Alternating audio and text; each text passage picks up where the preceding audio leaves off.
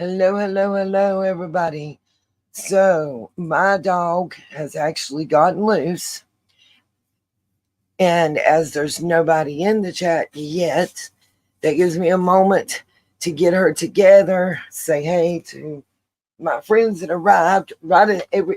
Why is it, you guys? I can sit here all day alone by myself and have nothing going on. And as soon as I get everything together and ready to hit the go live button, here comes the world, including a big dog that needs to go sit down. Okay, so I'm going to let y'all see my intro that I hadn't played in a long time, courtesy of Griffey and Stella. Here we go. I'm going to let it run till a few people come in and I can get the dog situated. And we can get this live stream alive and popping, y'all. So enjoy.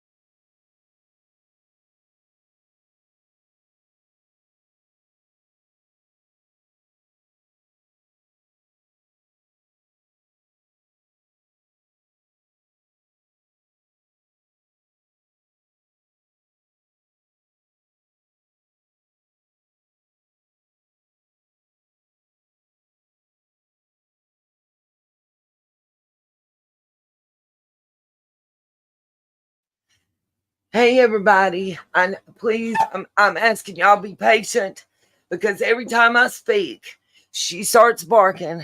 I'm afraid that she's not going to let me get 5 words out even. Hey everybody, to begin. Oh, here we go with the echo.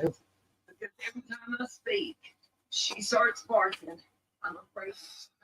Hold on.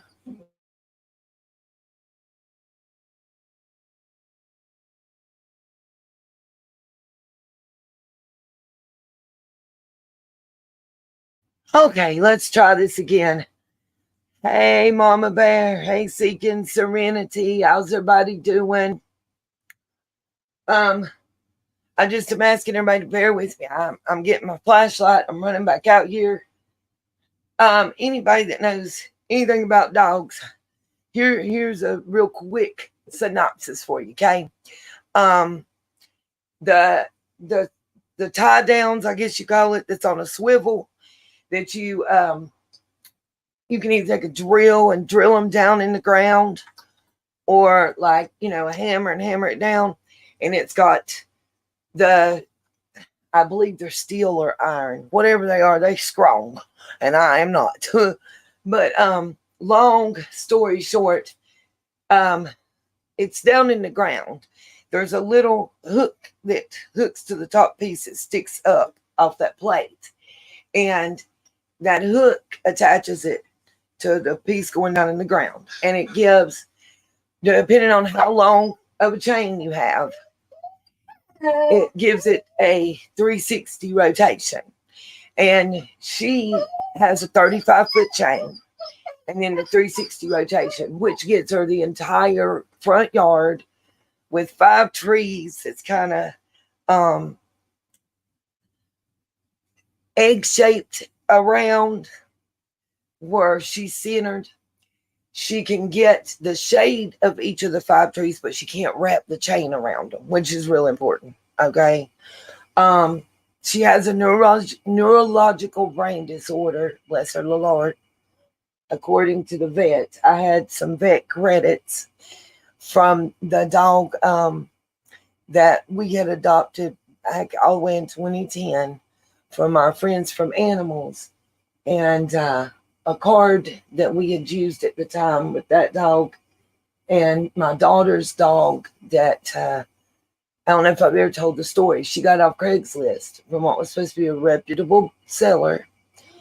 Of course, y'all know the drill. Turned into be one of them puppy mills, The dog had like kennel cock, just a whole list, hookworms, you name it. Literally, we were taking like what to me looked like a hair dye bottle, and we had sugar water in that we were having to feed. It was a long-haired Chihuahua, and it wasn't cheap. It didn't, without papers. I think back then she paid like $350 for that dog without papers. Anyway, twice it had to go to the vet with the crash cart. Long story short, from that time period and incident, I still had a little over $200 credit, where we had overpaid for the service when we lost Zelly and had her cremated and everything. Sorry, I don't want to get emotional. That was my baby. That was my big baby. You mama's baby now. You mommy's baby. You'll quit looking at me like that. Mama loved the baby. Yes, I do. Yes, I do. Stop being okay. No. Oh, this is why. Sorry. Every time I get on the phone, she hears Email's voice, or I'm not talking to her and looking at her, she'll start that whining and barking, and it's gonna kill y'all. So that's why I'm saying just bear with me about 5 more minutes, you guys. I don't know if anybody has seen them, but the redacted FBI reports are available for Kylie Rodney's case, and we hadn't talked about it in a really long time, but there is some really interesting information that I'm seeing on those, and I actually do have the FBI.gov page with the seal and everything pulled up to show you guys my source for my information there. Because I think that's important to show the actual verified original document source. I have some stuff pulled up about Project 2025, and I'm going to try to find the Montgomery County stuff. When I looked the first time, it wasn't showing up yet about Bullhorn Betty.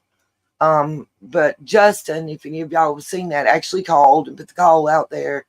I'll be glad to pull it up and replay it right quick for y'all. As I understand, Bullhorn Betty has been arrested. Apparently, she had an outstanding warrant. I don't know if any of you guys in the chat know anything about it. I'm not understanding if it was Sumter County or Montgomery County that had a warrant for her arrest. I don't compute. I haven't really been following it. I just know it's a co-creator. I'm not fully understanding if it's coming from the Rogers case or the little boy Quentin's case. Maybe one of you guys that are in the chat that's in the know can put a message in the chat so I know. Like I said, it's not something that I was actually following like that. I really hadn't. God, I don't want to say it sound all. I don't want to sound uppity or nothing. I just really hadn't been paying attention. Bullhorn Betty ain't never been my cup of tea. Dog, stop. Bullhorn Betty's just never been my cup of tea. I don't have nothing against or whatever, but I thought it might be interesting. We can put up and look at it together. If I can just get little Chili Pepper, calm down, y'all. I don't know what I'm gonna do. She's getting so big. She was little man's dog. She's beautiful. If there's somebody out there in the area, she's well mannered. She is a puppy. She's got a lot of puppy energy. Sit. Shake. She sits. She shakes. My health isn't good, and I'm not physically able to take care of her. I've got a cut that I really thought I was going to have stitches on from yesterday. She's good at fetch.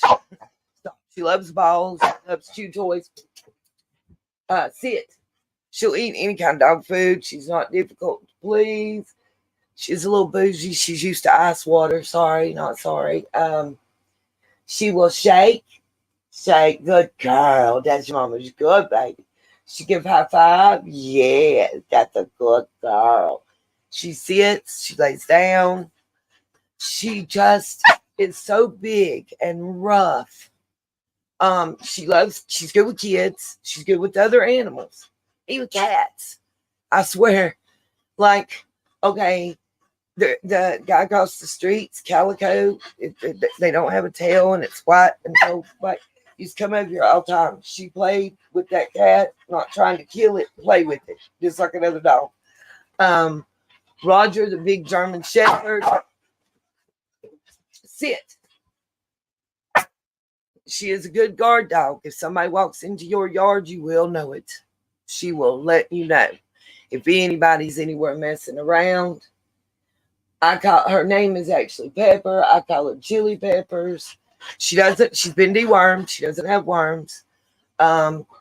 She hasn't had her shots yet either. She out in the country.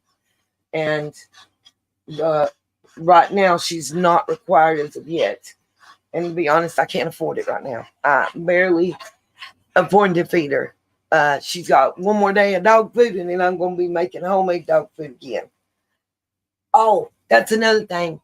Do not let me forget. When I get right back in 5 minutes after I go check her chain and see if I can put her back outside for a little bit. Sit down and be good, girl. Go drink some waters. I want to tell you guys my recipe. If anybody's interested, please let me know. Please let me know in the chat. Hey, Miss Deb, stop now. Sit. Sit. Stop it. If anybody is interested in the chat, please let me know. And when I get right back in here, I will share my recipe for homemade peanut butter, for homemade milk. And for, believe it or not, both actually were kind of free for me. I had to figure out something to do with about 15 pounds of nuts, literally nuts, that were given to me by a neighbor who got them at a giveaway and was like, I know you're crafty, you'll figure out something to make you something, blah, blah. And y'all, I'm having to move this because she's going to knock my whole computer desk off. Just pray I get this fixed right quick. Anyway, just let me know. It's very simple. Very simple. You need one thing that's pretty much non-negotiable to make both, other than nuts, and a little bit of time. It honestly, I recommend, there's 3 ingredients I recommend, nuts included. They're not necessary at all. For the peanut butter, set it off. I'm being real with y'all, it was the best freaking peanut butter I ever ate in my life. I am not a peanut butter gal. Like, when I say that, I have friends that walk around the big old tablespoon, of peanut butter, and annoying you because they walk around licking it all day, sucking on the spoon like, I don't know what. But anyway, I've never been that person. Like, throw me some jelly with it and call her a day peanut butter and jelly sandwiches or peanut butter and banana sandwiches. This peanut butter is eat with a spoon. I was very amazed. So if y'all are interested, just let me know right in the chat. Say, yeah, I would like to hear how you made it, like the recipe, blah, blah, blah. And I'll be glad to share with you guys. It was amazingly simple. I'd never done it before. I'm actually proud of myself. And I didn't think I could, I never, where there was a will, there was a way. I literally made milk out of nuts too, you guys, to the point that I ate it on cereal and it was thebomb.com. If it's cereal that you have to put a sweetener on, you're doubly blessed because nature's sweetener is giving it to you, and you can save your sugar. Like, I would eat cereal. I would use it to make like oatmeal grits, cream of wheat. I would use it in any recipe that called for milk, especially something sweet like a cake, sponge cake, even my cornbread, throw that sucker in there. Y'all, and it's a blessing because to me, I'm saving money. And right now in this economy, anything that can save a half a penny is worth its weight in gold now. Because y'all, and that brings me to the meat stuff. In the comments, because I'll be able to come back and look through learn some stuff. In the comments, let me know which you would like me to produce, and I call it medium form video. It's not a short, it's not long enough to be a live stream, like a 30-40 minute video. Which one do y'all want to see first? The story, the life and story and history of Frankie Silvers, including the ballad of Frankie Silvers from right here in my very own backyard. I've also got some stuff about Broughton I might can throw in and do there. I'm not sure. Jay Iverson and that School for the Deaf. Anybody that don't believe in ghost stories and stuff, there's 2 places in my hometown. I'm gonna keep it a band. I ain't no big ghoster and believing in all that psychic hoobie stuff like that. To a point, there's certain things I do believe. I believe somebody has unfinished business or their soul wasn't fully able to be claimed by heaven or hell. Oh, I'm sorry. I'm trying. That sit. Sit now. Be a good girl. Quiet. That's the one command I ain't been able to teach her. Is hush. Be quiet. No speak. Any of that. Cayete. Now, right here on your bed. Sit on your bed. On your bed. There you go. There you go. Mama don't want to rub a belly. She always wants to lay over and throw that belly in the air. Just lay there and get that belly scratched. Just you with the baby, she loved the belly rub. Yes, her highest. Yes, her highest. Anyways, here we go. Let me know. Would you like the life history of Frankie Silvers, the first woman ever hanged in North Carolina, in my backyard, basically. What the interesting and it'll probably be a 15 to 20-minute video, has to do with the meat industry. Specifically the three giants, Tyson, Kylie, and I had it all wrote down. I can't look at it and do what I'm having to do with this dog. Y'all would be surprised if you could see me right now. I have a dog holding on to my rear like a caboodie. Anyways, so please comment in the comments section. I'm going to try and get her settled real quick because it's not going to work like this. There's no way I don't know what. Stop. Quiet. Be good, girl. Where's your toy? Where's your toy? Get your toy, mommy. Get your toys. Get your... Have mercy. Where is your ball, baby? Where's the ball? Stop biting. No bite. No bite. No bite. No bites. Where your toy? Where is your toy? Please, I am not your toy. Mama's not your toy. Okay, I'm mommy. I'm not a toy. Oh, I know you want to get. Oh my goodness, the lovins, kisses and lovins and hugs. I know, but you hurt, Mama. See, you get too excited. I can't. No, ma'am. Stop. And this is where she'll start. I apologize. Okay, I'm gonna mute right quick. See if I got this fixed, so I can just put her out there and right back.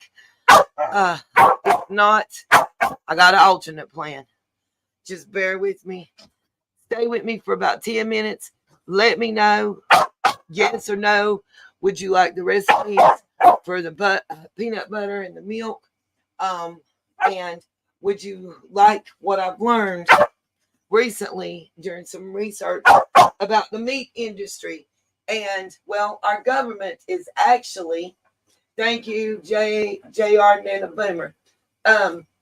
No, you have not missed the report yet. My dog got loose. I'm explaining that and some, just kind of like an outline of what we're going to discuss here in just a few. So the Frankie Silver story, or that what I've learned, I can't get to my notes. It's Agra something is the name of the company. It's like AgraStat. And what they do is all the companies that produce meats, like Tyson, there's the three top ones. Anyway, they produce a report. Hold on just a moment.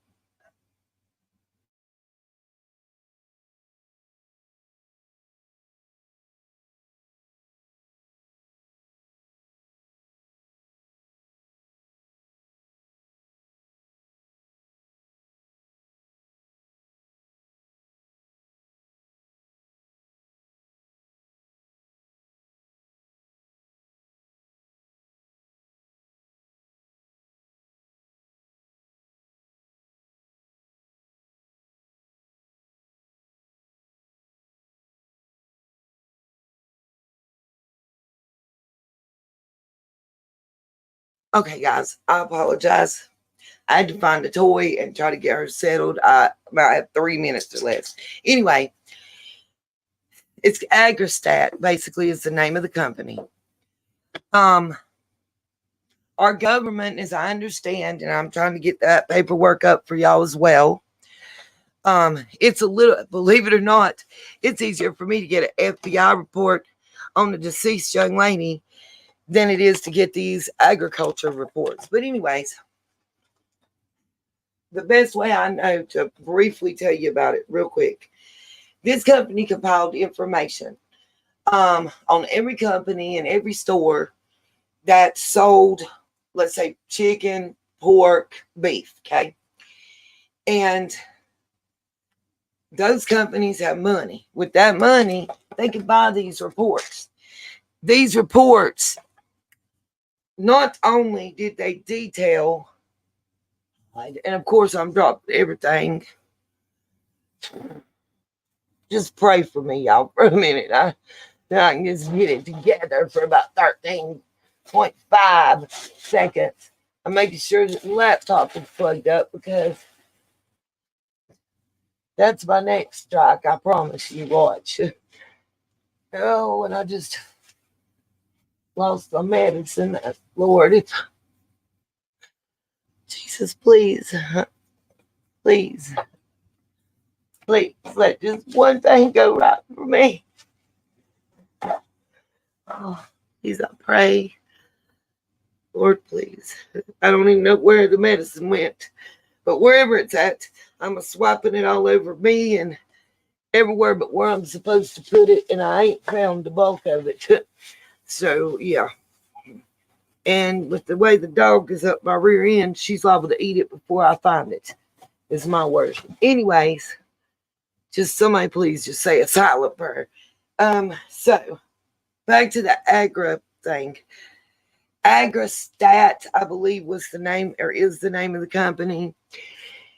The service that they provided, or were supposed to provide, and what it ended up doing are two different things. Long story short, they made graphs, spreadsheets, and all this. There are even emails that have been uncovered since the investigation began that, and I'm going into way too much detail than I meant to, y'all. I apologize. Look, I'm going to just sum it up. So they made these reports and these graphs.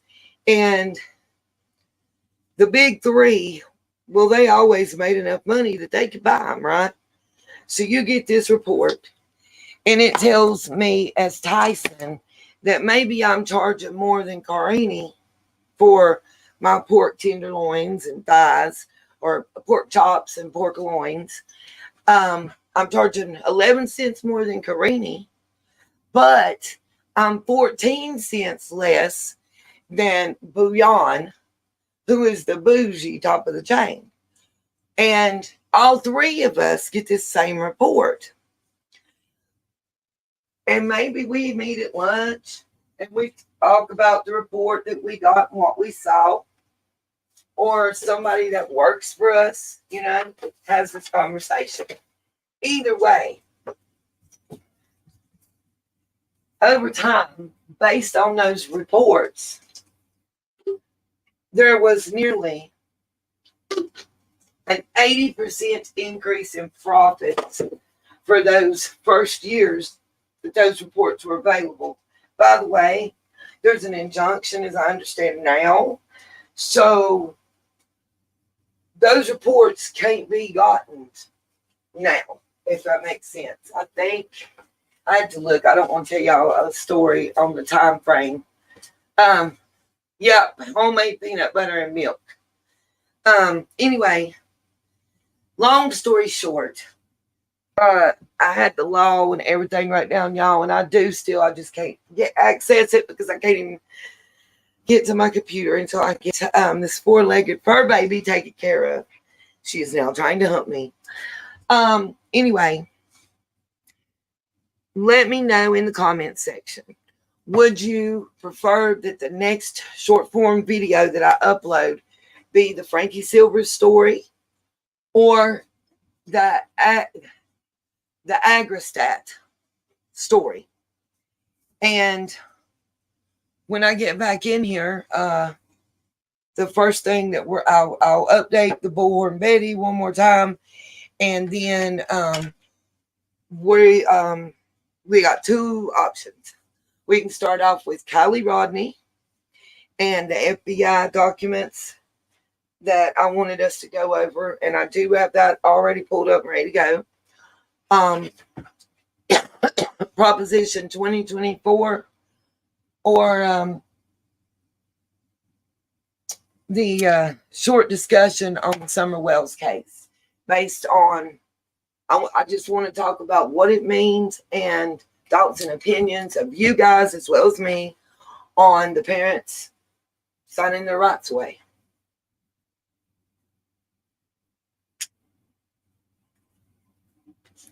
And anything else that you guys feel is important. So please let me know in the chat. The live chat is, just let me know in the chat what you guys would prefer to discuss first. When I get back, I will, the first thing I'll do is tell y'all real quick the peanut butter and the milk recipe, and then we'll get right into whichever you guys have voted for in the chat. If y'all don't put anything in the chat about what y'all want first, I'll just do whatever strikes my fancy. I'm giving y'all the opportunity to steer the ship. All right, I'm going to leave this up here about the dog, so anybody coming in will know what's going on, and that within 10 minutes we're going to have this party started. And I'll let the intro play. I can't set it on a loop for some reason. Welcome to the world of I'm computer illiterate, I reckon, tonight.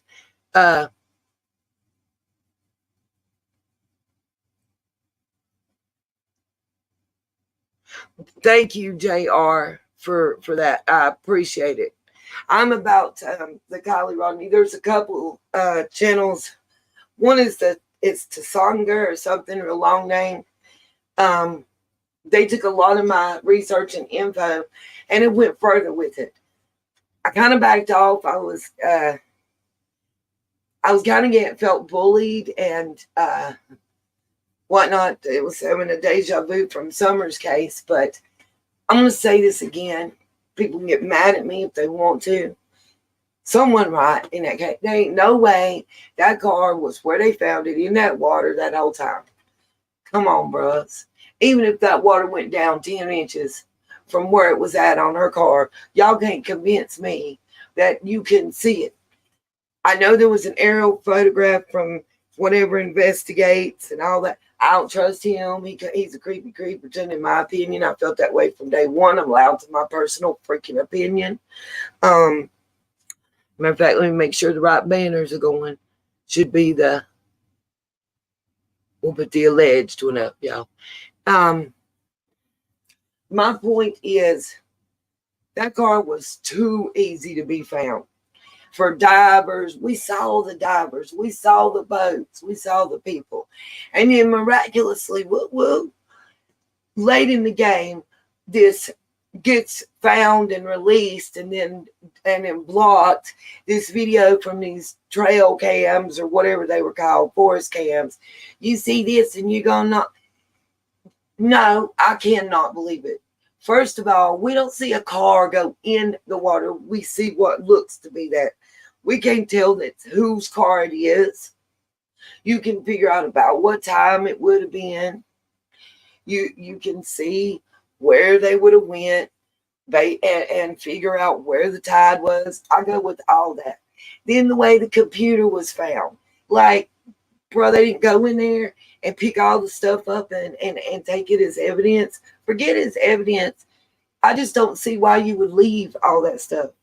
Like, first of all, don't you want her parents to identify that it was hers, as the police, to make sure that nobody else's stuff was in there? Because, okay, let me say this. We got a video. We see the car going in the water. We're told what day that it's from, right? Okay, just stay with me. And let's say everything from that video was 1,000,000% true. Could the date have been changed, altered, or doctored before we even saw it the very first time? Is that possible? would certain people have the ability and the authority to do so, and motivation to do so. I've skimmed over this FBI document. I'm gonna tell y'all, they some woo in there, and the woo that's in there is not witness statements. Part of it, and that's why I want y'all to be here when I look at it again, because I want your opinions. In my opinion, there's some stuff that's stated as fact by the FBI. Fact. Okay, let me ask you this. In the chat right now, I want everybody that's in here that knows anything. Yeah, I know cotton candy. I love cotton candy. Welcome, True Crime. I didn't see that you had came in. Tasanga, yes, JR. They're a lot of the info that they have, especially on the Sing lady, came from me. There's another guy, the cartel guy. He literally took all my stuff and gave me no credit. Now Tasanga, they gave me credit. They emailed me.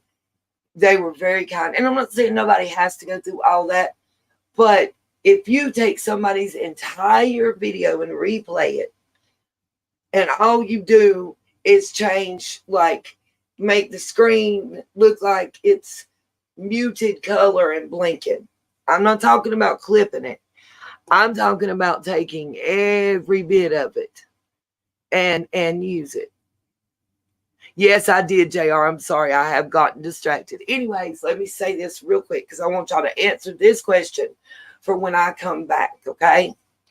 This is really important because I'm going to blow your socks off your booty, okay? Why and how do I say that?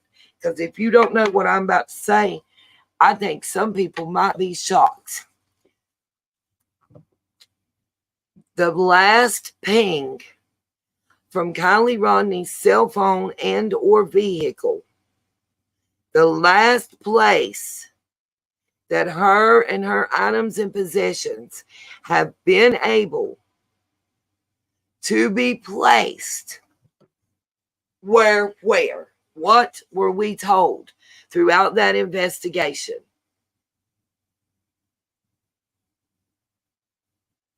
Said was dating her as a very I already know Keister, baby. It was hard to get pictures of him for the longest. You are correct. This is really important, you guys.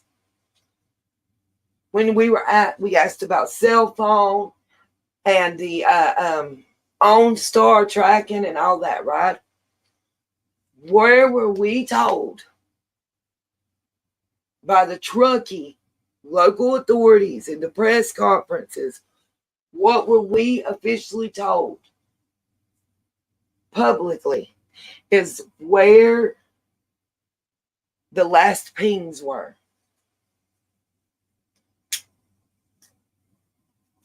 I'll take it to a second, part 2 of that question. Were any pings told to us after midnight, the night of the party, the night of the disappearance, outside of outside of Truckee's, California, correct? Were we told there was any pings in another state? I'm not talking about the tow truck guy. I'm not talking about a witness. I'm not talking about no YouTube channel. I'm talking official, because what I'm going to show y'all is official FBI, Federal Bureau of Investigation.gov's page and documents from the vault. And I'll leave a link in the description so you guys can pull them up yourself. Matter of fact, I'll try to do it right now so that while I'm looking at it, y'all can pull them up and look at it too. I don't have a problem with that. It's public record. A lot of information and names are conveniently redacted in this report, which is, I think, very telling. But as I recall, and please correct me if I'm wrong, in the community meetings, in the press conferences, in the final press conference, the information that I remember being told was that the phone, the OnStar, all that, the last pings would have been about within 30 minutes of her going underwater. And it was from there, right? Any pings after midnight, the night of the party, the night she is supposed to have allegedly drowned, any pings that we've ever been told of from Las Vegas? Anybody? Because as I understand, and again, please correct me if I'm wrong, it's not that that's within like a quarter-mile radius of where the cell phone ping that we were told about was, where the party was. As I understand, and the reason I say that is because sometimes, it pings to the nearest tower. It pings to the nearest, within a usually, as I understand, like 30-yard radius is when they're doing the cell phone with the satellite or doing the OnStar. And if I'm wrong, please God correct me. But my point is, let's just say, let me just give a place. Provo, Utah. Let's say that her OnStar for her car,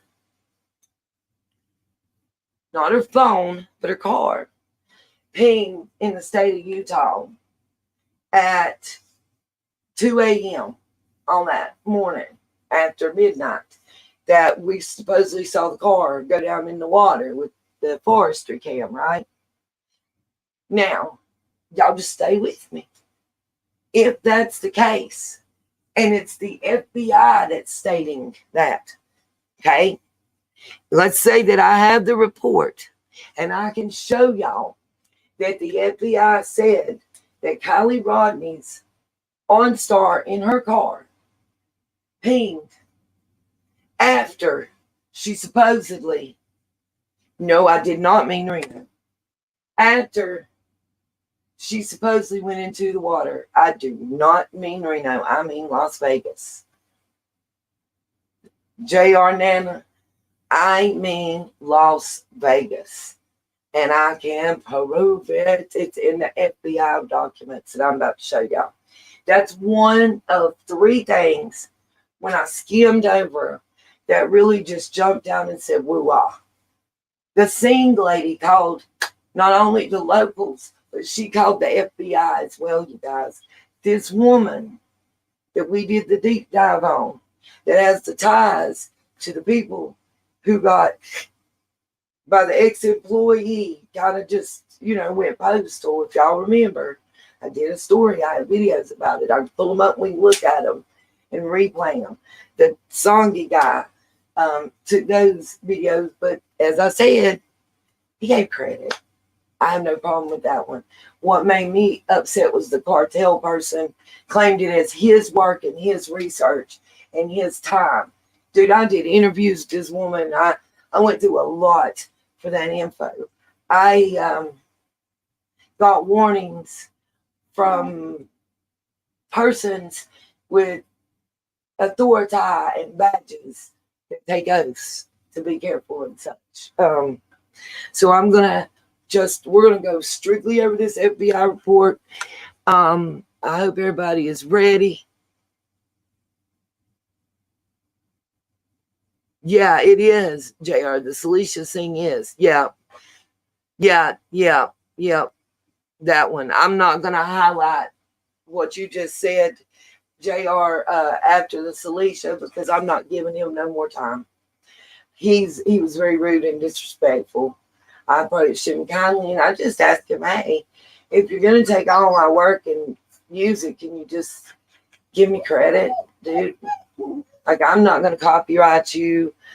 I've had it done to me, and it was pretty crappy. I'm just not going to do it.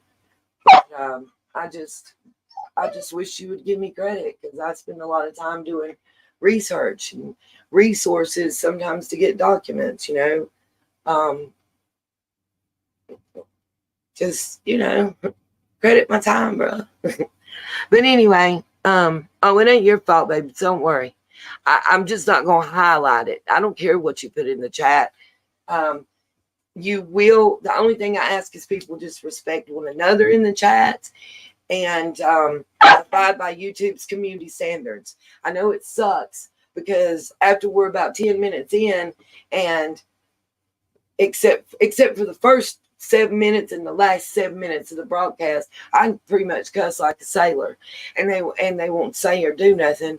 But if y'all do in the chat, it demonetizes, which I'm going to keep it a band with you. I ain't had a live stream that was monetized that I don't know how long, or it was allowed, I should say, to be monetized. They take it from you on the regular. Any little thing, y'all would be so, I'm surprised day to day on how much shit changes. Anyway, sorry, y'all. I'm trying to fix something before I go take her and see. I'm getting my flashlight. I'm going to see if, before I take the dog, y'all going to be in here alone with the dog. I'll pray for you. Pray for me that I've got this fixed. If not, we're just going to do the best we can and soldier on. I hope and pray that I've got her chain fixed to where it will stay. I will say, and I'm probably gonna get drugged. Hey, Miss Justice, I'm probably gonna get drugged through the mud. Hold on. People ingrained. True story, Keister, I agree. I'm just trying to highlight everybody's comments because for some reason, when they do the replay, they don't show up. So anyways, I digress. Real quick, also, I want to give a shout out. I was hoping I would see her in here. A shout out to Miss Brenda. I don't want to say nothing beyond that. Miss Brenda, for the eyeglasses case, I thank you. For my angel who wants to remain nameless, for my oh my God, y'all, my shoulder sling. I'm sitting here pointing at it like y'all can see. My shoulder sling to help with my arm. I will let anybody know if anybody would like to support the channel. I do have a wish list on Amazon. I'm trying to figure out if there's a way to do a Temu wish list like that. I think that would be so much cooler, less expensive. I mean, like cheap. On the Amazon wish list, I'm probably gonna put some dog food, some personal food items, and as always, the goodie powders. Certain things that I need that I can't get right now. If anybody would like to support that way, that's a way that I think is great. Simply because you know what your money's being spent for, how it's being spent. As I understand, and I may be incorrect, as I understand the way the wish list is set up, if the person returns, not exchange because it's defective, but actually returns the item, they don't get the store credit. They don't get a cash. They don't get a credit card redispersal. None of that. It goes back to the purchaser. So if you buy somebody something off a wish list and they try to send it back, you're going to get the money back. That's what I like about that. Now, that's pretty much all I'm going to say there. Let's see. True Crime Other Stuff says, hey, Miss Justice. Miss Justice said, hey, back. You too. Another hey, Miss Justice. And hey to each other. All right, guys. So, when I get back, I'm going to do the almond butter, the peanut butter, and the milk from nuts recipe and story. Take less than 5 minutes. Update y'all on Bullhorn Betty. That's another 3 minutes. We'll dive into the FBI paperwork. that's been released to the public on the Kylie Rodney case and what's important on that, and any other topics y'all want to discuss. Proposition 2025, we're going to look at that and discuss it tonight, hopefully.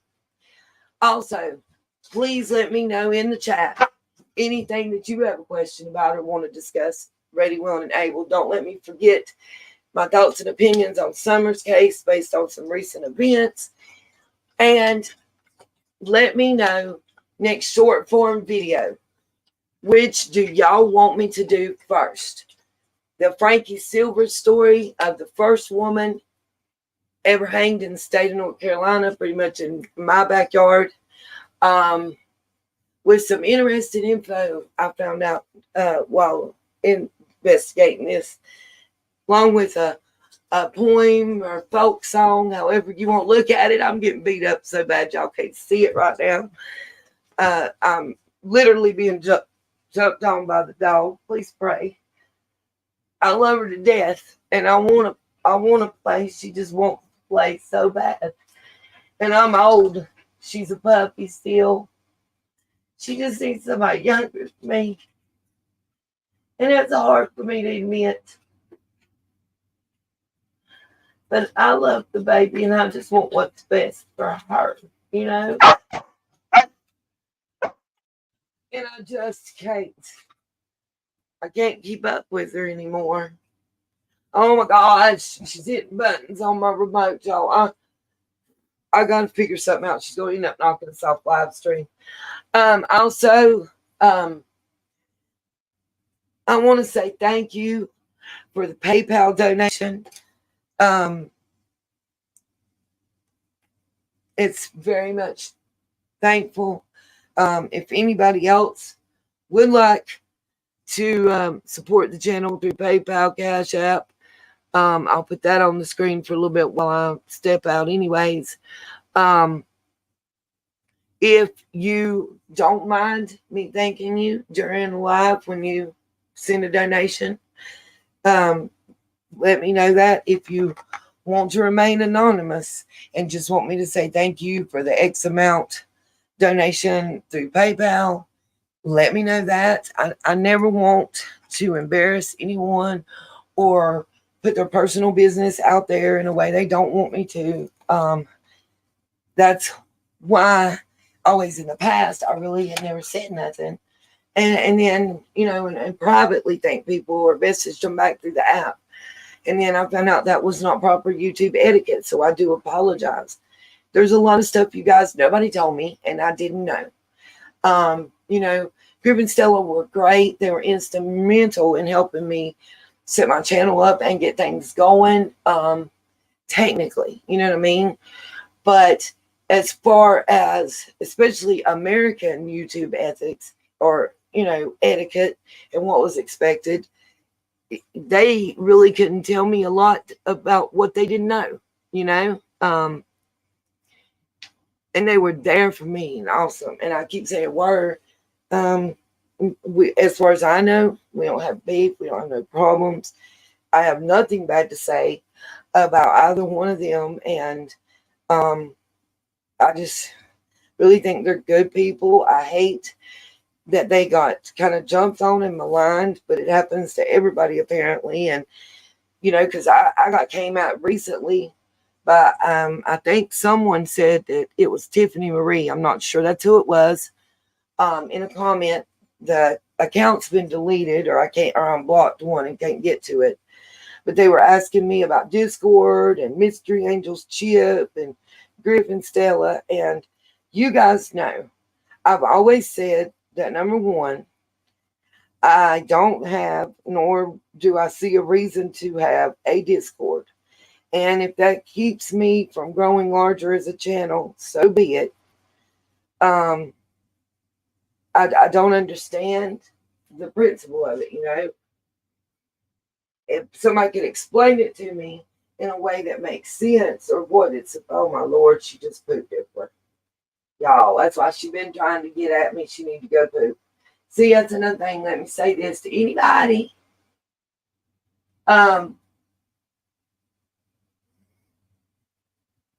Anybody that, you know, could put her in a better circumstance or situation, as much as it would be difficult and hard. I don't want to give her up. I know. Y'all, my health ain't the best. And it's I have hope. Please don't take that I'm not saying I don't have hope. I have hope. But I don't think that it's going to get better to the point that I will physically be able to take care of her, play with her like she needs to be played with. You know what I mean? Like, she needs to have somebody that can stand out there for 30 minutes or an hour and play fetch and walk and run. Like, how do I say it? Hey, Miss Carrie. I got to fix you now in my phone.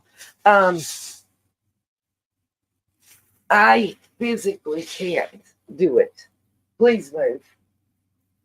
As y'all saw, those of you that have been here or and heard, she definitely will let you know when she's got to go potty. By the way, she did use her puppy pad. Just so you know, even though she was trying to get my attention and get outside to go to the bathroom. Quit. She has a lot of energy, and that's the biggest issue, honestly, guys. I feel like a bad person for saying that I know I can't. I mean, right now, until the work from home thing gets started or another job gets started, yes, I have extra time to be able to do with her. But physically, like the other day with the quality of air, I was laid down. It put me down and out for nearly a day and a half, just after going outside and playing with the dog. And I feel stupid. It makes me angry because I'm not used to being weak, I guess, you know. Everybody, by the way, is saying hey to Miss Carrie. Carrie, I'm going to fix your wrench. Please don't go out of the chat. For at least give me 2 more minutes. Anyway, anybody that knows anybody in the area or that could take the puppy and would give it a better home, a better quality of life, you know, than I can. I am willing. Now, I ain't gonna be crazy and or how to say this. Okay, hold on. All right, Miss Carrie, will you type something else right now, please, and see if I fixed it? I think so. I think I did. Yeah, I'm gonna go check though.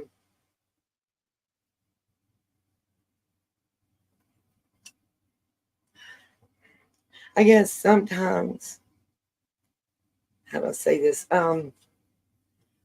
Part of me feels like sometimes it's maybe showing more love to be able to recognize and own that you can't do what you need to do for that animal or person, you know. I know if my health, my breathing, my shoulder and arm, my headaches get any worse, there's absolutely no way between hell and half of Georgia that I'll be able to take care of her the way I should. Let's see, just a quick update before I walk out the door.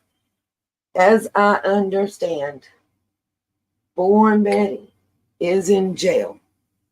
She had an outstanding warrant. She was arrested. She's held in one county and going to be transferred to another, I think.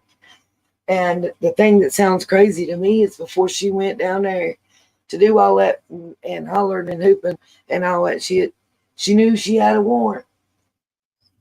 I don't understand that.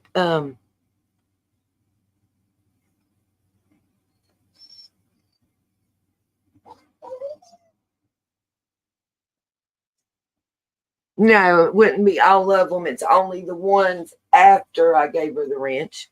But I'm glad you asked that because a lot of people don't know. So that's a good question. Thank you. I appreciate that. Love you too, Miss Carrie. You went in here when I told everybody what I had done. I removed everyone's wrench. And after I did that, the very first, and I unblocked a whole lot of people that somebody had been blocking.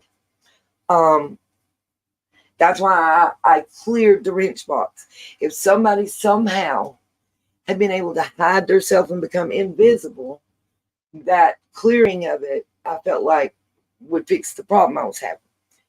And ever since then, I've been having to just wait till people got the notification and came back in the live. And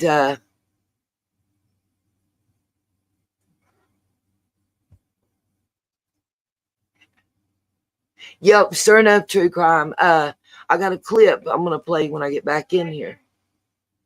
I got a clip I'm gonna play when I get back in here, true crime and other stuff.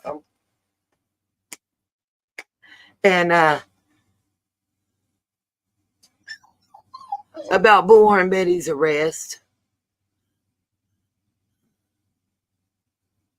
What were we trying? Huh? Oh, too confusing. I hadn't really been following the whole Bullhorn Betty thing, you guys. Sorry about that.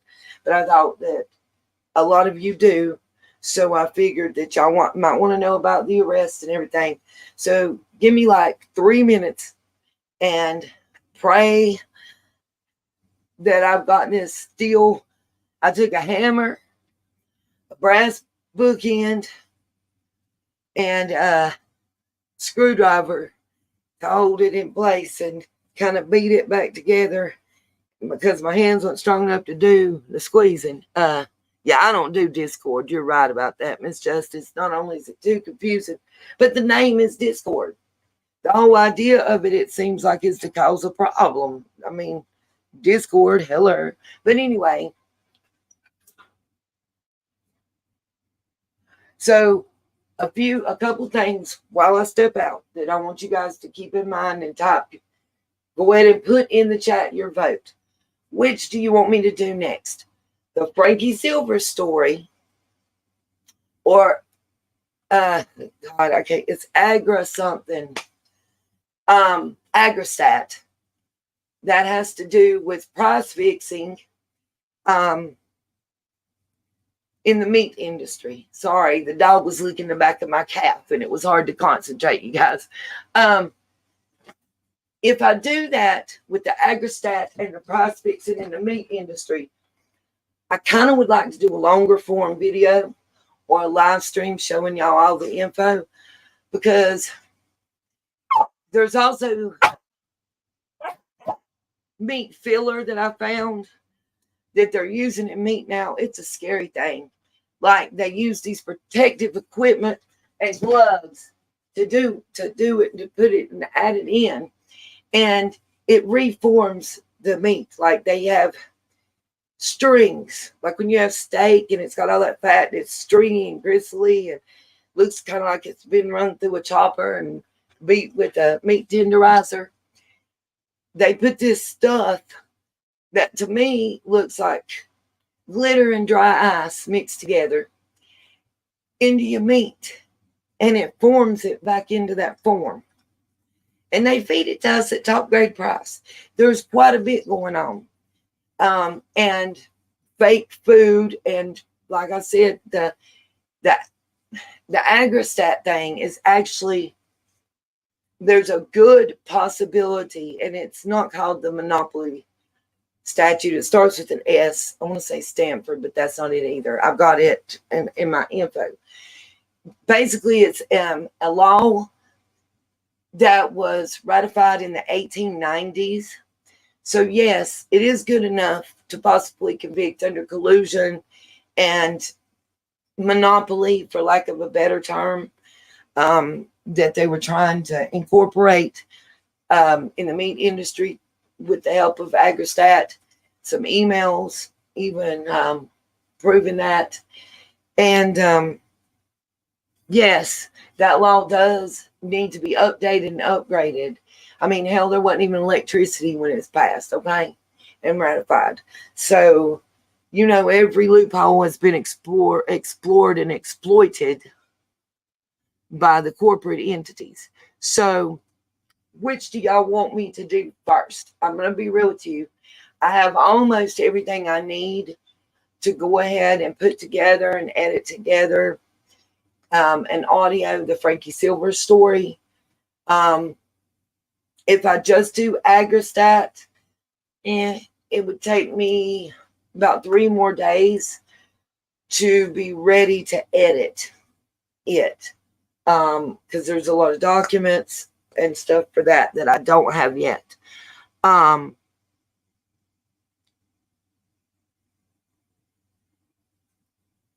Yeah, it's going to be a pretty long video, and I'll have to do it in a live stream format because the only way I have to create and edit videos is through my cell phone. I still haven't found something that works with Chromebook that you don't have to buy and pay an arm and a leg for. And even the ones they have out there that you can buy, like there's maybe 2 that have a 4-star rating. And really, they're not 4 full stars, 3.8 and 3.95. But anyway, just let me know, Frankie Silver's or Agristat first. And also, please in the chat, because we are going to go over these Kylie Rodney documents. I had a lot of people come at me, tell me how wrong and ignorant I was with some stuff. And I want to go over this FBI report. My question to those of you that have since joined was, in all the community meetings, in all of the press conferences, in all of the official source information given to us, the public, about Miss Rodney's case, where were we told was the last places that her phone and car pinged? Or the last place? After the time, and I want to say it was like 12:48 a.m., please correct me if I'm wrong, that her car allegedly hit the water on the night of the party. Have we ever been told that her phone or satellite OnStar stuff in the car pinged somewhere outside the normal radius? And when I say that, there's usually a normal radius for like a cell phone signal, you know, within the towers and all that stuff. And there's a normal radius for your car and OnStar and for them to ping, like low jack location and all that stuff. You know, when you're paying for a car, some places have it low jacked. Sometimes there's an OnStar satellite. My question is, were we told about any other location? Truckie's in California. Were we told about another state that was, I don't know, 4 days after she disappeared, that her car was a pinging? On the 10th. Let's put it there. Anybody heard anything about the 10th?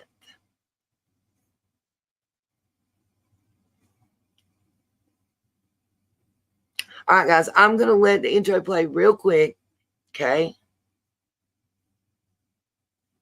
I'm seeing Prosser. Okay. So, Aura, let me ask you this. Aura says, and y'all should be seeing it on here, 12:33 was the last time that phone pinged at all anywhere. I didn't say just the phone, Miss Aura. The phone or the car.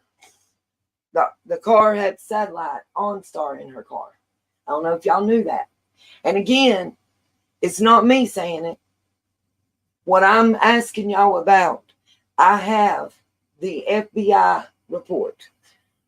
Let me just see if I can pull it up right quick and show y'all what I'm talking about.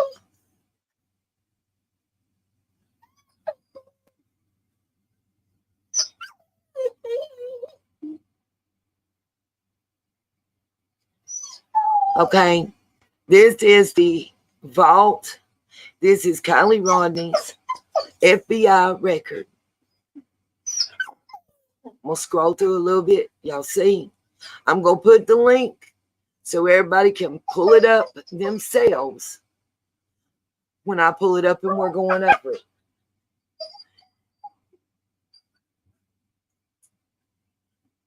I'm not sure if it was OnStar, LoJack, cell phone, whatever.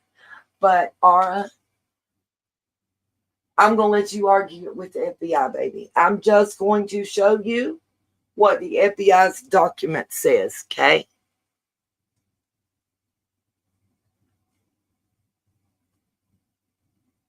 And then I'll let you find it yourself.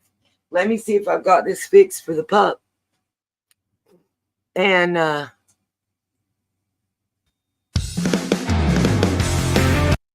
trying not to do that yet. I understand true crime. It is hard to remember. Keister, I don't remember Florida.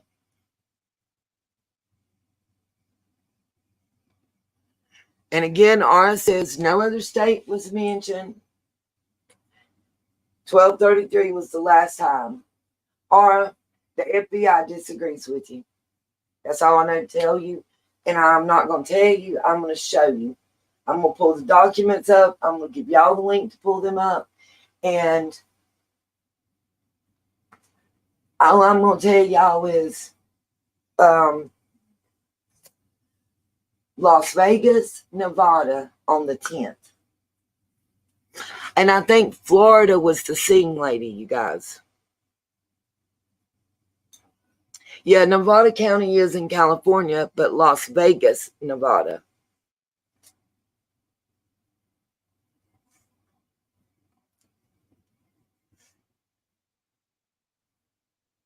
I didn't think the OnStar was active. And I want you guys to know I'm agreeing with y'all. From what I went through on the case, from the information that I had, I asked about LoJack. I asked if the car was on a payment plan, you know, through like CarMax or Capital One or GMAC or one of those. As I understood, it was paid for.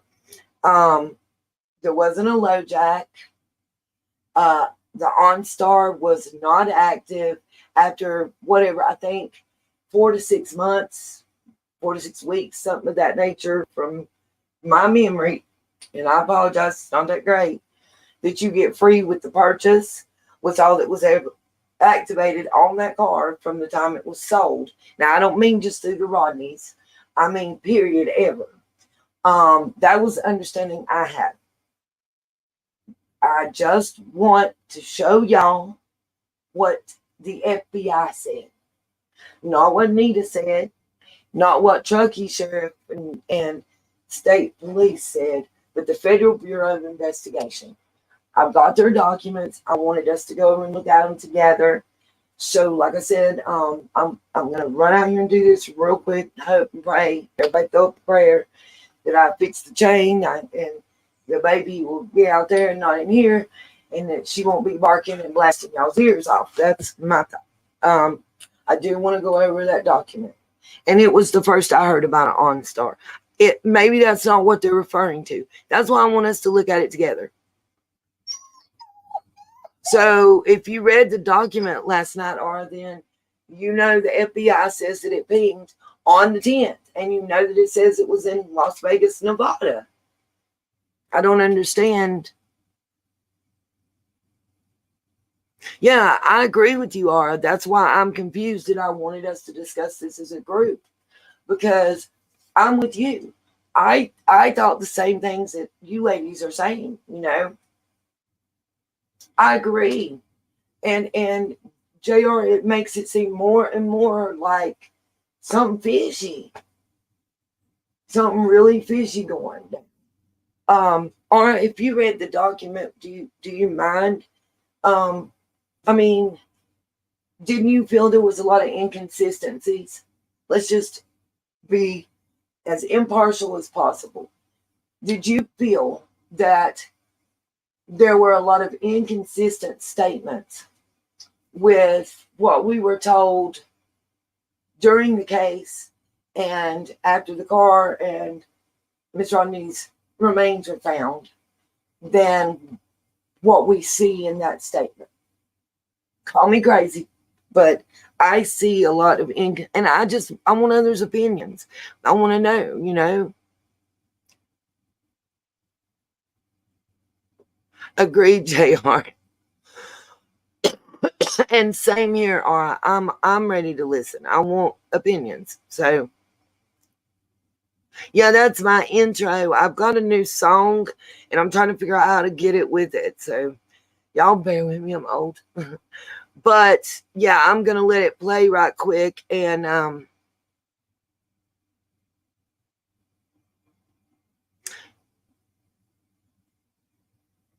some of its tips, JR Nana, as I understand, and it becomes clear when we're reading the report, you'll see. Some of its tips, but how is our vehicle pinging a tip? Does that make sense on that part? The parts that were inconsistent to me were things that should have been able to be technically digitally verified. There was videotape it talked about in one part that would have been available for 6 months that never was got, that was allowed to delete and expire rather than get.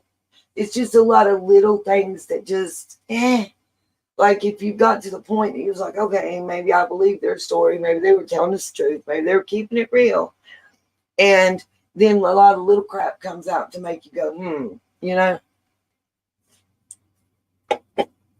All right, y'all, give me just a moment. Maybe that's what it was from, Keister, was the black box. I honestly don't know. And again, I agree with JR and Aura. I guess discernment and sometimes interpretation is with the eye of the reader. Again, why I wanted to do this kind of publicly and look over. And again, I just skimmed. I didn't get deep into it. But there are parts that are tips. And when I was reading through it, by the way, there's 190 some, I think, redacted pages that are not included that we didn't get to see. There is a section that talks about tips, but there's also a section that talks about interviews and documents and digital stuff. It's, as I looked at it, I thought that it was one or two or the team's report on the case to their superior. Like, I do a case and it's considered closed or over, whatever. But as I recall, and please again, y'all correct me if I'm wrong on this, was her case ever officially closed? I'm not sure about all that. There was some disagreement between professionals having to do with the lungs and the weight of the lungs and the size of her lungs. There was disagreement about certain, I believe, the seatbelt and certain seats that were inside the car, the position of her body, how she got there. There was a lot of room for wiggle room. And again, arguments, disagreements, and I'm not saying who's right or who's wrong. What I am saying is I do believe it's important for us as a community and creators that covered this story to not just throw it to the left. Right, who was seeing the ping? Well,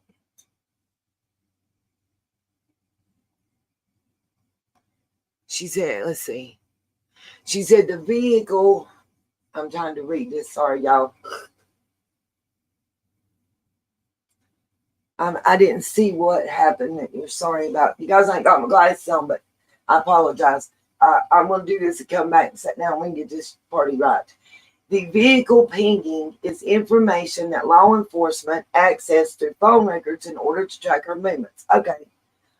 So, again, if law enforcement is stating in this report that her vehicle pinged at, and I cannot remember the time and I don't want to misquote, but I remember it was on the 10th. I remember it was 4 days after she went missing. That's not a tip line report. That's not somebody calling and saying, hey, I saw so-and-so's car at, Dollar General, because that's in there. It's not none of that. And by the way, if you go as the FBI or the SBI or the local law enforcement to a Dollar General where a tip's been called in, and that person you're interviewing that's a worker there tells you they have digital footage that would have showed her if she came in that store, coming in the door, and most of the places inside and going back out and the parking lot. And that it will automatically erase after 6 months. And you don't view it while you're there. You never asked to see it. How can you prove or disprove? Why wouldn't you just walk around to the office and view that video right then before you left? I don't know about FBI. But here my local police and sheriff's department, they now have laptops in there. Most of them have a flash drive. A lot of them have them on their keychain. It wouldn't be hard to get it on a flash drive. Maybe it wouldn't be a missable in a court of law, but when you got a missing persons case, that's out the window. The first priority is the safety of that missing individual. Oh God, something just happened.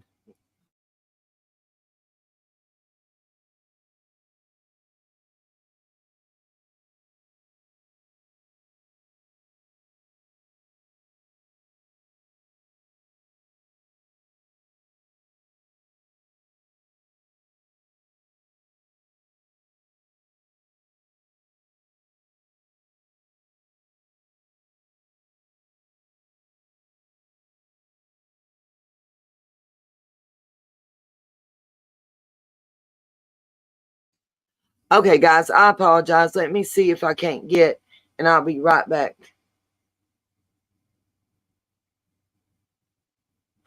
And I do apologize. And I'm putting out some fires. Be right back, y'all. Let me know what you think about the intro.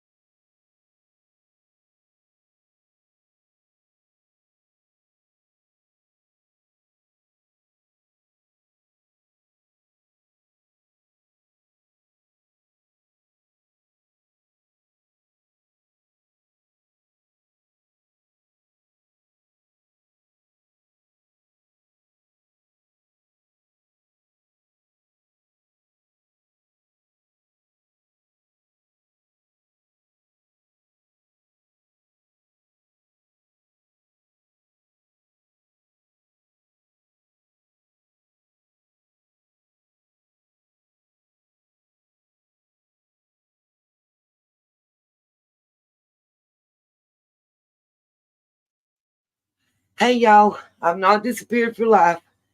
Quick update. Let's see.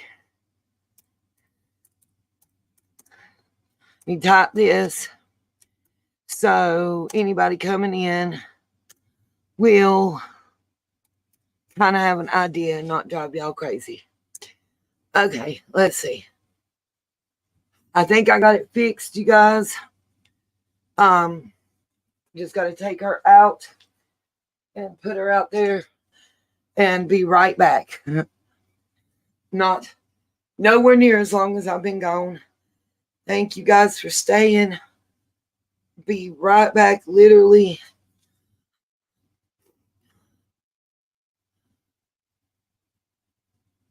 And I'm trying to catch up. Let's see.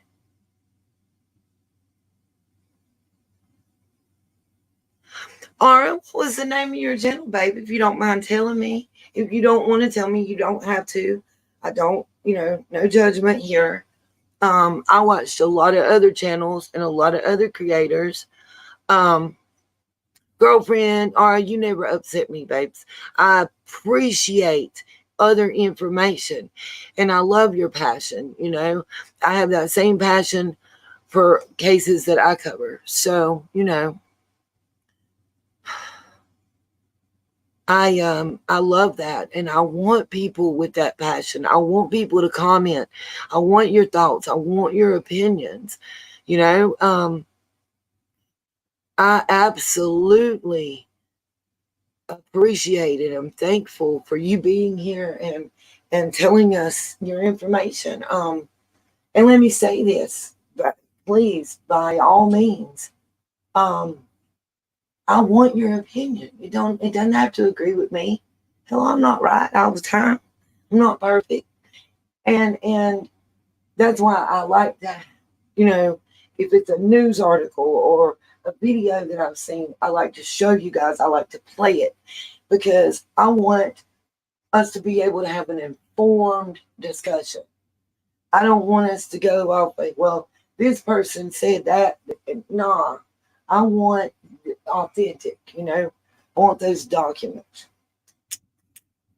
Ain't nothing better. Okay. Sorry, y'all. She had a runner on this leash. It's just a transfer leash. And literally, I didn't. She's ready to go. Okay, Mama, I'm ready. We're getting ready to go outside. Okay, guys. So, all right, if you have told me I hadn't seen it, that doesn't mean nothing. It doesn't mean it's not there. Please let me say it emphatically. By the way, my puppy is she's about 8 months old as far as I can figure. She was given to me. They were going to have her put down. She has a neurological brain disorder. It's just means that she won't have a very long life. One of her pupils will dilate, and the other one, like the black part gets really big, and the other one, the black part disappears. She's got beautiful ice blue eyes. She is a mixture of black lab and Siberian husky. She's very loving. She's very loyal. I don't know that she knows that she's not human. She thinks she's my baby, and it's hard. I don't know if anybody has advice, please, because she tears up everything. I literally have had to get metal bowls. In her water bowl, I got a thick rubberized, silicone-ish rubberized bucket, and I have to put a rock on the inside of it, like half a brick, because she keeps turning it over, and I can't be outside. I tried sinking. That don't work. Trust me, it's worse. Like right now, she is actively jumping and trying to bite me. With me having to keep my blood on the thinner side because of my blood disorder, it makes my skin very easy to tear and get injured. And her claws are, she's a big baby, but she's a baby. You know, she's still a baby mentally, and she just has all that pup energy. You know what I mean? By the way, if she's indoors, she will drive you back crap crazy. She will try to walk to a door. She will scratch at it. She'll come back and she'll keep at you, barking, jumping on you, swatting at you, pulling at you, and going back to the door when she needs to go number 2. She'll just bark and swirl in a circle and go to the door and come back twice when she got to go number 1. She is trained to use potty pads if she's in the house. She's not a picky eater. She's beautiful, good skin, pretty shiny coat. Mama's got a pretty shiny coat. Yes, her do. Yes, her does. She don't like. I don't understand this. She doesn't like baths in the bathtub, you guys. But when she can get in the bathtub, she won't stay out of it. She likes to get in the bathtub and play, as long as there's no water in it. But now outside, you can bathe her with the water hose, and I've got the puppy dog. It's like a nozzle you can put on your shower or water hose to give them a bath. She loves that. She's not aggressive per se. It comes across as aggressive, I think, because she's got so much energy in one, you know. But she's not aggressive. She's not mean. She loves kids. She's very well socialized with other animals. I'm just getting to the point. I'm not. She's whatever's wrong with my arm and my shoulder, neck. It's from her jerking on it repeatedly, and I'm just not physically able to give her the attention she needs and deserves. You know, I don't know how else to put it, and it makes me sad. Okay, anyway, we need to get to these cases and what we set out to do. Aura, Miss, I'm going to put that up here, by the way. Miss Aura's channel, if anybody wants to go check her out. I love to send people over to experience. I've never been there that I know of. Should be showing up on the screen. Thank you, Miss Justice, for doing that. Not sure what her name of the channel is or anything. As far as I know, I've never been over there and seen it. Sorry, you guys, I'm being attacked. But you know, hey, a lot of you seem to know her, so I'm going to go over and give her a watch tonight after we get out of a live stream. And I suggest y'all do the same. Even if I don't like the channel or I don't like a creator, it doesn't mean don't watch them. Shit, there's creators I don't like that I still watch. I didn't know. I want to, hopefully this will get out there. Some of you are in here that know her. I didn't know that another creator had recently attacked Cherokee Girl. My heart, my sympathies go out to her and her family. She don't deserve that. Listen, this is something I need to emphatically state. If we're a creator and we're a channel and we're hosting live streams and doing videos and posting them, we choose to put ourselves out there in the public. And if something comes at us, you know, hey, we should expect that. You know, I didn't at first. I didn't look into what YouTube was. To me, it was freedom of expression, and it was information out there, and I wanted to be able to get it out. I felt passionate about a case, and I wanted to talk about it with others that felt the same type thing, you know. That being said, the people that are our moderators, the people that come into our chats and talk to us, they don't have a YouTube channel. You know, Cherokee don't have no YouTube channel. So to vilify her and drag her and her family or to dox them or any of that stuff, to me, no matter who did it, if I did it, it was abhorrent of me to do so. I was wrong if I did it. And I just wanted to say that because that's always kind of bothered me when I see people go after people that aren't creators. Now, if you're doing something and you're starting drama, maybe two creators need to get together and show each other the information and smash it. But I just don't feel that someone that's a viewer and a chatter is putting himself out there in the same position as a creator. I don't. And they shouldn't have to go through that. I thanked Miss Brenda for the eyeglasses. I thanked my angel for the arm sling. And I want to thank, we'll call her Miss TBS for the $20 PayPal donation last week. It was wonderful.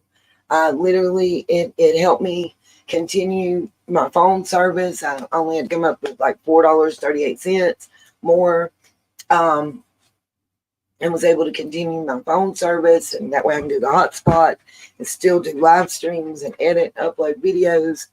Because otherwise I wasn't going to be able to.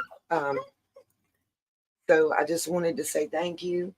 Thank you to Kiki's Eyes, who was the sponsor of not the most recent live stream, but the one before that, with her super chat. Thank you so much for that.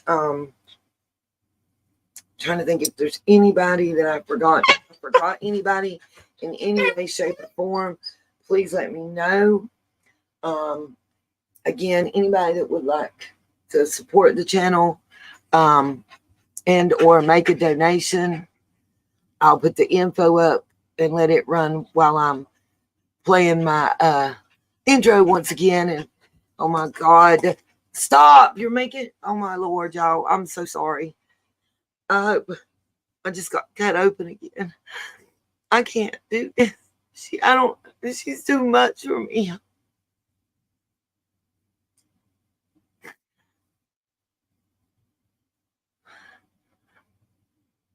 And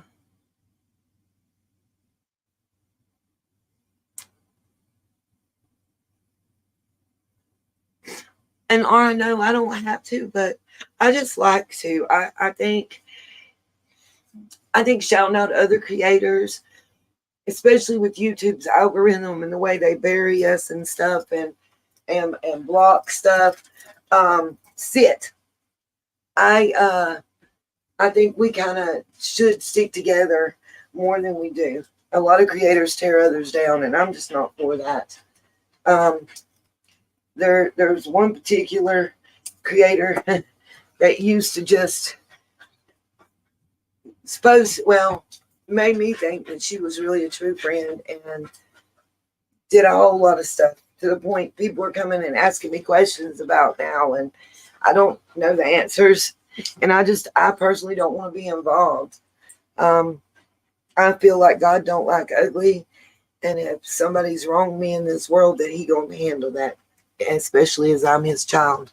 And I do pray for him, and I pray the right kind of prayer. I pray that the Lord touches them and they get their mind right and get their heart in the right place. Yeah, I don't do, in real life, I don't do drama and BS. I'm a bull in a china shop type person. And I say that because I'm just too direct. My mom used to tell me I was blunt to the point of being rude at times. And I still do that. And I have to catch myself and apologize. It's not that I'm angry or mad at nobody or nothing. Like, if you tell a lie, you got to remember the lie. My memory ain't no good. And the older I've got, the less filter I've had. If you don't want to know the real answer and what I really think and feel, just don't ask me the question. And we won't ever have a problem. And oh my God, I'm bleeding again in another place. Y'all, I'm sorry. I'm trying. I'm being attacked. I'm bleeding. And she doesn't mean to. It's just literally I don't have my right meds for one. So instead of being able to take Coumadin and get my blood panels done, or taking my goodie powders, I'm just taking bare aspirin because it's all I got. And I can tell because I'm thin, especially in my extremities. Okay, I'm going to play the intro one more time while I go put her outside real quick, and I'll be right back. Thank you so much, Ara. I'm trying. I've not always been a good person. I've not always acted the best. You know, it is what it is, and I've just got to grow up and own that. I've been through a lot in the last 18 months that's changed me as a person, my perspective on life and outlook on life a lot.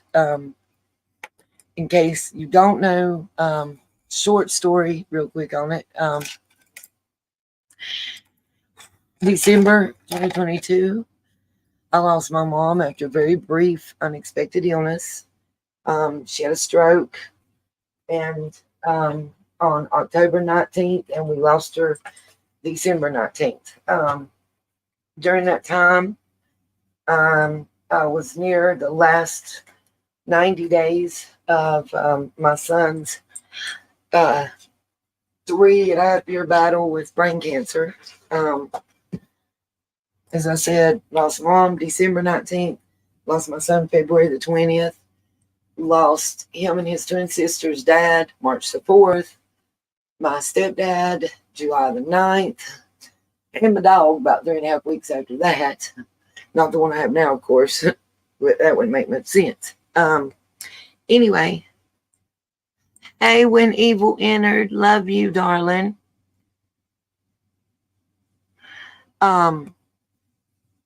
So that's just a snippet of what I say has changed me as a person.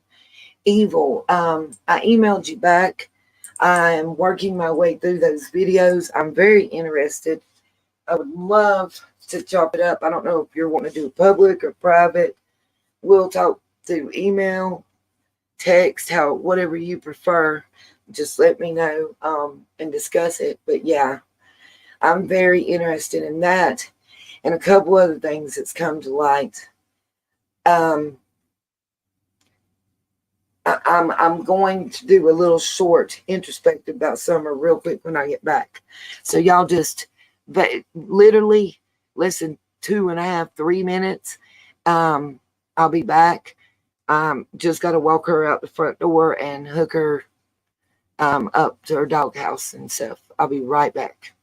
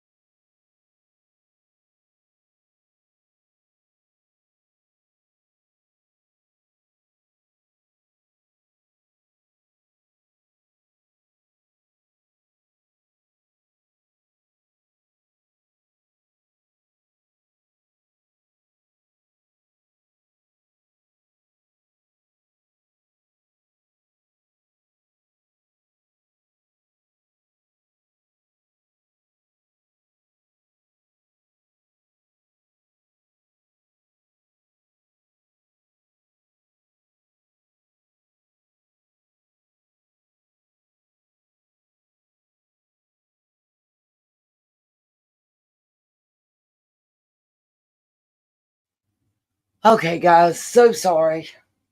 I am so sorry. I am apologizing. I don't know what I can't read out what's said. I am back. Okay. While I'm getting everything started and pulling the other page back up, say goodbye to those that are leaving. I apologize. Some things are beyond my control. And I do apologize for keeping y'all waiting. Dog's outside. She's taken care of. I'm bandaged. I'm not bleeding. While I'm pulling up the FBI report on the Kylie Rodney case, and the I can find my history real quick. I was going to show y'all Justin's little clip of the phone call where he called and verified that Bullhorn Betty was in the jail. Trying to think real quick. Oh, real quick. The peanut butter I made. Yeah, it's so redacted when evil. And you know, a lot of it's names. So I don't get off track real quick. I had two bags, 5 pounds each of almonds, dry roasted, that I couldn't figure out what to do with. So I looked up just I'm trying to read at the same time as I'm talking. It sucks. Okay. I just looked up real quick what I could make from them. Long story short, it was the best peanut butter ever. I have not jelly. I have honey that's locally sourced, and I use that along with the almonds. I have a bullet blender. It was like $15, like 5 years ago at Walmart. It still works. What I did was threw a measuring cup, literal cup, threw that in a bullet of the almonds, ground them up to where they look like sawdust, and then I added honey. From that point, you can, in a regular blender or the bullet, you can keep on blending till it turns into a paste. It'll do it by itself. You season to taste. I added a little pinch of salt, a pinch of sugar, and raw honey to make the peanut butter. And it's banging. I'm sorry, it really was. And then I made almond milk. I know the peanut butter can be done pretty much with any nuts that way, and mainly the nuts themselves. If you keep blending it, it'll turn into a peanut butter paste. You don't have to add anything. The almond milk, if you have like a cheesecloth or a strainer cloth, you can do it the best. You just literally, I took the almonds and water, and that was all it takes to make the almond milk. If you want it more flavorful, you could add some powder. I just added regular powdered creamer to it, or honey if you want to sweeten it, a little salt. Personally, the almond milk, I did almonds. I did a pinch of sugar, for 32 ounces. Water, pinch of sugar, pinch of salt, and a light teaspoon. It's not quite a full teaspoon, but it's more than, say, 3/4 of honey, and blended it. And then I used not cheesecloth. It's just like a hand towel, but it's made like the old-fashioned woven cloth, and it's white. And it just gets what I call the pulp, basically. If you've ever, squeezed orange juice with the pulp still in it, it just gets that out. If you don't mind that, go for it. Literally, in my personal opinion, it was way better than any almond or soy milk I ever bought at the grocery store. That's number one. Number two, it was awesome in cereal. It was awesome to make oatmeal. And I'm assuming that it would be just as awesome in cream of wheat, or grits. I think anything that you can use water or milk in, it would definitely work in a recipe to do that with. Trying to think if there was anything else just I wanted to tell you. It's a quicker make on the sorry, I'm lining up a video to play that clip of Justin real quick, and it's like editing, for lack of a better way to put it. Anyway, the almond peanut butter and the almond milk, I was so excited. I called family and friends to tell them what I'd done and how good it was. And it was all because I wanted a bowl of cereal and didn't have no milk. That literally is where it came from. The idea. Just something I suggest. If anybody wants any tips or anything about it, please feel free to reach out. I don't have a problem answering. Let's see. I want to get caught up scrolling through y'all's comments. I took a Bear aspirin, y'all. I'm hoping and praying that this headache I have will ease up. I'm miserable. I'm on day 2, and nothing I've done has helped. So, I want to get to this report. Just wanted to real quick show y'all. Okay, right here.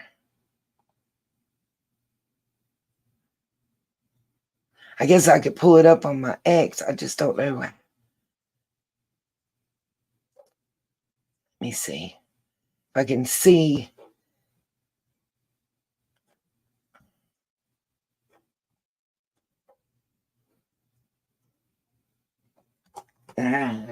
Okay, y'all.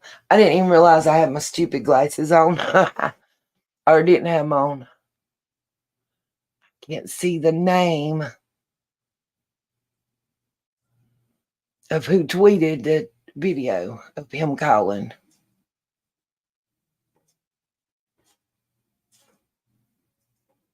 Just bear with me. Okay. We'll just do this way.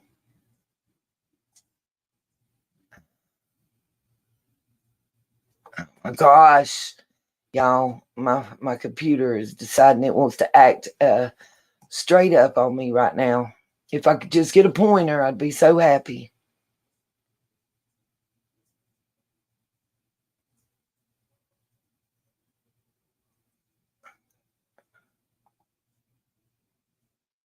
All right. This is Titanium Built's channel. And it's where I got the clip. I was trying to figure out what Twitter handle she got it from, and I can't. So I'm just going to share this clip real quick just to verify to y'all that Bullhorn is logged up, and they're not letting her out.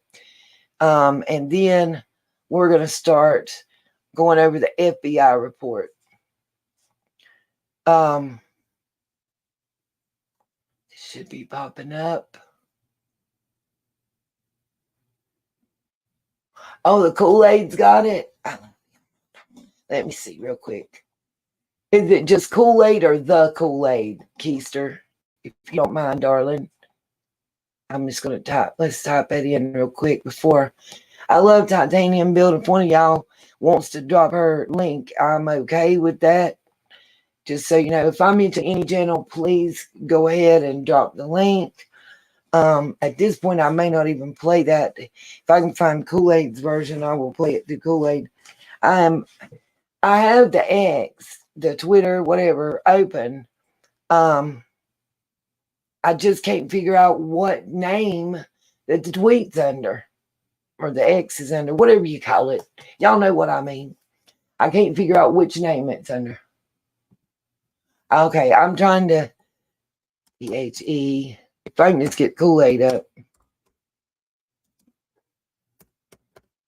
That's who I think it is. I actually love that channel.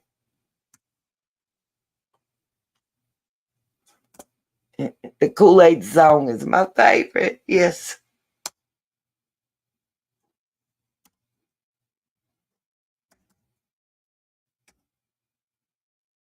Yeah, okay. Let's just type in the Kool-Aid and enter. And see if it comes up. Okay, search. Oh my God, y'all. If my computer was moving any slower.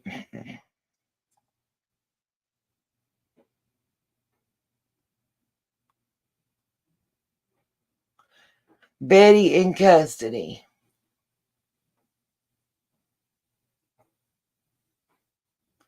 I hadn't seen this. See, I haven't been watching. Okay. I'd have to search through that of where the call is. I've got it queued up. I'm going to go ahead and play this one since I've already got it ready. And I'm just going to play like it's not even 3 seconds, I don't think. All right, let me mute and just let y'all hear it real quick. Fix my banner.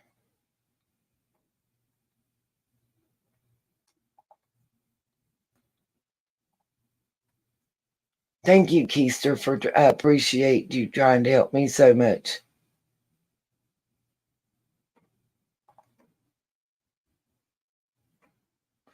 I hadn't seen the mugshot. I hadn't been able to pull it up yet, but I was gonna, while we're looking at other documents, I'm gonna go to Montgomery County and see if I can. All right, I'm gonna mute and play this real.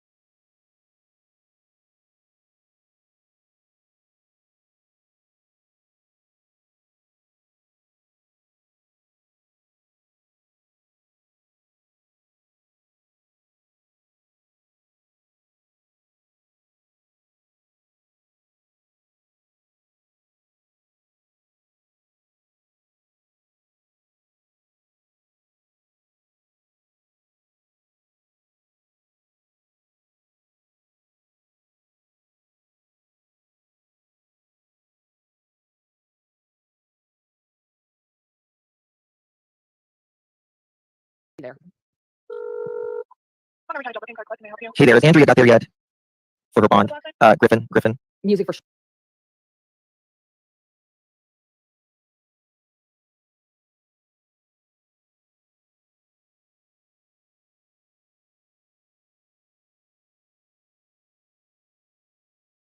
Yeah, she is here, but she does not have a bond with us. Okay. Andrea Griffin's there? She is. Okay. All right. Thank you so much. Shame. For a prayer vigil. Yeah, it is. It really is. Period. For her bond. Griffin. Yeah, she is here, but she does not have a bond with us. Okay.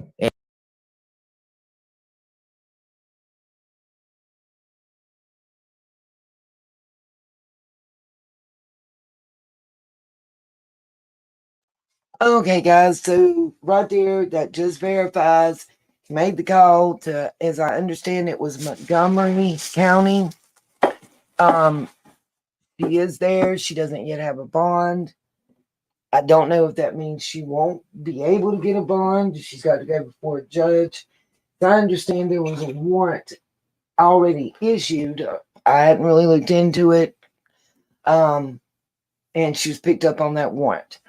Okay, so if I find the mugshot during this broadcast, I'll show it to you.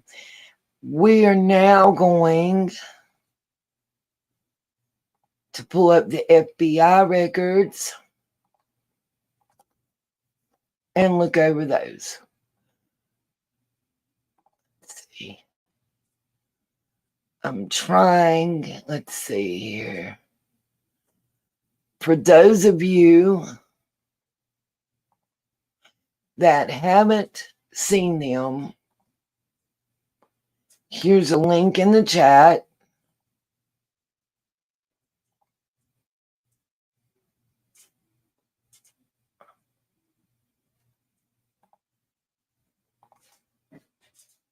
And I'm trying to put a link in the description box as well. For those of you on the replay, it'll also be up on the screen.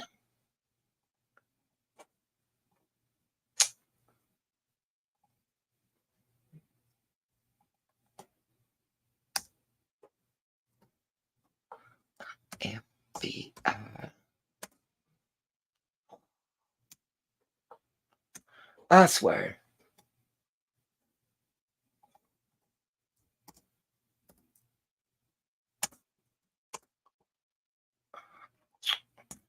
I don't know why this keeps doing this. Space. Hyphen. Okay. Y'all, I apologize. I don't know what it is about this Chromebook. Oh, RT. But it keeps, I'm not hitting tab, but it's like hitting tab and it's sending you to the next spot. I don't know why. That, and I swear somebody's outside my bedroom window talking. It sounds crazy. Anyway, can everybody see the FBI report on the screen, the document on the screen right now? I'm at a little bit of a disadvantage, you guys, because to go into the screen to where I can read the report and switch the pages really good, I'm not able to see what y'all were typing unless I got my TV on. So what I'm doing is I got my TV on, muted, so I can see you guys' comments and switch back and forth between screens. So if I'm not highlighting it and putting it up on the screen, it's just because I'm in another screen, if that makes sense. I just wanted everybody to know I wasn't trying to like not highlight somebody's comments or something. I don't want nobody to feel like they're being singled out or anything of that nature. A lot of people are all in their fields. Okay.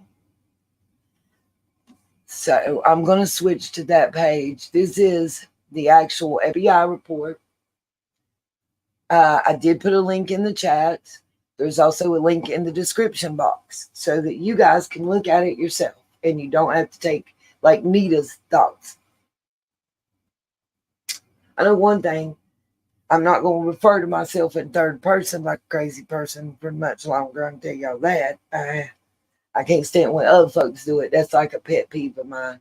I do apologize. Okay.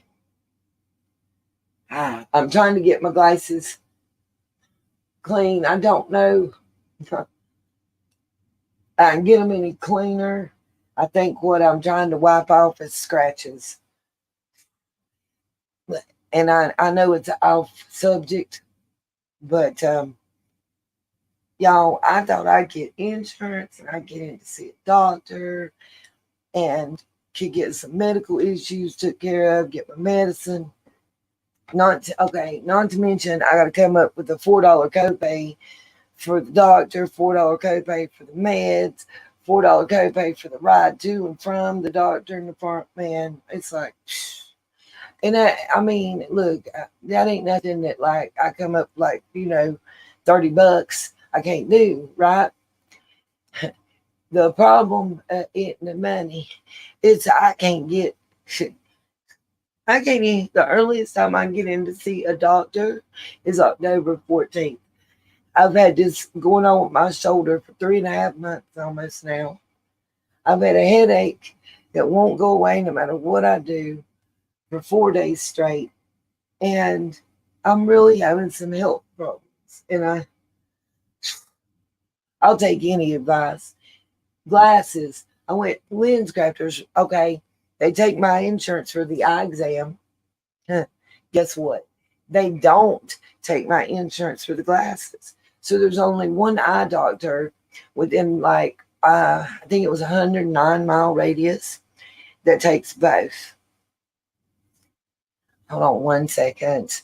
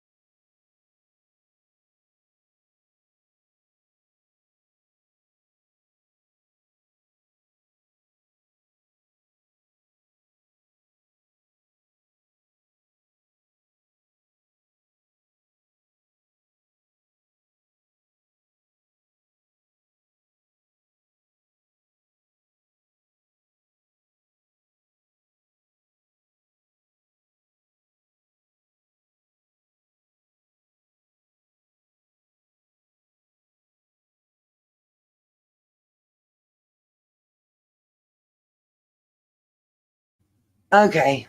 Sorry about that. I swear to you, the whole world, as soon as I get trying to do something, I feel like the whole free world jumps in. Insurance member number, your primaries. Okay. I got you, Keister. I was reading that. What will they help me with? because first it was March, then it was February, and now it's October. And they're just going to tell me to go to urgent care. So, and the problem with urgent care is that if I download it, it can be bigger. Okay, good idea. Thank you, Aura. I'll try to figure out how to do that. Just again, bear with me. I'm trying, y'all. I am still learning. Thank you very much, Aura, for helping me with that. Specific key. Okay, got you. See, I didn't know that. That makes sense. So, and I can't screen record with this stupid Chromebook. I have a very early, I shouldn't say that. I'm blessed to have it. And I apologize for saying that, you guys, because one of my channel supporters bought this for me. It was refurbished Chromebook through Amazon. I got it for like, I think it was $98 almost 3 years ago now. And without it, I wouldn't be able to do a lot of the research I do. And another one of my supporters has helped me out by, I have an external hard drive. And anybody that's got a Chromebook, that is a piece of advice I suggest. The external hard drive that I have, got to be careful when you get those. My daughter ordered one, and all it was a black plastic and rubber box with a flash drive super glued on the inside. I promise you guys, bless her soul. The one I got is it came off of Amazon. It for an external hard drive. It was definitely well worth the price. Lord have mercy. To the point, I swear to y'all, if I go to do one thing, it's 10 things I have to go through to get to it right now. I don't know what's going on. I have the worst luck in the free world attached to me at the moment. Anyway, sorry, I'm trying to get to the hard drive, and also, now I got a cough drop. Also, there it is. Find the earbud to put back into my ear. And wishing this headache would just go away. It's miserable. This just a heads up. The name is CIRAGO, and it's 2 terabytes. USB 3.0. That's not going to help y'all. I was trying to see if there was like a model number, but it's the Seraggio, I guess.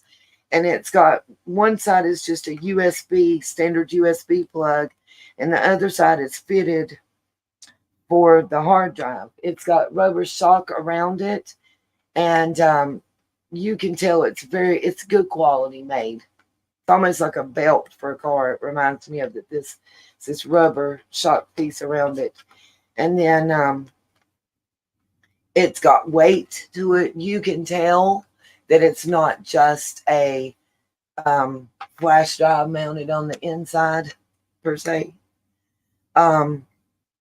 It's definitely, and it's compact. It's not huge, but it's big enough to hold the data. And with a Chromebook, a lot of times they don't have a lot of storage space. Everything's stored in your browser mostly. There's not a lot of storage space. So if you're like everything I'm doing where the videos I've edited and upload or save, I save to this hard drive. All my pictures, all my reports and data. And the reason I'm saying that is because I'm pulling it out now to download this to if I don't have enough space. Okay,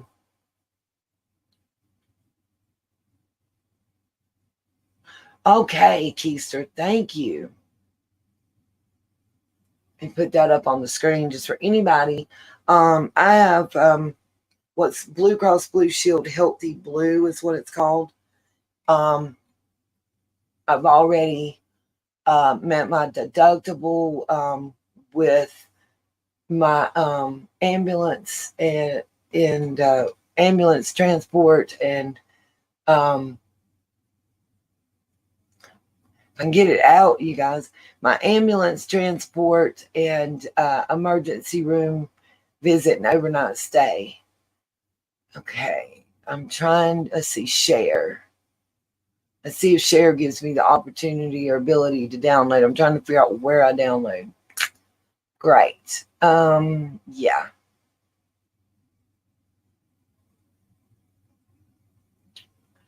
It's loading, it says. Sorry.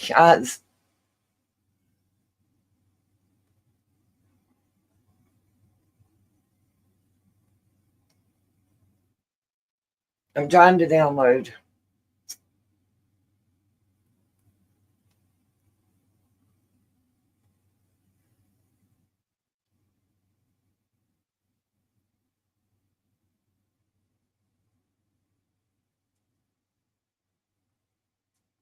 The share is still swirling. I turned it off.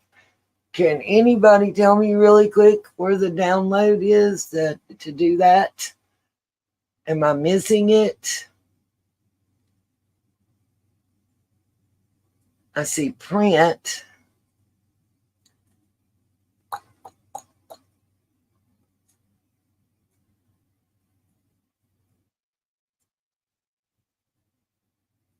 I found it. I don't know if it's going to let me pull this up. Let's see. Yay. Okay, guys. So, y'all saw that that's the official FBI report, okay? I am,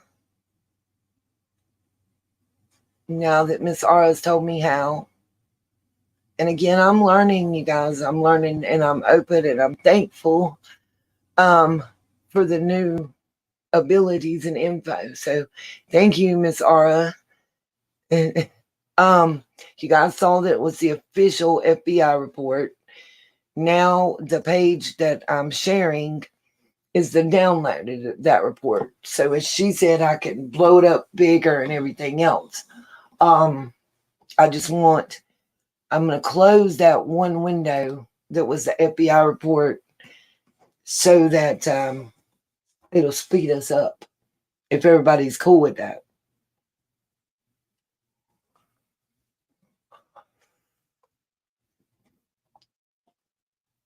Okay.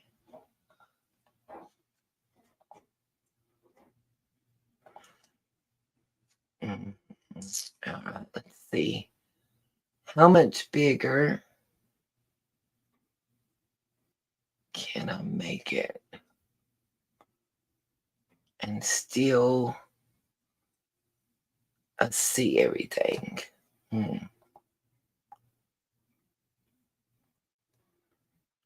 Looks like 110% is going to be the best. Okay. So this is the unclassified version. And we're just starting out. Oh, no wonder.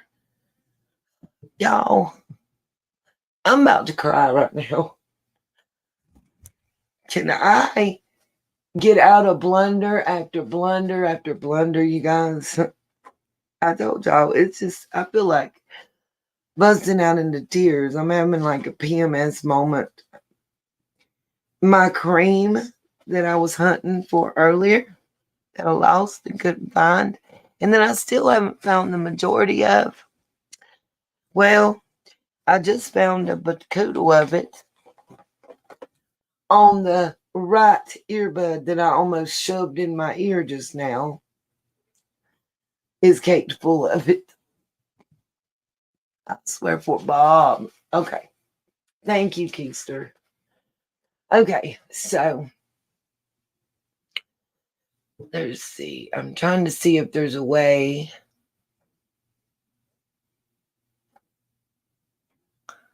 that I can take this left side off. Aha!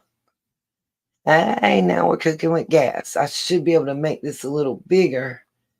I think now. Let me make sure that we're not losing anything by making it larger print.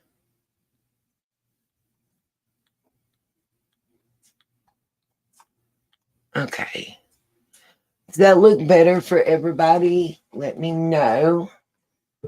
I know that would have been so gross, Miss Justice. I think that's pretty good size. What y'all think? Is everybody able to see this now? Hopefully it'll help.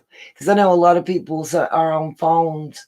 Some are on TVs. Some are on computers. Some are on laptops. Okay, guys. So let's get this party started.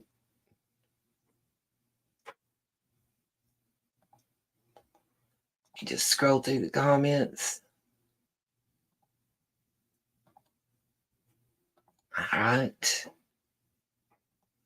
Now, as we see, this is unclassified Federal Bureau of Investigation electronic communications, dated 8/8/2022, from Sacramento.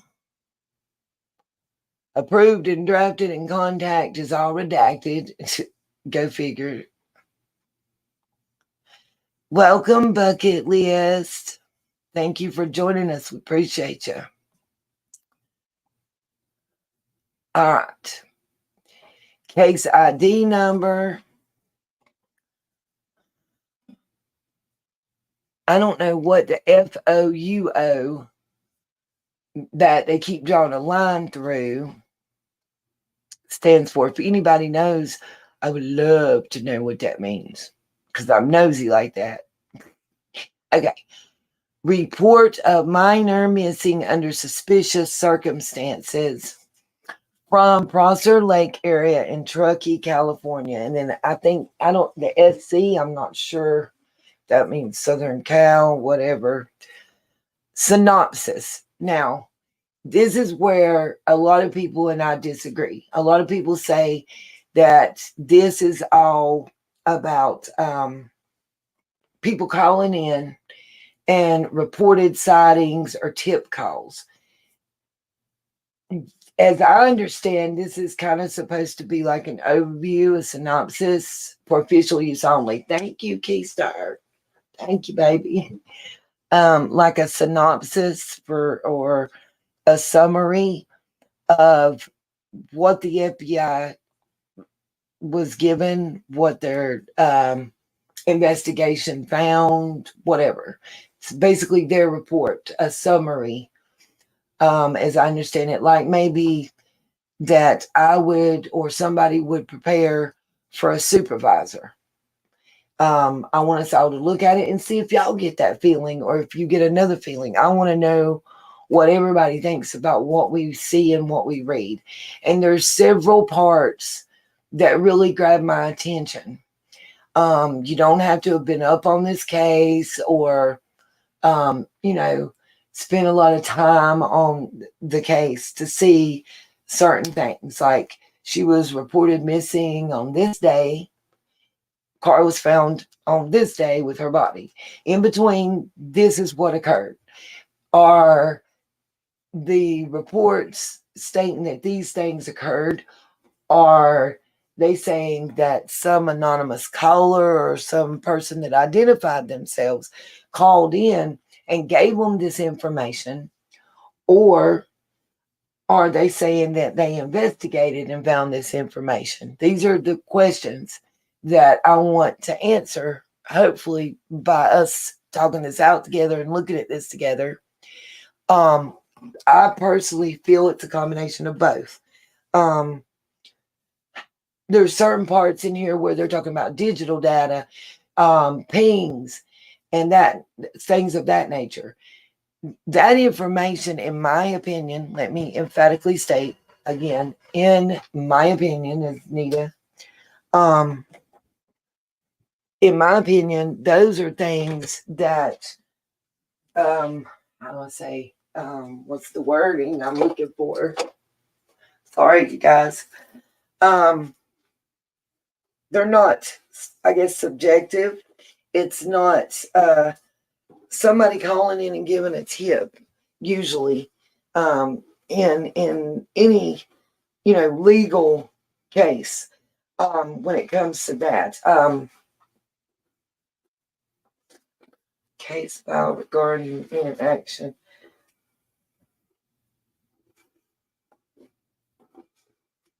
Right.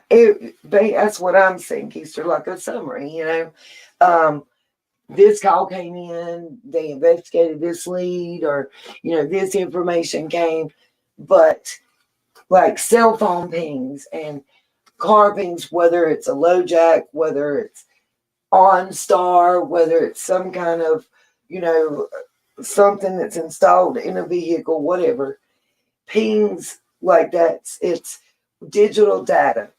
Those type of things aren't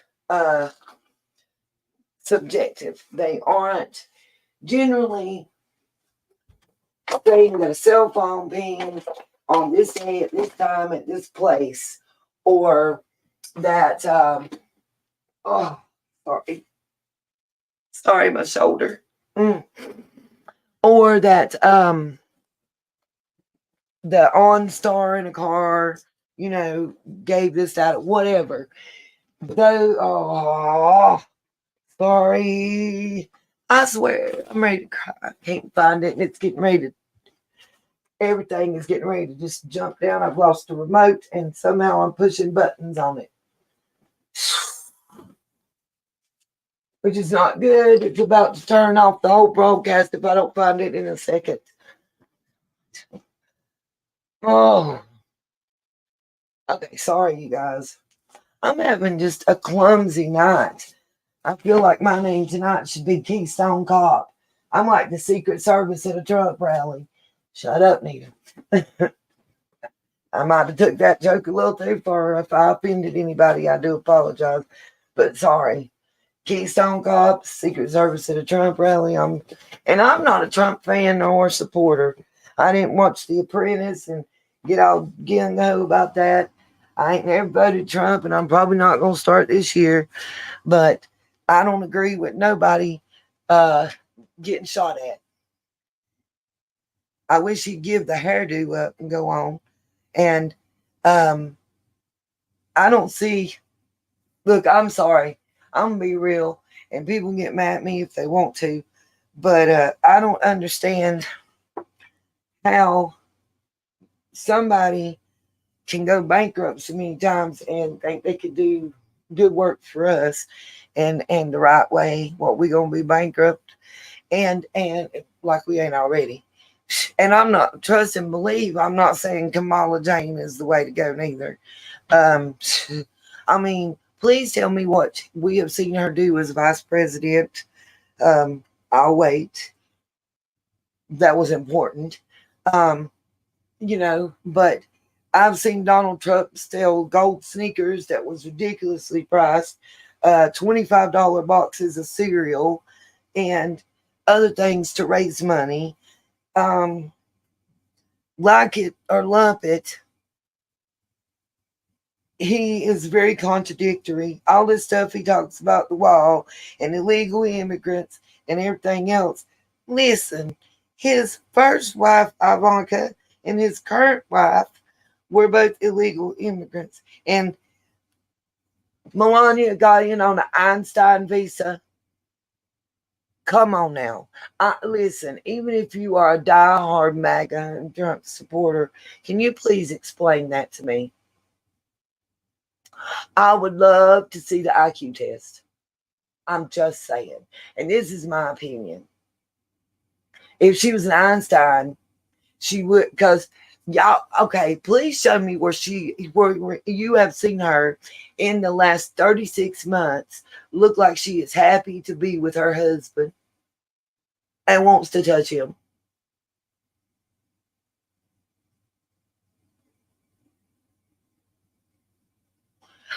Okay, Keister, listen, forget the bankruptcy crap. To me, it's contradictory to say how you don't want people to come into this country and you want to stop it. Now, listen, I'm not for this, all this crap that's going on with all these people flooding and we don't know who they are and who come in where and committing crimes and being back out on the street, and them getting more help from our government that we as people that were born here are. Okay. Not saying that I agree with that. Please do not put those words in my mouth, okay?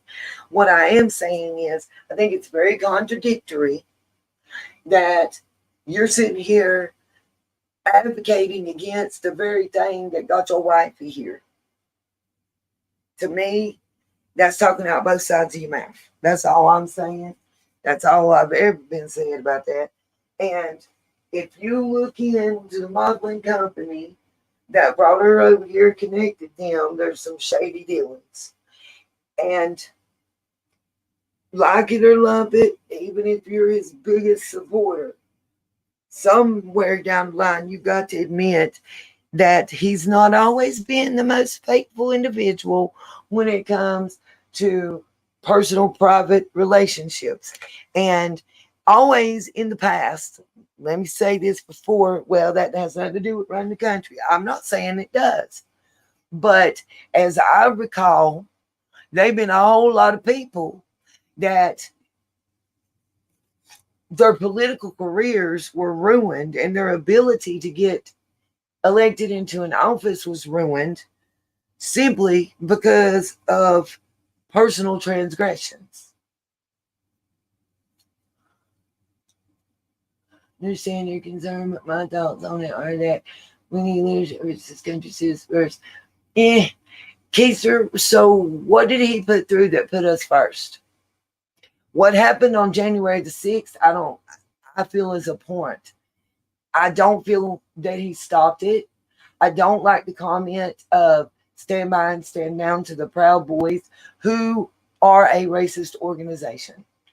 Now, let me tell you, I don't support the ideals of the weak-minded DNC either. Okay. Like, and I'm not a registered Democrat. I'm not a registered Republican. I've never voted a straight ticket in my life. And I'm probably not going to start today. I don't like either candidate. And I was looking into the Kennedy feller, and all the talk that he did against Trump to turn around and support him, and there was some financial gains alleged surrounding that and everything. It's just, I'm very disillusioned, period, with all political parties here in our country. Period. It's not a Trump or not Trump thing at all. At all. I personally feel that man, woman, party affiliate aside, that once they reach a certain level of success politically, that they're jaded, they all become slightly jaded, and less action about what their constituents want and more about what they want and what's better for them to line their personal pockets. And that's a general statement across the board, not bipartisan, and any, has nothing to do with either party, whether they're male or female, who they support, none of that at all. At all.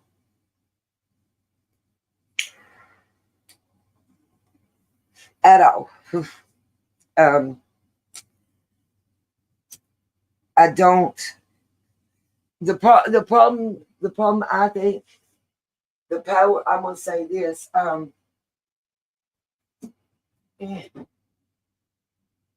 not gonna argue that Keister. I have plenty of research to say otherwise. But let me say. Here's the problem that Trump has. The powers that be don't want him in charge, because it's harder for them to control him and to get him to say and do what they want him to say and do. The people that really pull the strings and run things, in my opinion. Also, I have always felt that the president was more of a figurehead and just a person that was trotted out for us to look at as they were in control and to feel like we had more choices than we do by being able to vote for them. And that being said, that within itself makes it more difficult for him or anybody else to really make a difference and do things. The problem also, when I start researching, and we're going to get into it when we talk about Project 2025, my problem is inconsistent statements. And it ain't, honey, it just ain't Trump. It's all of them. Politicians should have to wear flip-flops, or flip-flops should be their, instead of Mr. or Mrs., it should be flip-flop senator, congressman, whatever, because they're going to say or do whatever they have to get you vote. But at the end of the day, the big lobbyist that's up there, that's who they're going to side with, because that's who is throwing the money. Just like a thing I seen with Chris Cuomo from CNN. And I know that they're not the most unbiased news source, but believe it or not, they were talking about the DNC convention, and he was looking up at the skyboxes and telling how it was $500,000 minimum per box. But the DNC is the People's Party, right? They're for the little man, right? So which little man, which school board constituent, that was sent to vote for their county, their city, which little man was up there in the skyboxes? Or was that where Oprah was and all these others that probably are getting paid to talk for them? And that's, again, is on both sides of the board. I'm not singling out one party or another. I'm talking about, in my opinion, what's the problem with politics here in America. And I want to say something else too. I'm not saying that it's impossible that the vote would ever be screwed with in our nation. We've influenced other countries, and their choices for leaders. Do you think our government wouldn't do it in our own country? Y'all think that certain people with certain, as we call them, alphabet agencies ain't against somebody like Trump being there? My problem is what Bill Barr has said, what Mike Pence has said.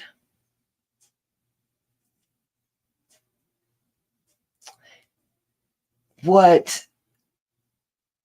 others that were a part of the cabinet and integral members of the administration have said.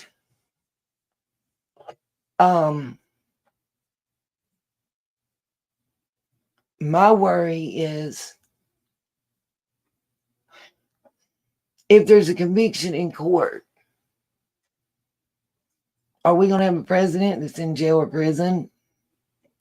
Or is he running for president so he can't be able to be put into jail or prison? I mean, I have to look at all sides of the spectrum. And then we got the other choice that I'm supposed to be all hype about because she's a female. Listen, I'd have been more hype about Hillary Clinton, and I'm going to tell you why. At least she got the balls to speak up and the wherewithal and the mental acumen to stand up and take a stand, even if it ain't one I agree with, okay? Let me say that. Agreed, in my opinion as well. That's one thing, you know, I gotta say, the last few days here,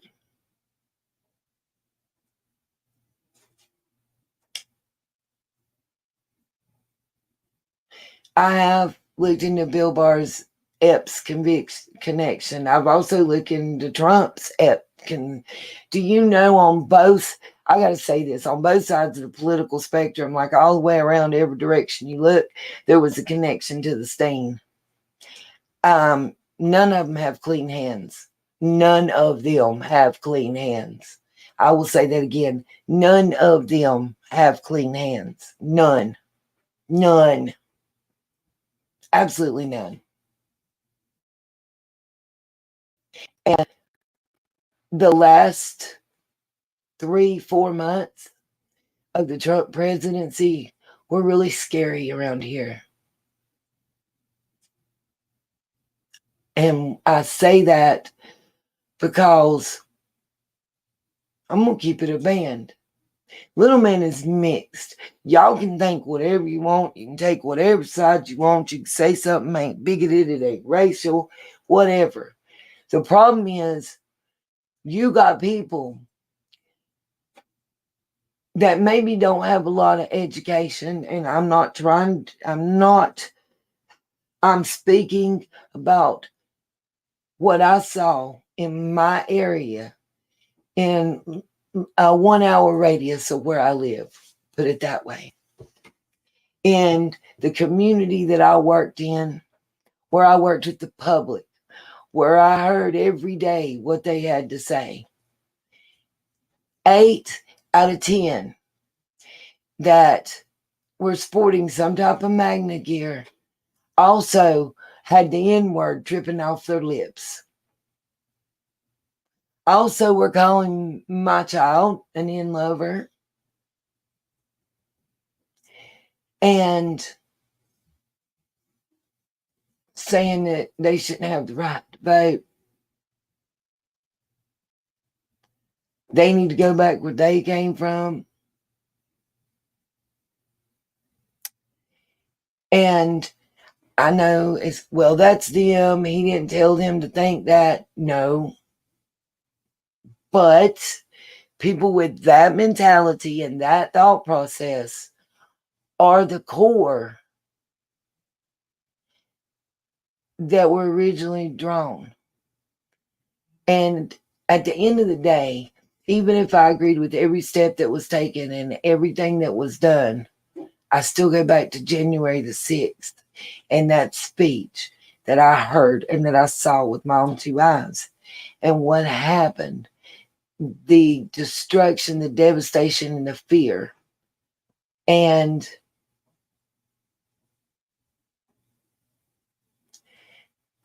the fact that multiple military personnel, some that I know personally, were very afraid that there was going to be an attempted coup, for lack of a better word. That part scares me. That scares me for my children. That scares me for my grandchild. It scares me for people I care about and love. Screw the politics. That scares me on a level that I don't know. And I'm not telling y'all I know what the answer is. I'm not telling y'all I like or I will do this or don't do that. I'm not saying none of that. I'm saying that regardless of what side we choose, that we all have to be able to get back to where we used to be. We used to be on opposite sides of the political spectrum and sit at the same table and chop it up and love each other at the end. And now it's not that way. That divide has gotten so great since like 2016 that it's scary. And I don't want to see that divide widened. I don't want to see violence and protest and cities on fire again. I don't want to see needless unalivings again and property destroyed, and it's something that somebody's worked for their whole entire life burnt down in the blink of an eye because they had a flag hanging in their yard or because they had to support so and so. I don't. And anybody can say whatever they want on either side of the spectrum. But I know when it was getting as bad as it was getting, and especially with the fungulitis coming in, you know, a lot of people were stir crazy and a lot of stress and tension was palatable in this section. I know that a lot of attitudes could have been calmed and a lot of violence could have been averted and quelled, in my opinion, if our leaders, not just one, all of our leaders, regardless of what side they were on, had stood up together or individually and not stirred tempers and anger because we were coming near to an election time in 2020. Not stoke the fire of fear and use that to their advantage on both sides.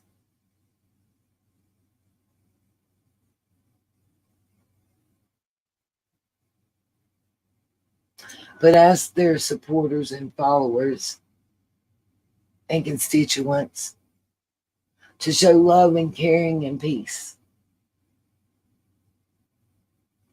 Not stand down and stand by. Not march and protest.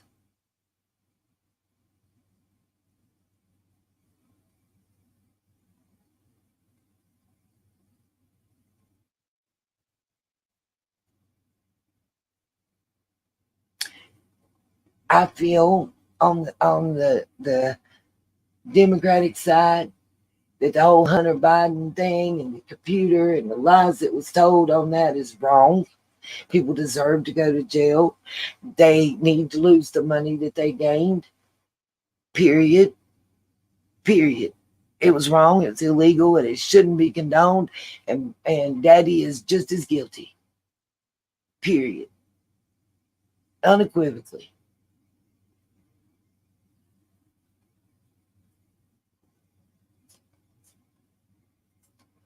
I also feel that there was a $10 million campaign contribution that came to Trump's campaign through some very suspect sources and ways. And I have been investigating, and I do have proof of what I'm saying. I don't think his RICO in Georgia is worth a bullshit on a piece of wiping paper. I think it should be thrown out. Point blank, period. I haven't gotten into the New York one enough to know how I feel and my thoughts. And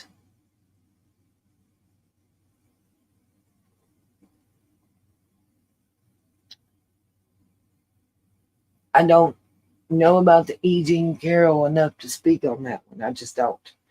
What I do know is the accusation that was made. There are multiple statements that have been made out the horse's mouth publicly over the years that substantiate, in my opinion, a pattern. As someone that's a survivor, I'm going to be skewed in my thought process and vision there, and I'm willing to admit that as a flawed human being. Also,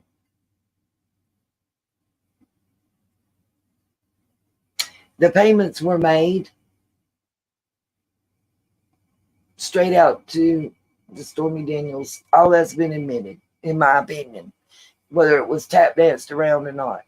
And as far as the Bill Burr, whatever, Bill Barr, however, I think it's Barr, Trump chose him. He picked him. Stood by him well after the campaign was over. Into the next campaign, he was still supporting him, still picking him. So, and several other cabinet members, several of which that still support him, that are the engineers of Project 2025 that he knows nothing about. See, that's another thing. It's the way both sides do. It ain't just Trump. Please believe me on this one. It ain't just Trump. It's both sides. I won't say Biden to see he's no longer there and it's Kamala, but it's the same stuff, insert different person. You know, it could be any person inserted in that slot. It's the same shit. That's kind of my thing that I'm saying. They treat us like mushrooms. They want to keep us in the dark and just feed us full of the shit they want us to have and to know. And we're supposed to be blind and dumb enough to just follow it and not question. And all I'm saying to you is don't give your blind allegiance to anyone. Question, research, check them out. I don't care if you're voting for your toenail trimmer of the week or your president of the United States. At least give the same consideration to who you cast your vote for that you give to what doctor you choose. Don't, you know what I mean? Like, I sometimes I feel like people do more research on what car to buy or get a lease on than or house to rent or real estate agent to use or where they want to have the best pool party before who they want to vote for mayor and state senator and congressman and vice president. Like, people are dying in other worlds to be able to have the right we have. And sometimes we may feel like it's bullshit, you know, and it's a waste of time and energy or whatever. But at the end of the day, there are countries where people are literally dying to get the right that we have and that we take for granted and blow off and don't take seriously. I heard a lot of people in the last two elections talking about that they weren't going to vote because their vote didn't count. And I understand how you feel, but everybody keeps telling me that giving up ain't the answer when it comes to life and everything else. So regardless of what you choose, how about just being informed to make your choice? And try to look at both sides. I keep circling back to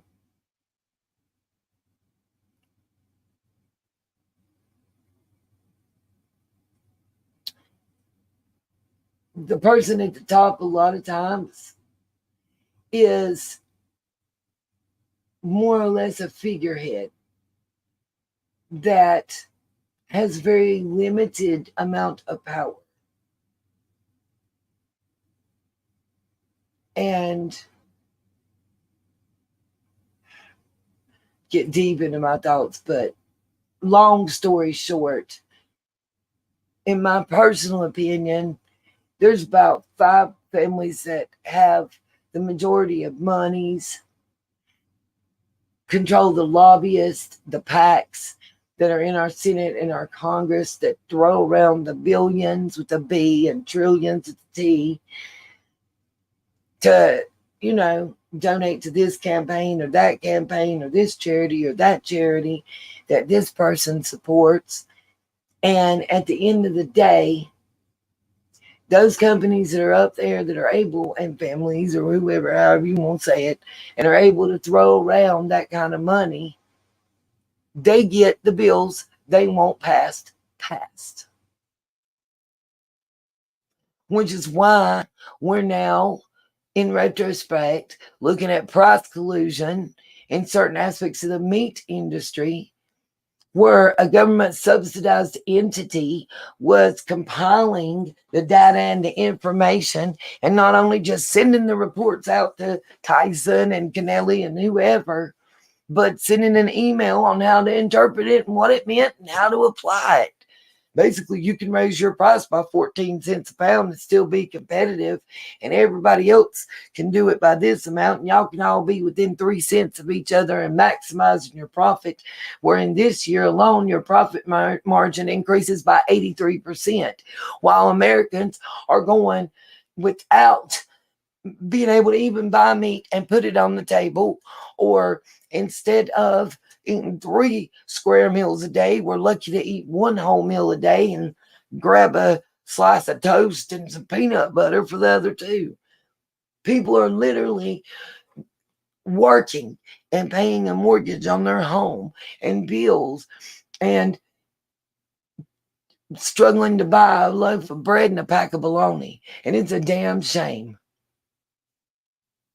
I don't know if y'all seen the short I did on my Miscellaneous TV dinner. It was $3 damn, and the piece of meat was the size of a bit lighter. Let that sink in for a minute and wonder why the Americans are out here mad as hell right now. We're paying $4 for a loaf of bread, $6 and something for a damn dozen eggs on a good day. Sorry, Ara, I've gotten off on a tangent. I apologize. I want to read this. I need to breathe for 10 seconds. Good night, Miss Ara. Thank you for being here. I don't know if you have my email. It's on the About page. I'll see if I can. Oh, I didn't even see the super thingy. I wasn't in that screen. I'm so sorry. Bidenomics sucks, mouth of the South. You're right about that.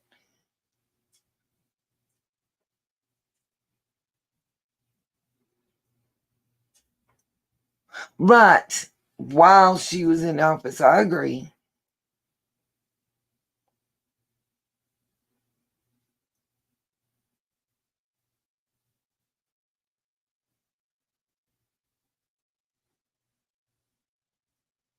Right, I agree with that too. Right now, make a difference. Like I said, I asked the question, and I still want to know the answer. She been sitting in vice president and seat number 2 for the last 4 years. Can someone please tell me what she did? Like, I know there's all these political ads and commercials, and I gotta say they're right about one thing. She was supposed to be, have a lot to do with border security and the plans for these sanctuary cities and all this stuff. And I can't tell that it's definitely any better. What's the policy that's been enacted? What things have been done for women? Oh, wait a minute, we've rolled the clock back. Whether you look, no matter which side you're on the Roe v. Wade thing, I might have an unpopular view, and that's fine. Everybody's welcome to their view. I'm not protesting on either side. I'm not out here trying to actively. I believe that there should be a separation of church and state. And I believe that some things are a moral, religious choice that shouldn't be regulated by the government. Period.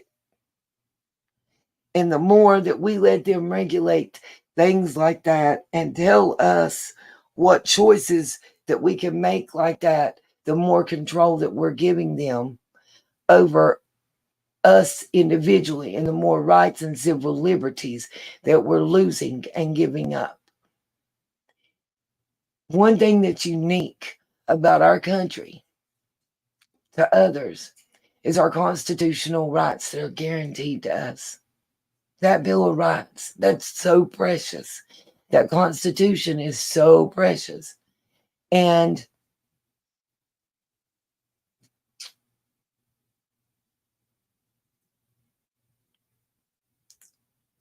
the thing if you don't use your right arm for 6 weeks, you're going to lose the right, the ability to use it. It's going to be weaker. It's not going to work right, Same way with our constitutional rights. If we choose to not exercise them, be it the Second Amendment, First Amendment, Fourth Amendment, Sixth Amendment, if we choose to not use them and exercise them, and we let them be trampled and run all over, then we're going to lose them. To me, that's not taking a side in that argument one way or the other. To me, that's taking the side of individual rights and defending our Constitution, our constitutional rights, period. I might not have the most popular views when it comes to certain things. I just feel like the choice, here's my problem. How are you going to regulate and say, well, if you were RAP, raped, or SA'd in some fashion, or it was incest, or, any of those things, then it's okay to have that done, the AB. But if, you're 13 and you were promiscuous, you just got to live with it or give it up.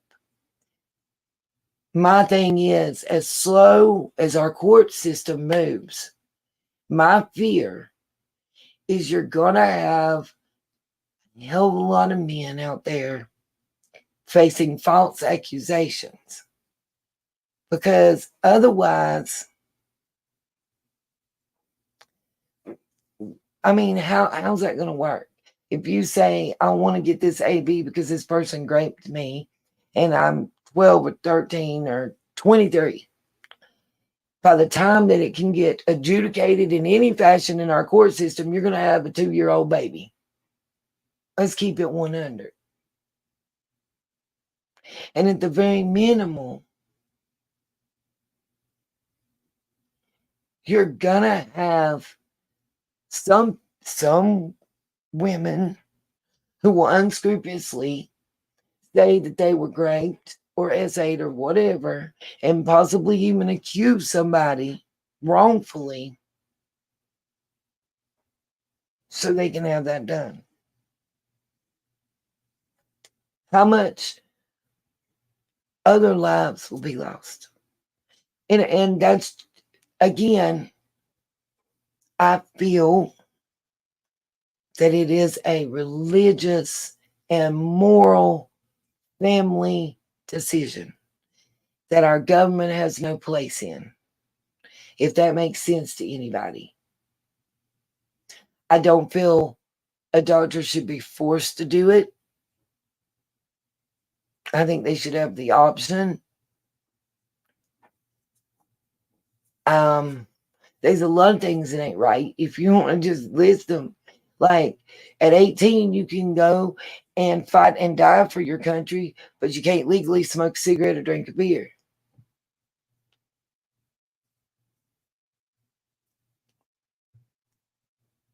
At 17 in my state, you can legally consent to sex with certain individuals, but you still can't. You can't register to vote at 17.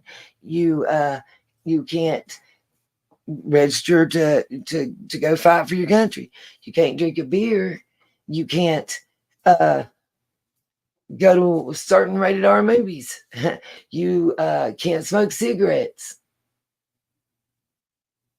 But you can get pregnant and have a baby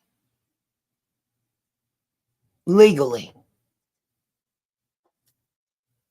Kind of, I don't know. It's, to me, that's just something that don't go together.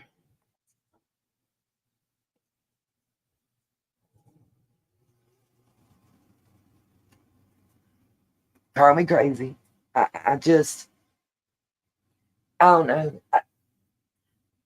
I'm so thankful to our servicemen who are ready to go fight. and put their lives on the line, you know, for our country. And to save ours, you know, I don't know. I don't know that I personally would ever be able to repay the debt we owe.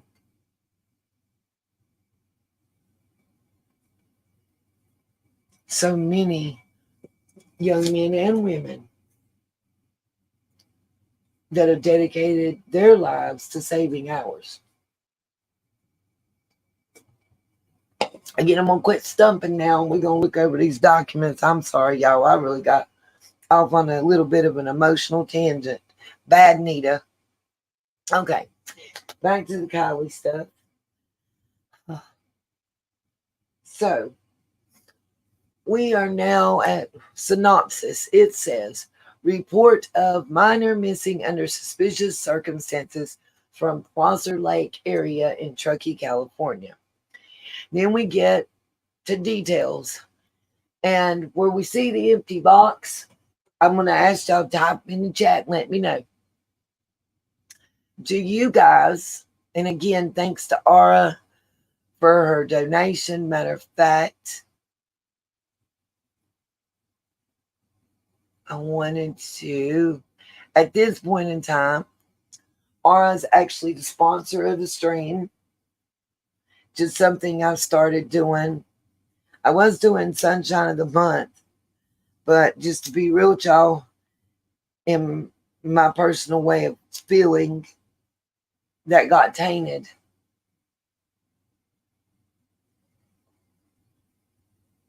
So I decided to try something different.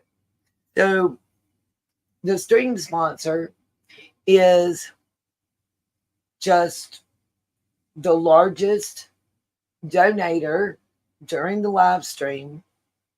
Because I don't have a way to do it on the replay. Be it through super chats, super sticker, Cash App, PayPal. However, you know, right now it's Aura at $3, and it's just something fun that I've seen like other channels do, and I just wanted to try it out and see what you guys thought. Another way to interact. I don't think a lot of people understand or realize that the thumbs up, the making sure you subscribe and ring the bell, making a comment in the comments section, not only during the live chat, but in the comment section of shorts and other videos and live streams, helps the channel out. The way the algorithm's set up, the more interaction, the more recommendation. It's not just views.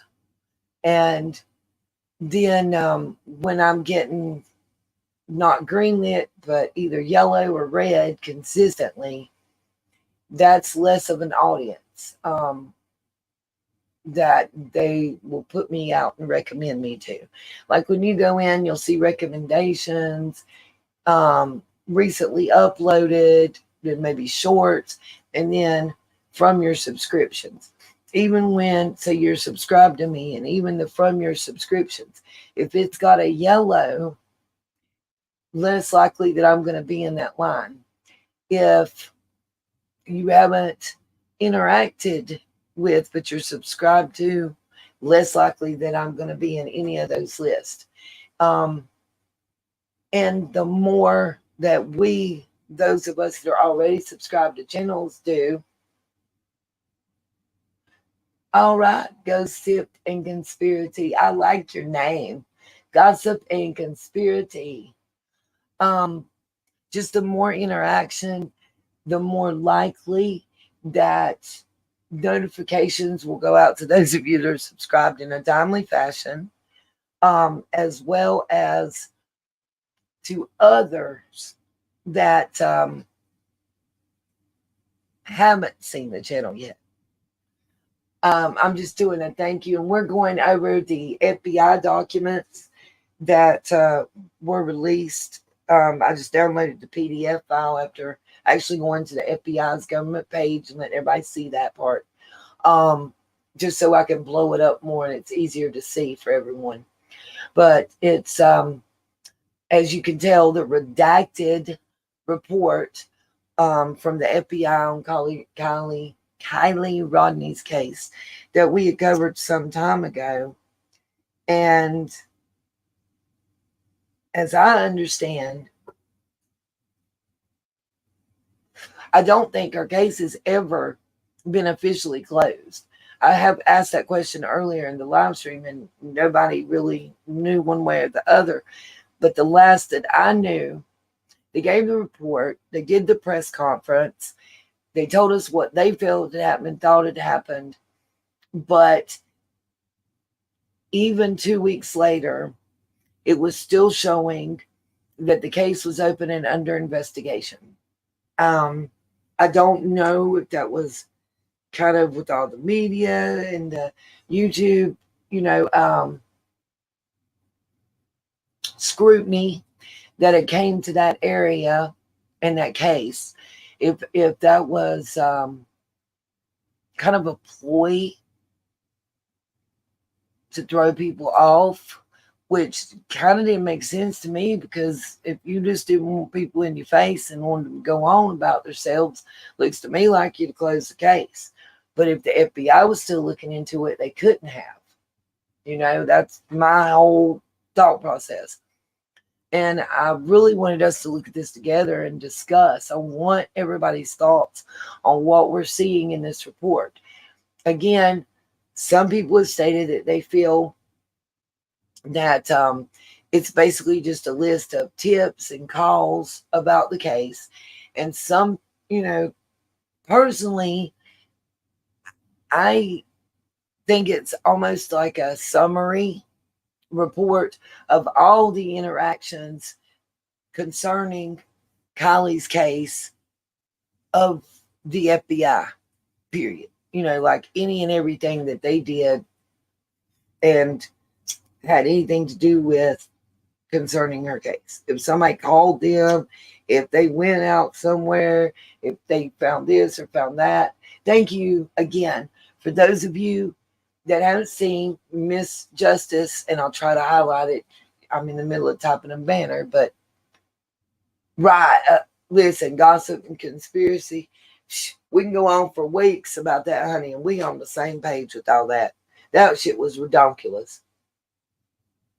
Miss Justice did post a link to the report that we're going over, so that way you guys can pull it up yourself and read right along. If you can't see it on the screen, maybe it'll make it easier for you to be able to view it. You also be able to verify and see that it is an official document posted at the FBI.gov page. It's not something I typed up and made. It is an actual official PDF file from the Federal Bureau of Investigation. It's on their page. That's the link to it. It was almost, listen, it reminded me of like a summer 4-H project, the way that those kids was running around there acting. Don't even get me started. And then especially some of the guys that were involved in that situation, it was just real suspect, shady, a lot of money, a lot of power, a lot of influence.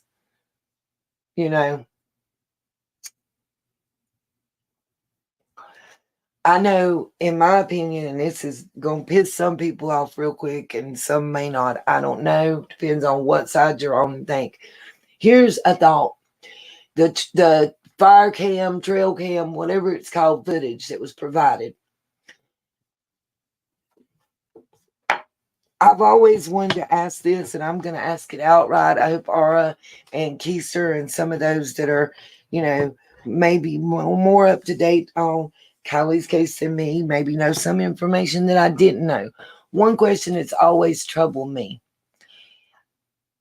I watched Gray Hughes and where he did the shadows and minute by second of, and showed us where the car went in the water and all this. There's a couple questions I have. People with power and influence, are you going to tell me that it's not possible to have taken the video from the next day or 2 days later or 2 days before and a car actually went in that wasn't her car? Or 4 days later when her car was actually put in the water, maybe, and change the date on that video and just digitally upload it or spliced it in? Is that not possible? Am I incorrect in that thought process? Because please correct me if I am. It's a question. It's just one of those things in my head. All you would have to do is change, the 8th to the 6th or the 16th to the 6th at the same exact time. The closer days you get together, the closer and easier it's going to be to match shadows and time that dusk and dawn and all that stuff. But most of the time people committing the crimes don't even think them through that much, and yeah, that would be a crime.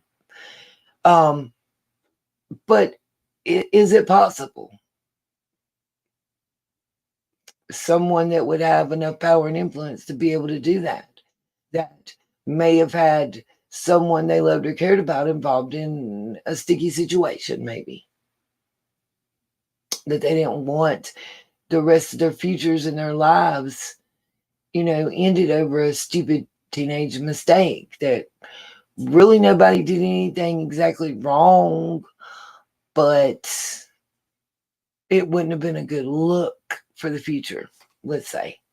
Is that possible? Is it possible to have staged that night what looked like a vehicle going into the water and know they was doing it? I don't believe that. I don't believe they knew that night about the fire cams. I think it was known subsequently. I think it's entirely possible. If you think of what hackers can do, think of what Anonymous has done and been able to do in the past and present. Do you really believe that someone couldn't just go and change a day? Let's say, for instance, maybe the car didn't go in that night. Maybe it went in 2 nights later or 4 nights later or 6 nights later. Maybe that's why the original scuba diving crews didn't find it and AWP did. Maybe. I'm just saying, is it possible? That's all. Is there a possibility? Could it be done? Is it easier than one might think? Especially if certain people in authority and power were a part of it.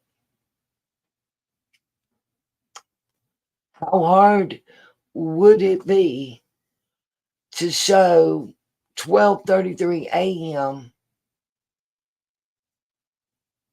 on the 15th in that fire camera and have it marked as the 6th?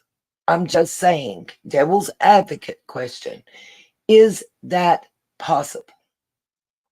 Because that's the first question you have to ask, in my opinion, before you go any further with the conspiracy theory. Is it possible? I think so.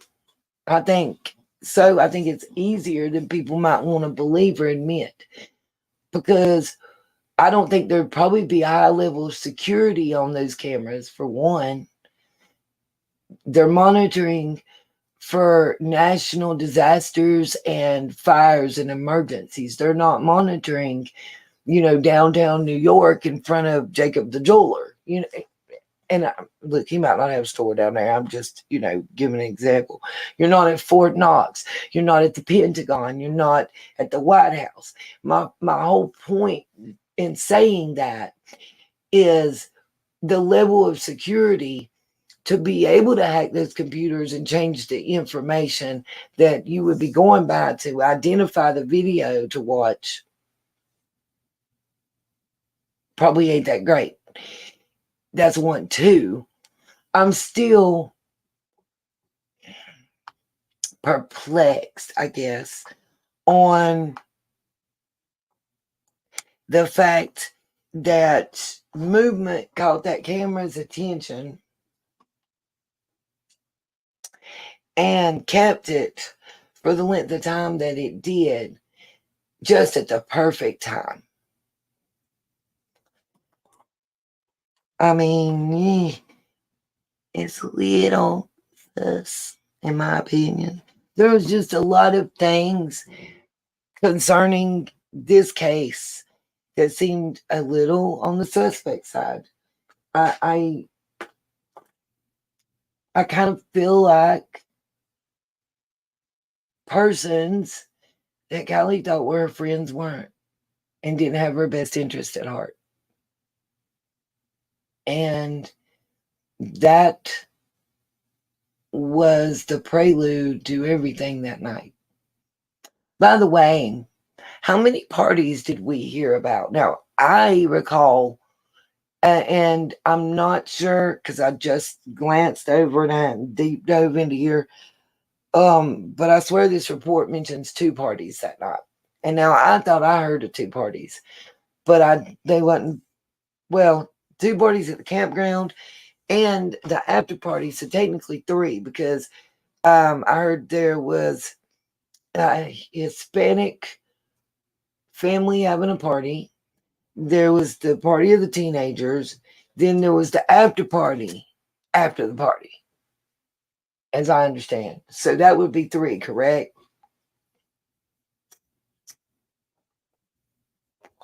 Gossip says 3 as well. It denotes 2 in here, but I'm not sure.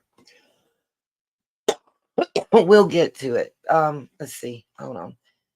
Thank you to ARA for the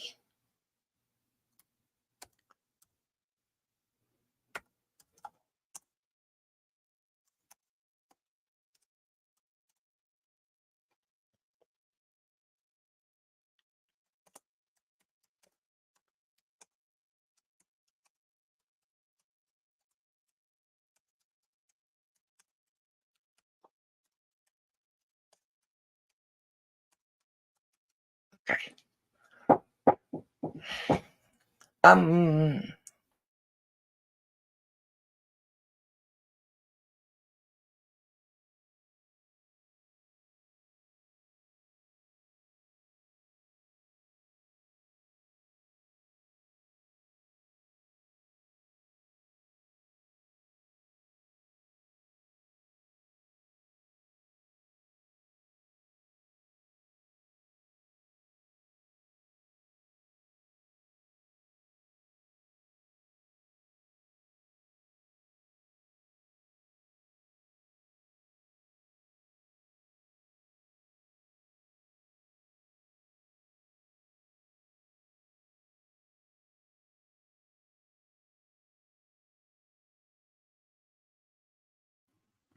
Sorry, you guys. I get a little irritated no matter how many times you tell somebody you're doing something and you're busy and they just keep on.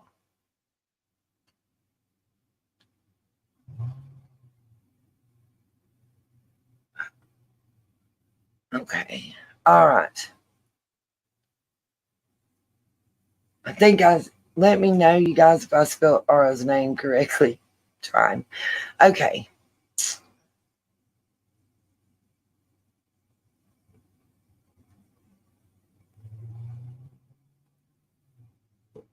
Let's see. Give me 1 second so I can hand this person a lighter.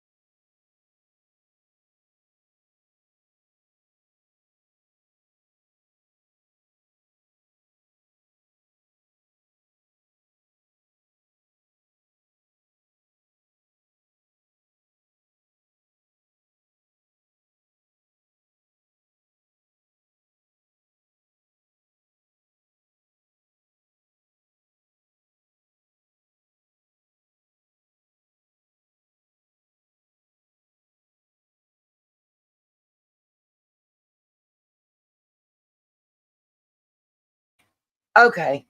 Discombobulated lady is back. Sorry. Let's get into this now. Details. On 8/7/2022 at 4:51 p.m. Eastern Standard Time, blank, blank, date of birth, blank, cell phone number, blank, blank, blank, residential address, blank, called the FBI National Threat Operations Center to report on 8/5/2022 Kylie Mae Rodney, Kylie in parentheses, minor in parentheses, date of birth redacted, cell phone number redacted, went to a party and never returned.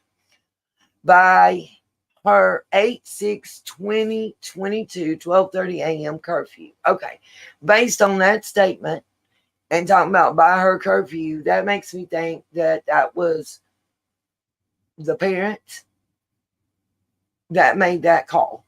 Possibly, or law enforcement relaying what the parent had stated in the call. I hope I haven't lost everybody. I'm so sorry. If one more person is rude and interrupt us, y'all have no idea. I'm very frustrated. I wouldn't be disrespecting other people this way, but anyway. I'll breathe. Okay. Blank provided the following information. See, that's what frustrates me on this, is everything's all blanked out. Blank provided the following information. Well, why can't we know?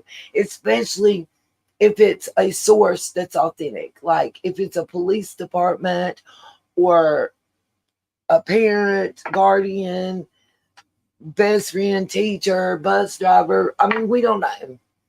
And that's, they just give you enough to tickle your interest and your get your little juices flowing and have questions and not answer them. Why? My philosophy's always been, when you act like you got something to hide, it's because you do. You know what I mean?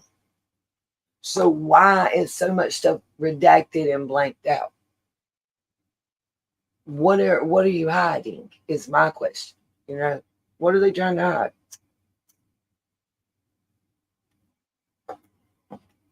Anyway, blank provided the following information. The morning of 8/5/2022 was the last time blank Kylie. That doesn't make sense. Blank Kylie. What's that blank about? I mean, for real. Anyway, Kylie went to the party on 8/5/2022 and was last seen there by friends and classmates. Kylie, blank from this is a blankety blank blank blank redacted. Kylie, and it's a whole sentence redacted after all but her name, and because the next word is different and the D is capitalized, which denotes the beginning of a sentence. It's not a proper name. So basically everything but the word Kylie was redacted from that sentence previous. Different reports blank has heard say Kylie got in her car and drove away by herself, and Kylie walked into the woods. However, blank does not know what is true. Possibly. The end of summer back to school party was in the Prosser Lake area in the woods by the reservoir. The nearest landmark to the area is the Prosser Family Campgrounds off of Highway 89. There were hundreds of minors there from different schools in the area. Okay, we're on to this next page. On the morning of 8/6/2022, blank filed a missing persons report with the Placer County Sheriff's Office. Report number blank. Contact has been Sergeant blank. See, I don't understand that. Why Why is he an undercover officer? Why are we redacting public servants' names? We can get a list of every sergeant that works for the Placer County Sheriff's Office, their whole, previous public service record, their salary and everything. So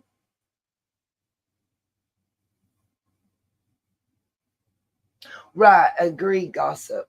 Agreed. Yeah. Anyway, telephone number blank, blank, blank. The Placer County Sheriff's Office has conducted searches, and the California Highway Patrol had a helicopter out searching. The Placer County Sheriff's Office expressed the possibility that Kylie ran away. It says expressed, did not say explored, it says expressed. But blank believes that she must have been kidnapped or is in trouble. It is blank, blank, blank, blank, blank, blank, blank, blank, blank. Did not tell anyone she planned on running away. Did not take anything extra from her room or their home. And has not used her credit card or Apple Pay card. Then we have two paragraphs and blank heard. I'm not sure why we have 2 entire paragraphs redacted. And then it looks like a name. Heard. There was I can't even say that.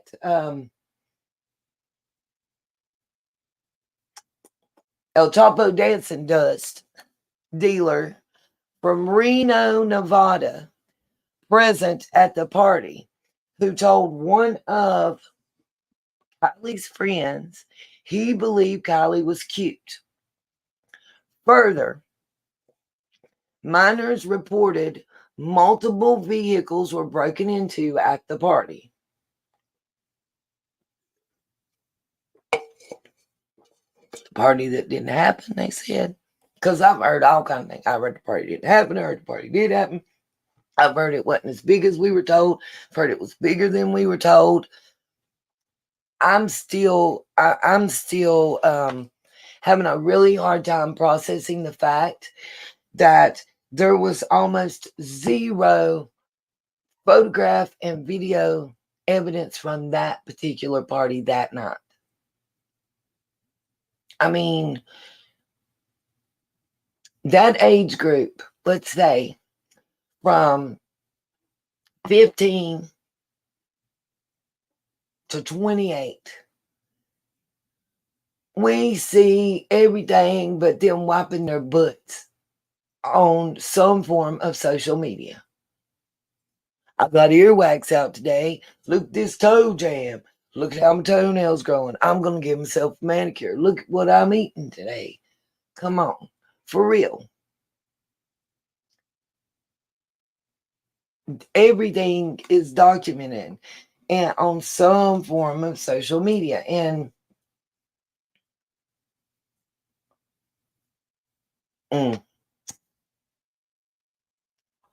I just find it quite suspect that there wasn't more on social media. Of all the number of young people, minors and non-minors, that allegedly were in attendance, we don't even have 10 pictures and videos from that night. Am I the only one that finds that strange? Not to mention the whole sing thing that we'll get into. But anyway, then we have another redacted paragraph. And we go to page 3.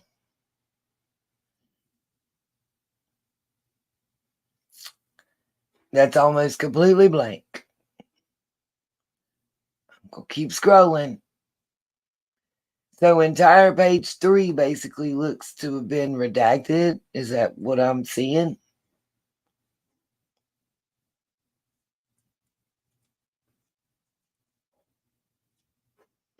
Then we go to the next page. This is why I say that it's more of a summary as opposed to just a list of phone calls and tips and stuff that they got, because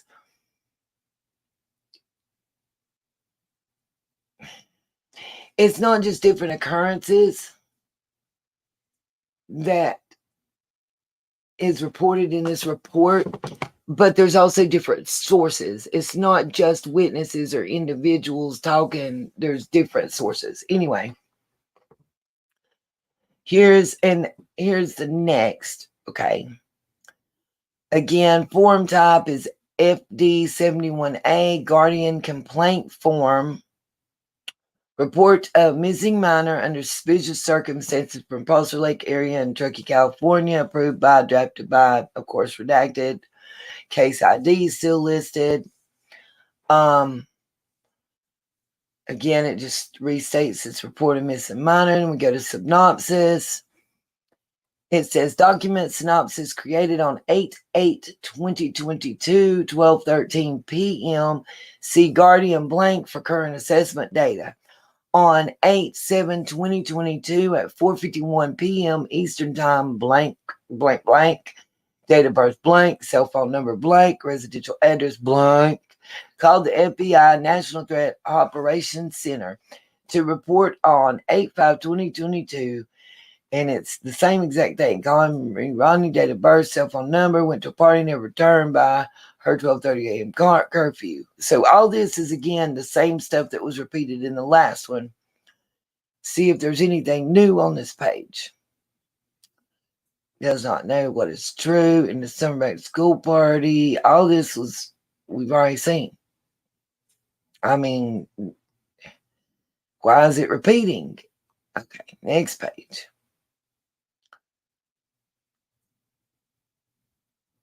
Okay, same page over again, but it's showing that there's 105 pages. We'll just keep going. Okay, hold up. That's different. So it said enclosed are the following items. So, redacted. So all the items that were enclosed are redacted. And here we go. This same blank page again. It's still saying page 3. Here we go. Finally, I'm going to keep scrolling. I'm on page 9 of the PDF file. We are on an incident summary. This is something we haven't seen. And guess what? Everything but our name is redacted. It looks like.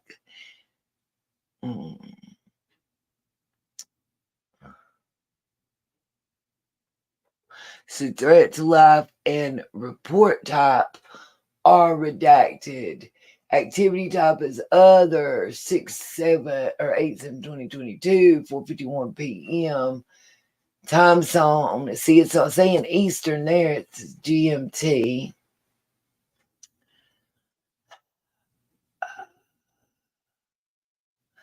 Sacramento field office.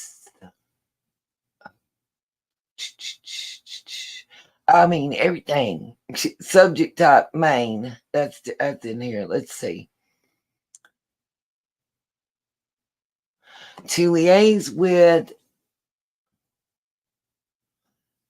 all Fed agencies and other assistance given reported factual basis. Default is the victim minor has been abducted until proven otherwise. Case access is unrestricted. Why not? You redacted everything. At 4:51 Eastern PM time, telephone number, residential address, reported that Kylie was partying, never returned by her curfew. That's all the same thing. It's all the same thing repeated again. Okay. And just a different type font. Helicopter search. Apple Pay card, breaking in at the party.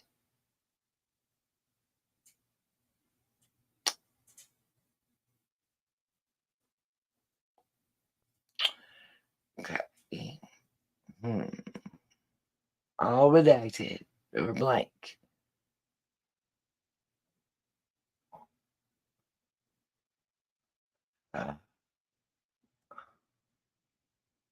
Referrals are blank. Disposition is redacted.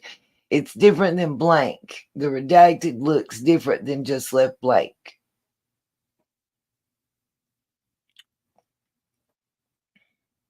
In my opinion.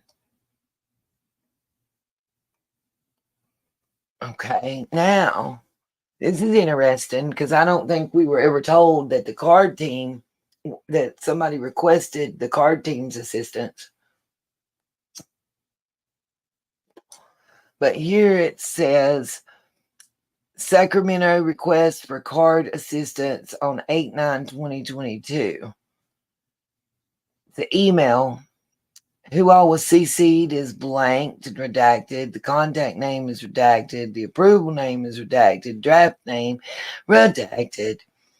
Synopsis: Sacramento request for card assistance. Administrative notes. Reference: tel call between A and SAC blank blank, ASAC blank, SSRA blank, followed by a call between this person and CID SSA blank. Details: on 8/8/22, Ryder briefed the Sacramento ASAC. I don't know what that means. Gotcha. I'm glad it's not just me that can see that. Thank you. Thank you, Gossip. And ASAC on captioned matter. Given the limited facts known at this time, the suspicious aspects which have been reported, and the knowledge that time is of the essence in missing children matters, Ryder recommended SC, and I think that's, what I say that was Sacramento, I guess that's Central Sacramento, California maybe, request card assistance. Blank approved the request for card to deploy to Sacramento, California, NCA 1, South Lake Tahoe, AOR, to provide expertise and assistance to Placer County Sheriff's Office in the Sacramento County, I guess, division in efforts to locate and recover the victim minor. So card team was requested and deployed. That's what I got from that. Upon obtaining SEC CID, SSA, and card, Supervisor blank, passing along SC's formal request for card assistance. And scrolling to the next page, hopefully we won't repeat 47 times. So, blank, blank, open source and offline search response. Again, this looks like to me it's an email of sorts because it has the ability to CC, or it's either electronic communication. It says it at the top, I'll get it right eventually. Now, I want y'all to pay close attention to some things. Because this is one that really caught my eye. I want y'all to check the date. It's going to be 8/10/2022 in the upper right-hand corner. Then from, do y'all see where this is from? Everybody see the from line on this before we go any further. Because I don't recall Las Vegas. I remember Reno, Nevada. But does anybody recall Las Vegas, Nevada, the city of Las Vegas, ever being mentioned as a part of Kylie's case in any way, shape, or form? Because I don't remember. I haven't had a chance to review all my notes and all my information and look over all the videos and stuff that I made and documents. But I can't recall Las Vegas ever being mentioned. I remember Reno. I think a lot of us probably do. But Las Vegas, I don't. And you'll see here, it says from Las Vegas. The contact person is redacted, as well as the approved and drafted. We should be used to that by this report. Unsub.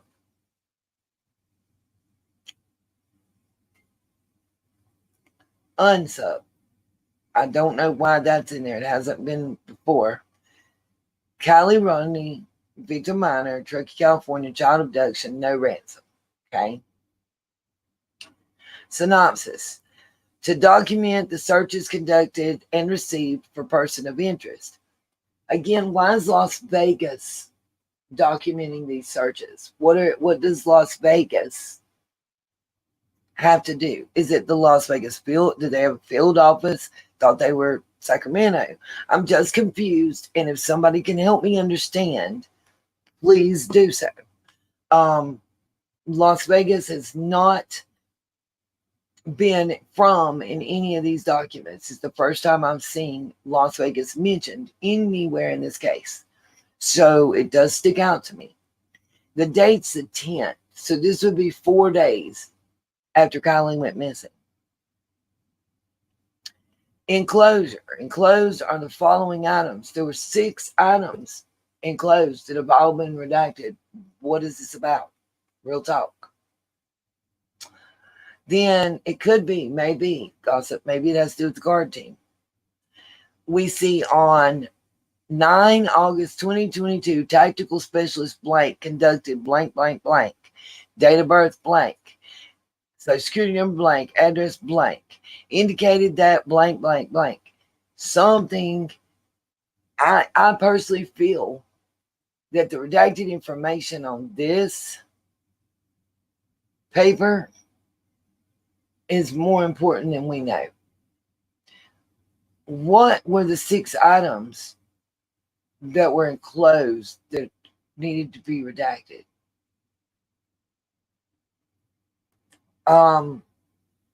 What did this tactical specialist named Jim Bob conduct? And on who?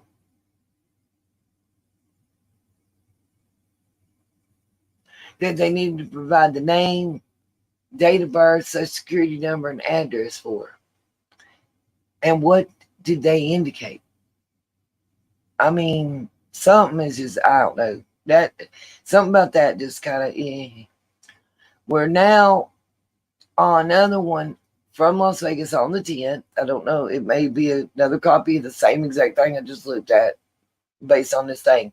But it does say Las Vegas, and then it says LV7, which wasn't present on the last one. And there's an ass ton of blanks again. This is what really piqued my interest. Now, I want y'all to pay attention. Please help me discern something, okay? This is an electronic communication, Federal Bureau of Investigation, okay? The title, LES, is redacted. What does LES stand for? Law enforcement something, I would think. This is from Las Vegas police. I don't know. I honestly don't know. It's on the 10th. What's up, little Dev? Welcome.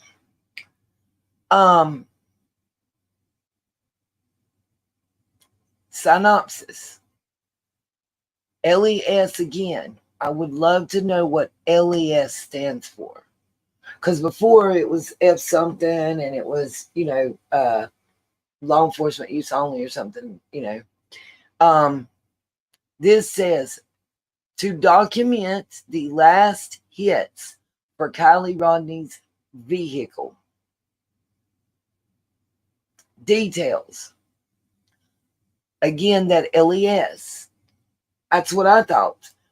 This is from Las Vegas Law Enforcement Services. That's what I'm reading.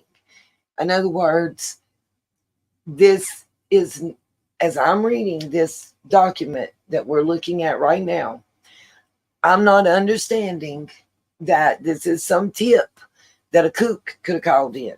This is not some email that was sent in or video or picture that was claimed to be from the night of the party. I'm reading that law enforcement services provided this through their investigation. Okay. And it says the synopsis is to document the last hits for Kylie Rodney's vehicle. Now, I was into this case. And I remember the pings about the cell phone and them talking about possibly even the laptop being tracked. But they never said anything about the vehicle. No low jack, no OnStar, all that wasn't possible, right? So the way I'm reading this, Morning LeBrier, is, you know how they have the cameras that are plate reader cameras? That's where I'm thinking the hits come from on this. If I'm wrong, please tell me. And I get that from what I can read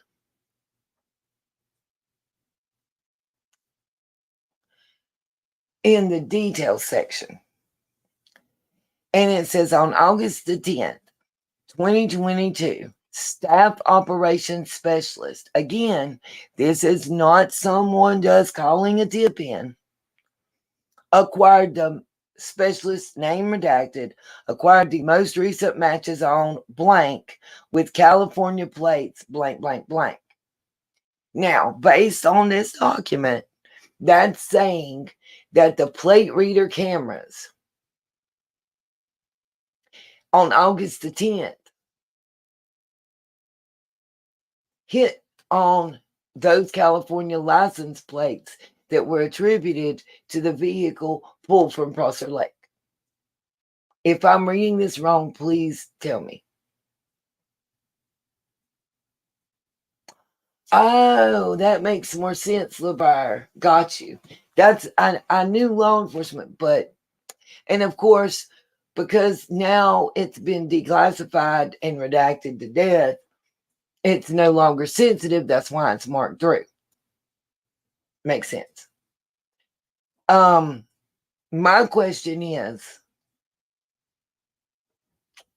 how did staff operations specialist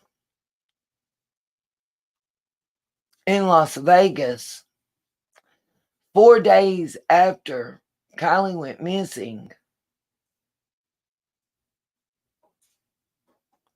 have hits on her vehicle through the plate reader? Right now it's unclassified, so now I guess it's no longer sensitive. I don't know. I'm reading this and I'm trying to decipher and I'm asking questions. And hopefully somebody out there knows or can tell me I'm crazy and I'm not reading this right. As I read this, it's an FBI part of our PDF document, the FBI files.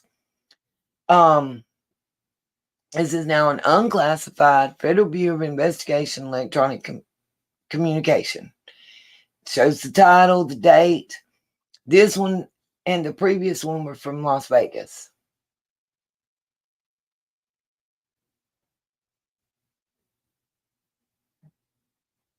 I don't doubt that one, gossip. It gives us the same case ID number that we've been looking at on all these. The synopsis says this is to document the last hits for Kylie Rodney's vehicle. And I was trying to figure out, when I first read this and I just glanced through this report, I was like, she didn't have a low jack. OnStar was never activated. What kind of hits? And now reading this, I know there's plate readers, and that's how they, you write your ticket for running a stoplight or speeding or whatever triggers it. And as I understand, the plate readers are like, for lack of a better way to put it, kind of motion sensor triggered cameras. So on August the 10th, he acquired the most recent matches on blank with blank California plates. Does that mean that there was a hit on August the 10th, or that's just the date that he acquired the data? See, I don't know that is actually clarified. Maybe on down. Let's see. I'm trying to be open-minded and not do. Well, here we go. Redaction Central. Rodney blank redacted. Whatever this is redacted to death.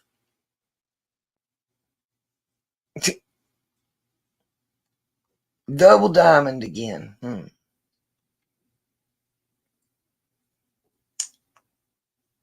Okay.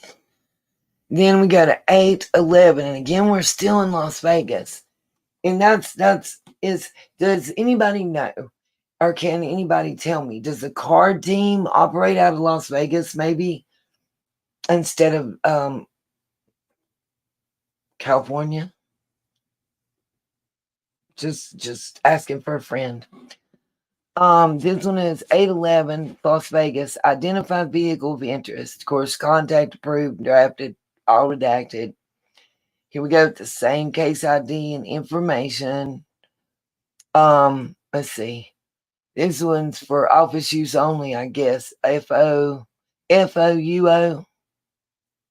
We got LES at the top, and then we got FOUO down here. So, Synopsis. To document a suspicious Audi belonging to blank blank. Name redacted, I would say. Details. On August the 9th, 2022, Northern Nevada Safe Streets Task Force, NNSSTF, received intelligence that an individual named redacted was identified as a person of interest to be interviewed. Name redacted on Instagram redacted has a photo of a redacted. Upon running checks for the search party in redacted, a similar vehicle appeared bearing the California license plate, of course, redacted. Okay, makes sense, gossip.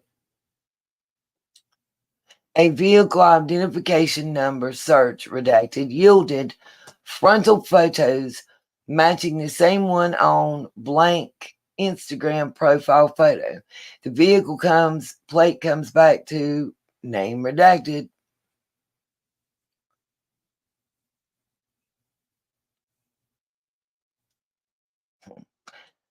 Okay, so identification of blank, CC blank. Now, this is why I ask about the Las Vegas, because look,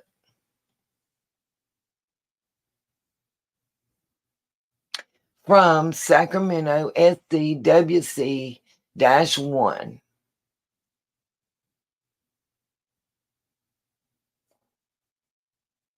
That's why I ask about the Las Vegas. Okay. Anyway, all this is redacted.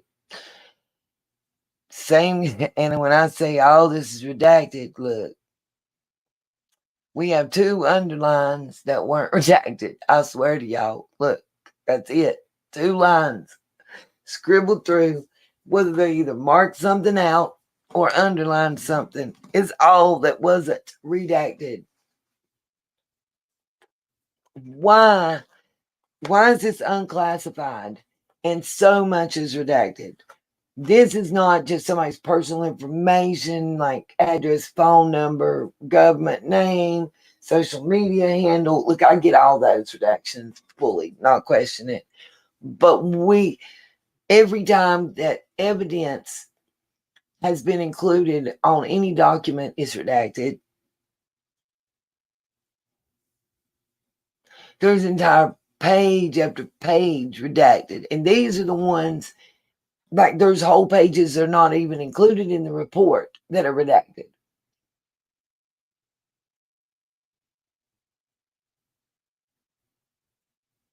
I absolutely will, gossip.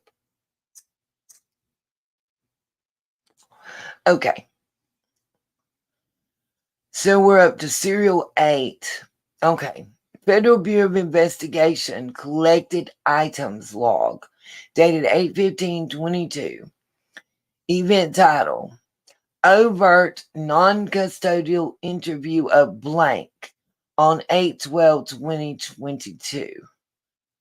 All the normal stuff's redacted. Case ID and unsub information. Details. Overt non-custodial interview of blank on 8/12/2022. Collected from overt non-custodial interview of blank on 8/12/2022. Receipt given, no. Holding office, Sacramento. Item type description. Overt non-custodial interview of blank on 8/12/2022. Collected on 8/12/2022, 12:45 p.m. EDT. ELSUR evidence type. Interview non-custodial overt. I don't know what ELSUR stands for. Anybody that knows, please tell me.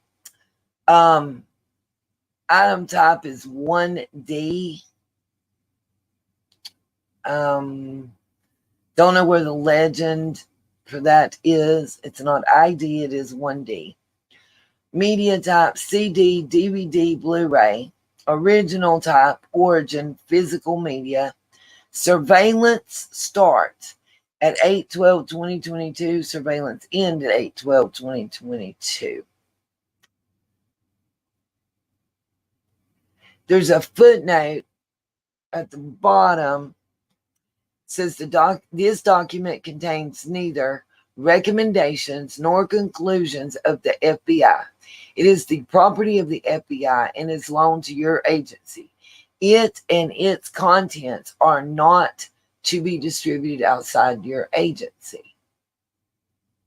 That's what I thought, LeBron. So this was an inter-office document originally, the serial 8. Now let's go to serial 9. It's an import form. Form type FD-71A-Guardian Complaint Form 8/15/2022. Title NTOC 2022 E-tip. So this is, I'm taking an electronic tip, the way it's E-tip. Potential information on missing person, Kylie Rodney, case number, approved by, drafted by, as redacted. Case information is the same. Synopsis. Document synopsis. Created on 8/15/2022, 2:36 p.m. C Guardian blank for current assessment data. On 8/13/2022 at 1:59 a.m. Eastern Time, blank date of birth, blank cellular telephone number, blank email account, blank other address, New York. It says NY. I'm guessing that means New York. Internet protocol IP address, blank, which resolves to Cambridge, Massachusetts 02138. Submitted an online tip to the FBI National Threat Operations Center via tips.fbi.gov regarding information on missing person Kylie Rodney. Date submitted 8/13/2022, 1:59:30 a.m. Eastern Standard Time. There's a transaction number which is redacted. Violation is other. Emergency false. Threat to life false. Submitted text. So I'm assuming they're saying this was a false claim with all those falses. If I'm incorrect, please educate me. I'm open and willing to learn. Okay. Submitted text. Just tried using the Pacer County email address on the missing Kylie Rodney case, and the email doesn't work. And this FBI site is not helpful. Violation questions. What was the exact crime that occurred? How is anyone able to submit any info on Kylie Rodney? When did the crime incident occur? Please provide an approximate date and time. How is anyone able to submit any info on Kylie Rodney? It's just repeating it like annoying. God, annoying. Okay.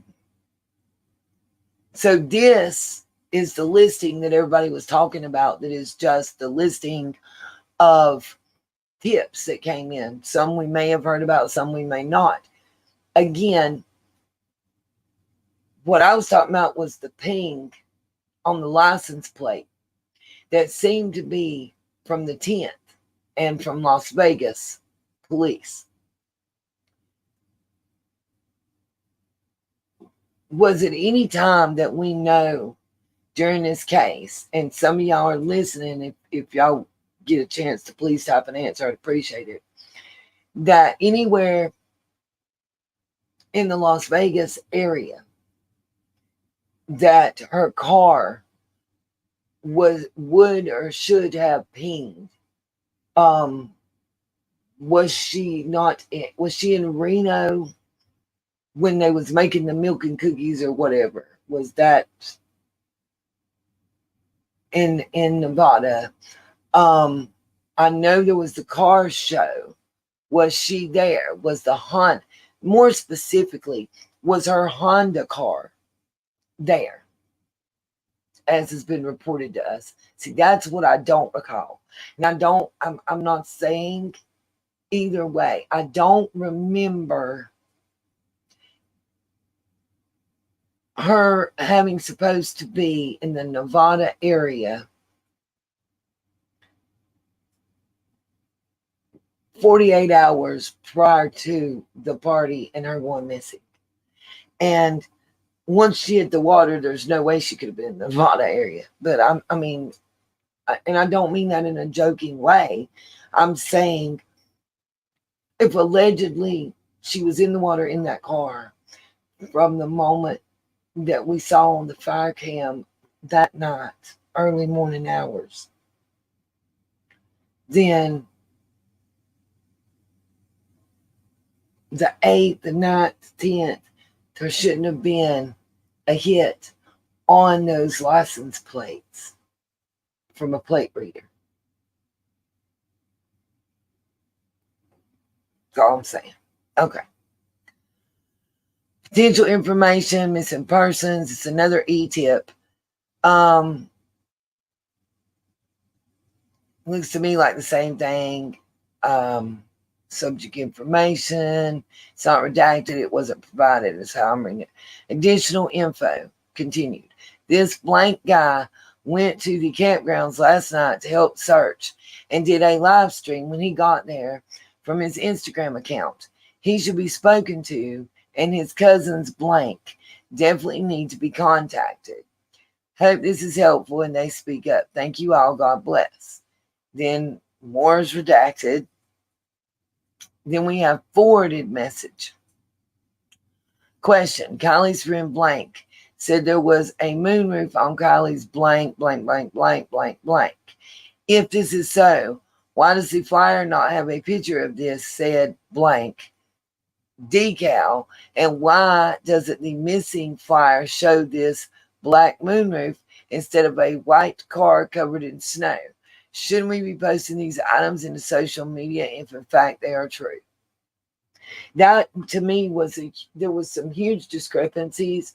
Wheels, some possible body damage, the stickers that was supposed to be on the car, the sun moon roof fiasco, and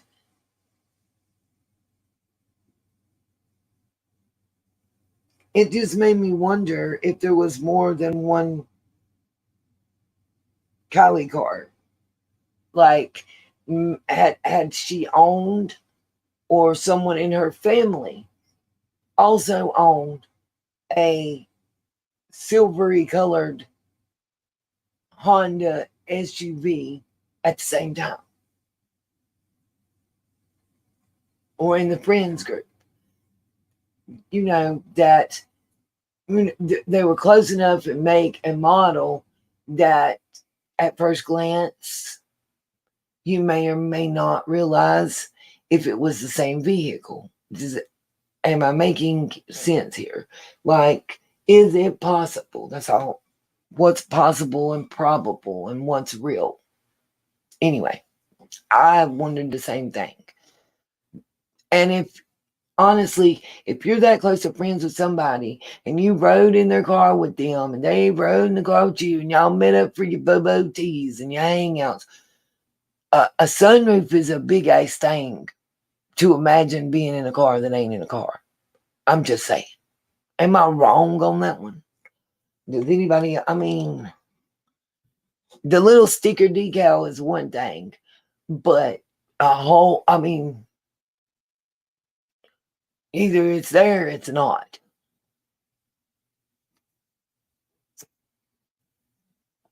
I mean, I don't know. I've never owned a Honda. I think it was a Passport maybe or whatever. I've never owned one of those. Several SUVs I've ridden in, owned, had a family member that owned, whatever. You definitely can tell the Tahoe that my child had as opposed to Mama's Nissan, night and day on the one with the sunroof and the one without moonroof, whatever you want to call it. The whole roof looks different. Whether you got the little piece of carpet stuff slid forward and covering the glass or not. And if you got that open, sun don't shine through a solid roof, period. The moon don't either. That's all I'm saying. Okay, next page, serial 9. Another E-tip on the case. Blank also said she spoke to someone at the party who was from Sacramento. She also debunked a story about a person who spotted a topless girl running from blank in Sacramento. Was this story actually debunked? Seems like blank is the only one with details. Well, when we find blank, we'll have all the answers because, honey, as many blanks as they in, if we find blank, blank knows everything. Okay. The only other person who said they know 2 adults that saw Kylie at the party that I have heard of were a guy named blank blank and streamed live yesterday on Instagram, aka blank on Instagram.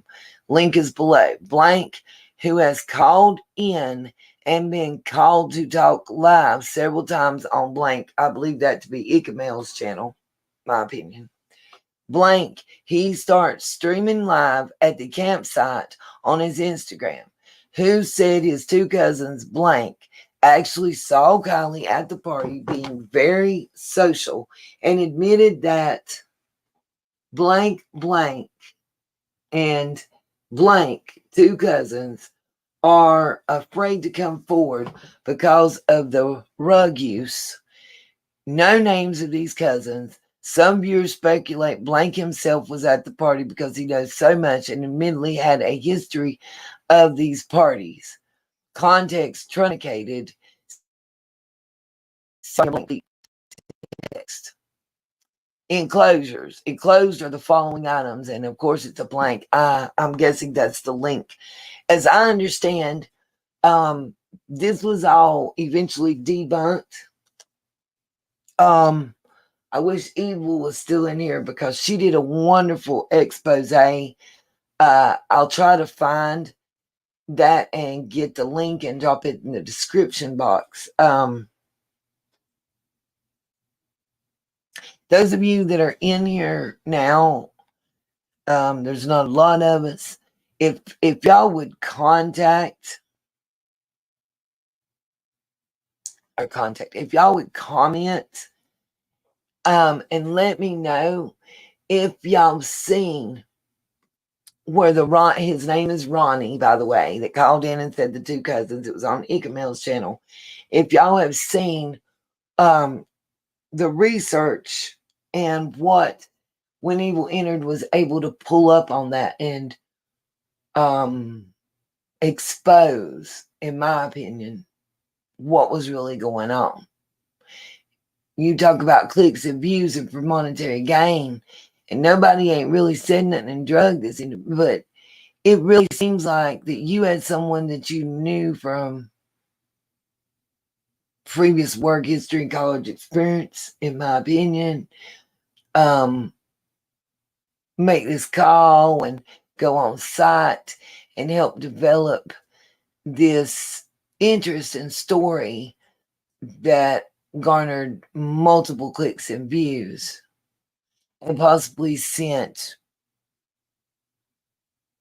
law enforcement entities and media in the wrong direction, delaying the action on this case and wasting resources and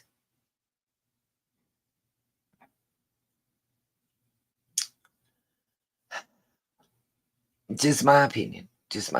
Sorry.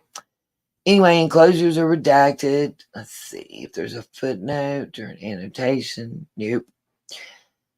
Okay. All right. This is an incident summary that was generated on 8/15.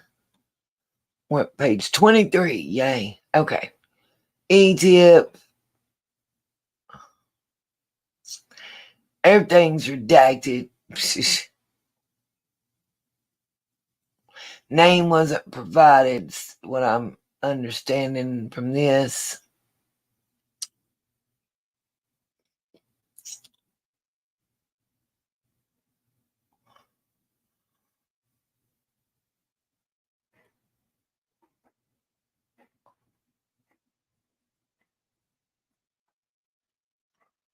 Seeing if this ain't the same stuff we just read over. And it is. It's just a, looks like a form that they're required. It's okay, Miss Justice. You're fine, darling. Thank you for being here. Peace, love, and light. Get some rest, and I'll see you another night.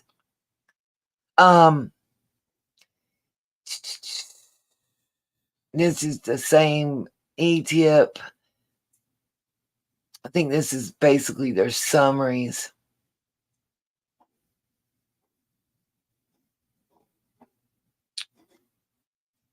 And the way they do inter-office transmissions, basically.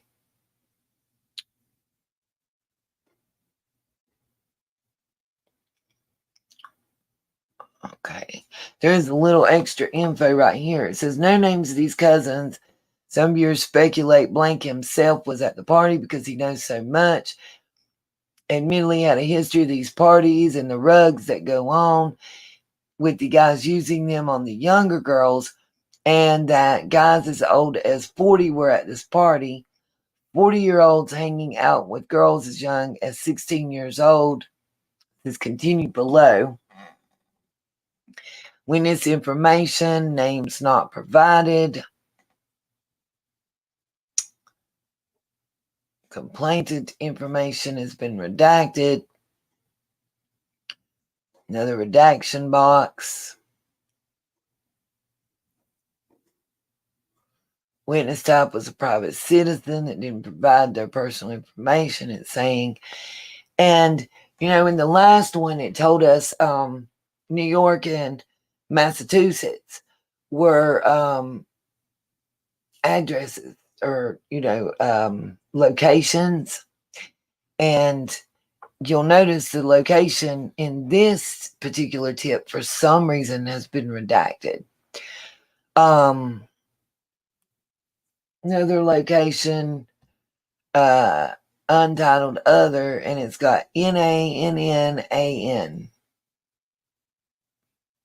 It's not applicable. Attachments have been redacted. Investigation notes have also been redacted. That span 2 pages. Wow. Referrals have been redacted. And the disposition, which is investigation type, has been redacted. I mean, wouldn't that be missing persons case? I wonder. To me, that's odd that that's redacted. Then we've got disposition redacted, associated case number, and we've got this, the 7CSC that we've had since the beginning, and a big redaction block once again, and a blank page, and on to the next page. This one is serial 10, import form, guardian complaint form. See if it's the same one we've already seen. Oh, this is about the 4chan thread. It's kind of weird. Y'all, I got to take a potty break real quick. Good night, Miss Justice, if you're still here and hearing me. Thank you so much. LeBrier, Gossip, thank y'all for being here. I am going to continue as long as I can till I make it through this. Most of the pages we're going to get through pretty quickly. Probably won't get through Proposition 2025 today. That's going to just be another live stream later this afternoon after I take a short nap. All right, guys, give me just a moment. I'm really hungry. I'm going to grab a sandwich and be right back. I can just throw bologna on bread. I'll be right back. I'm going to leave this up from the synopsis and so y'all can see where we're at. Anybody that's got any thoughts or questions, please put them in the chat at this time. It'd be greatly appreciated. Again, thank you to Ara. $3 super sticker, and so far she is the live stream sponsor today because that's the largest donation that we've had, the only donation that we've had at this time. So yeah, again, just thank her for that. Appreciate you greatly. Got the thank you banner running. Swap it off real quick.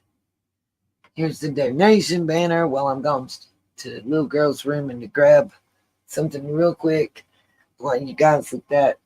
I gotta give my eyes a rest. My head's busting and I'm hoping to put a little something on my stomach. It might help and continue to go over this document because there's a couple other things coming up. I don't hold a lot of stock in these e-tips. We might can glean a little bit of information here and there, but so far, two main things really stick out to me. Again, the 10th, that report from the operation systems analyst on the plate reader, picking up that plate in what seems to be the Las Vegas, Nevada area. That really sticks out to me. Then there's the other tactical report that's redacted with a whole lot of personal information on somebody they were really hardcore kind of looking at. Here's my thing. Let's take these e-tips to the left for a moment. How many of us knew the card team was called in from the beginning in there? I didn't. It wasn't really told, in my opinion. That's one. Two, for everything that seemed like they were just searching and it was almost like a party per se, and teens get together and tell everything you know. We got adults there and we'll cycle through it, turn the tips in.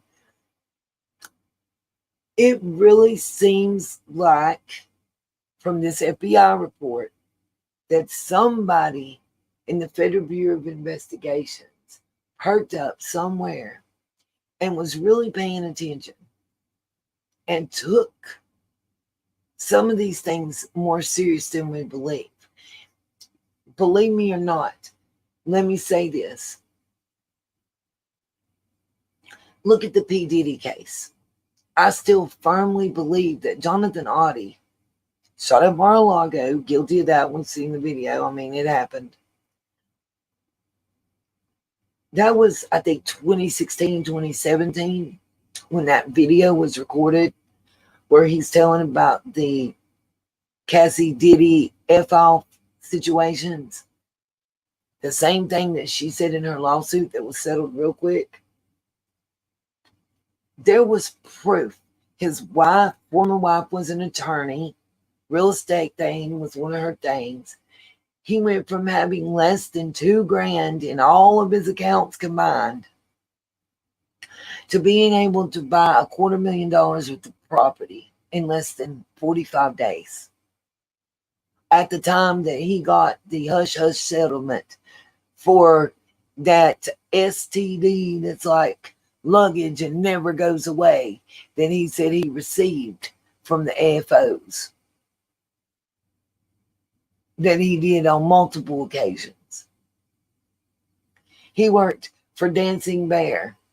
There's a whole lot of information on that Floridian company and officials that were caught up using it that had nothing to do with that. It just verifies and substantiates. I think that the investigation on Mr. Diddy Love started way back then.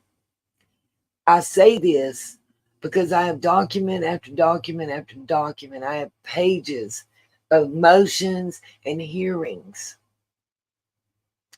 that Mr. Audie's appeared at in the beginning. But very short term, in less than 30 days, as I can tell, his legal counsel has appeared for him. Now, whether you have a court-appointed attorney, one you paid for, whatever, if he had been unalived in any way, shape, or form, natural causes, whatever, like has been reported by multiple,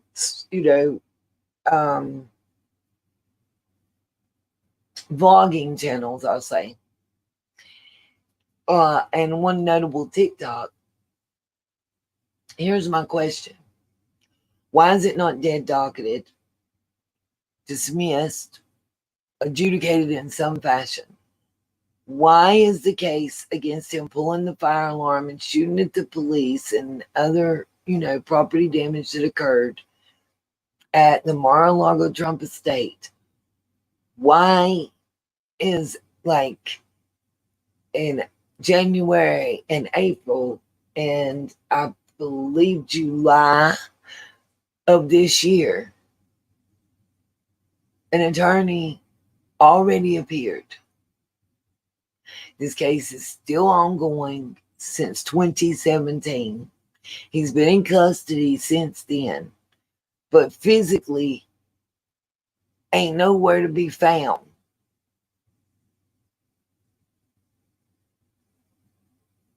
Can you say key corroborating witness, protection until takes a stand, possibly even afterwards? I think a lot of people forget something about Diddy. He ain't just some joke in the music industry. His daddy, Melvin, had two very influential people in the world where you push your nose to the left. One of which was the gentleman that the movie American Gangster was made about. I've seen an interview that he did where he said that Diddy's daddy, Melvin, brought him over every day and hung out for 2 to 4 hours or more daily from the ages of like 2 or 3 years old up until the daddy was unalived. And sometimes after that, because Auntie dropped him off there to chill or came with or whatever. I say that because just like everybody says that the old Jip, gotta be careful because she's striking mugs left and right. Even she said that she's a very good liar. Her mother taught her well. And I believe her when she says that. It makes sense. If her mom had been a cake crafter or a sewing artist, she'd be very good at one of the two of them, most likely, because she would have been taught well. Perspective. I say that to tie in the fact that whether people want to acknowledge or admit or even think about it or not, if you grow up thinking Frank Lucas is cool from the age of 2 or 3 on, and listening to how him and his buddies handle situations, how they make money, and how they do things, and then you grow up and you need to handle situations, are you going to move the way that you were taught to move, the way that those people you looked up to talked about and said they moved, or are you going to move a different way? We've heard multiple reports over the years. I mean, I have, going back to the mid to late 90s, of henchmen, physical force, to get the point across and such. Where do you think that's a learned behavior, and where do you think it was learned? I say that because no matter what case we're talking about and discussing, there's going to be familial and environmental situations that influence the way that someone acts or reacts to any given situation. And I think part of discernment of truth, discernment of where the person's coming from and going to, and how they gonna get there, part of that is knowing certain familial, environmental, and even DNA, I guess, links. I mean, if somebody lives on a farm their entire life and somebody else lives in a condo their entire life, I'm not going to expect that person inside a condo to know how to plant corn and cabbage and jump on a horse, or how to operate a plow or a tractor. But their counterpart that grew up on the farm, I would expect to do that. It's just, that's kind of what I'm saying. But anyway, everybody take a 2.5 to 3 minute break for the potty time. And we're going to reconvene in 2.5 to 3 minutes or less. And we're going to knock this out. There are a lot of redacted pages. Like literally, the 105-page PDF file has 90 something redacted pages. So we got to be close to being done. All right, guys. I'll be right back.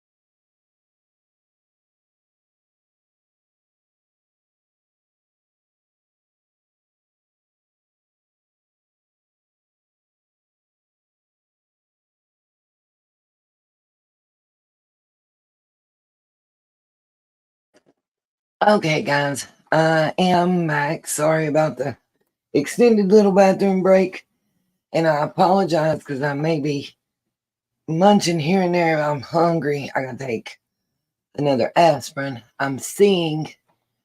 I thought I have a screen reader. Oh, I'm on the wrong. Hold on. Let me try it this way. Maybe it's up here. Swear there's a thing that I can get and it'll read.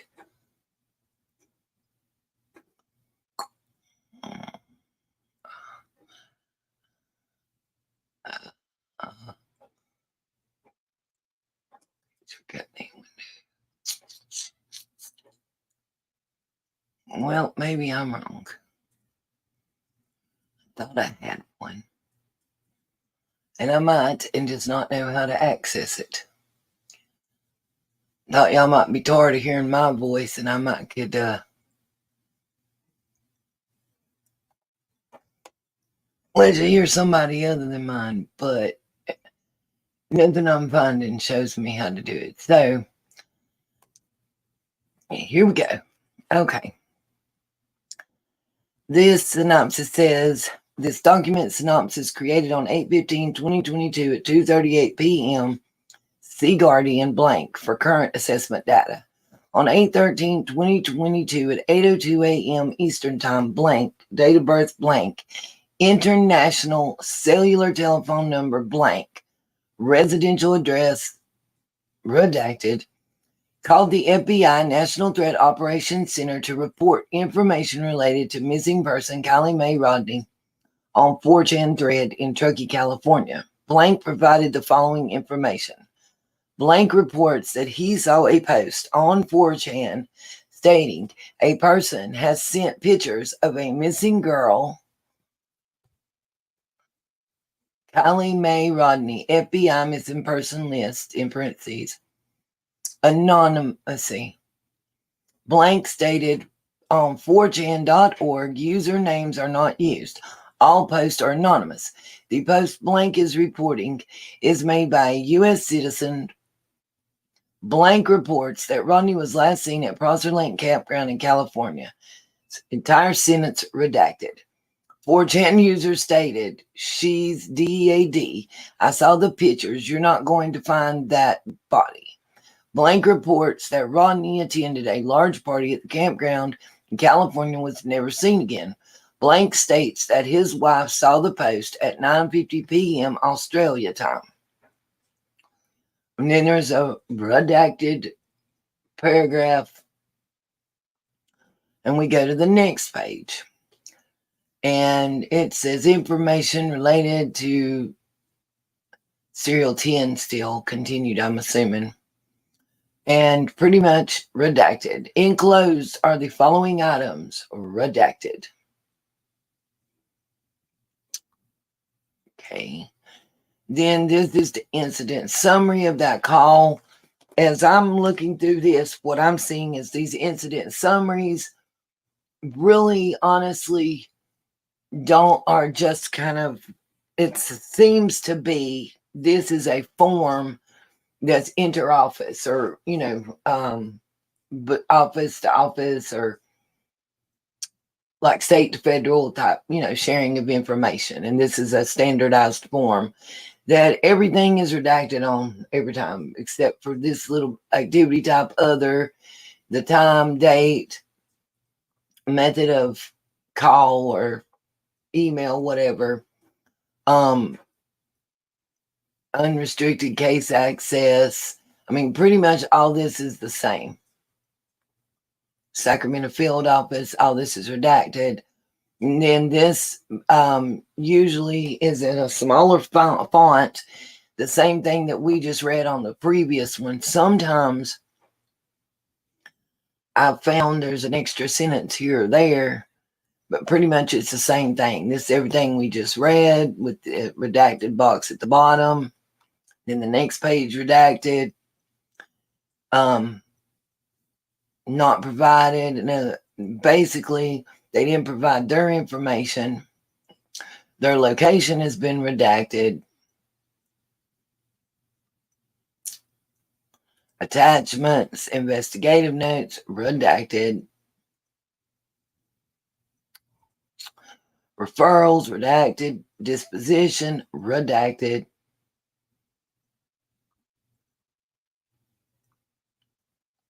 Told you we kind of going through fast because it's all redacted.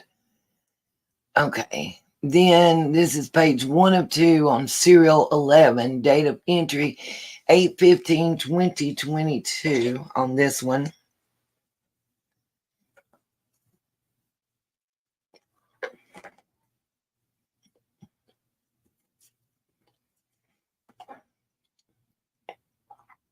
I'm trying to figure out what's MACE tip. If anybody knows, let me know.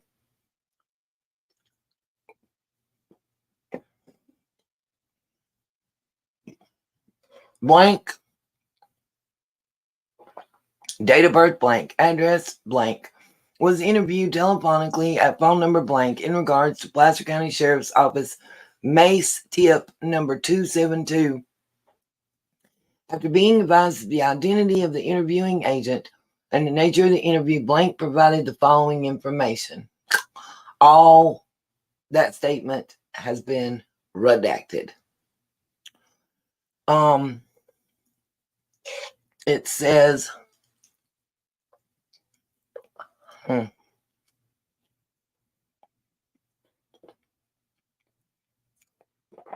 investigation on 8/11/2022 at Chico, California, United States phone.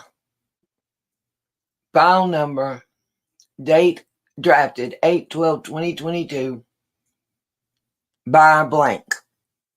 I find it odd that the law enforcement personnel involved in the case from all genres has been redacted. Supervisors, FBI, Placer County, everybody's redacted.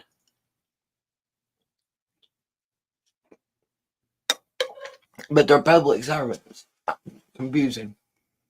It says this document contains the recommendations nor conclusions of the FBI. It is the property of the FBI and is loaned to your agency. It and its contents are not to be distributed outside of the agency. Well, good luck with that one. Okay. All right. Serial 12, this is 1 of 2. It says FBI, date of entry 8/15/2022. Let's see.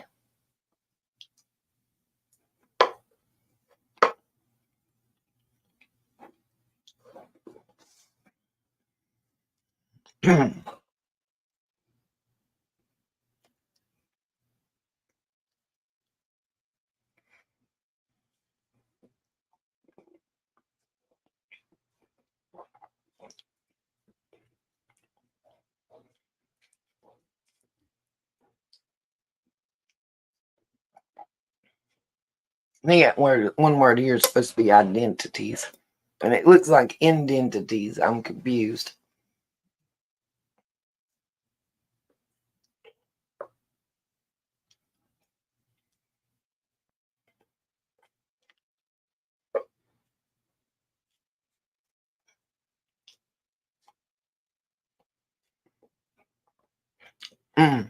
Okay, this one's a little interesting, you guys.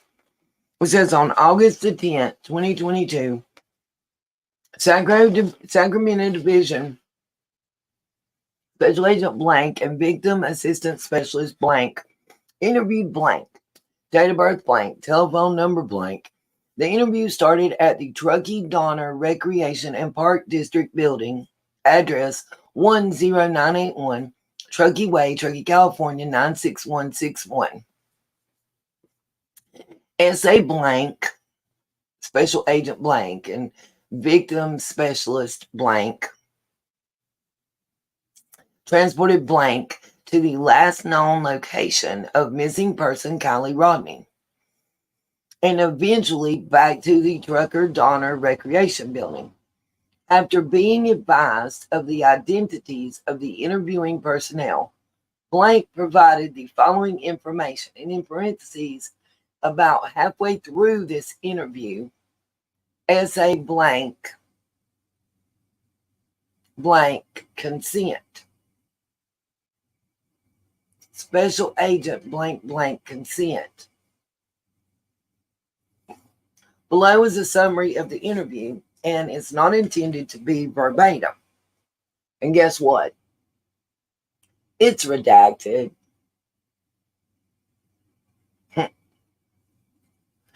But it does say here at the bottom, it was on the 8/10, Truckee, California, in person. Blank interview notes and pictures on August 10th, 2022.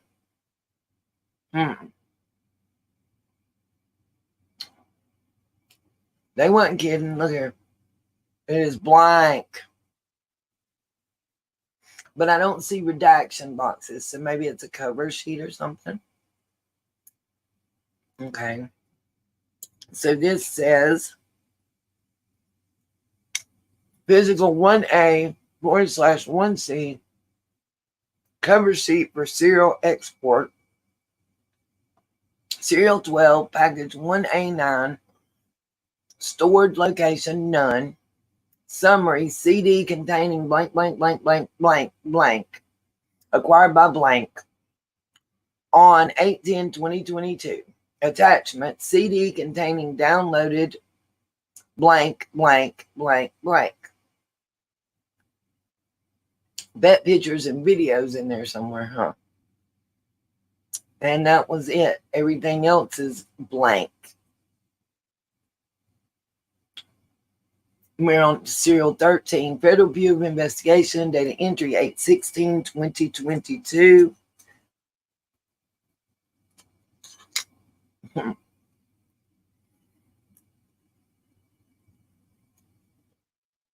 Says special agent and assistant special agent in charge attempted to locate blank. Everything under that is redacted. Notes were included as attachments. We didn't see those. 8/12/2022, Truckee, California. Whatever this was done by phone. Serial 14. 8/17/2022.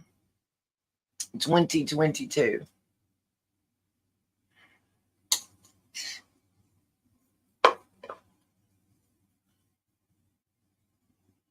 going to mute for 1 second and finish my last bite of toast.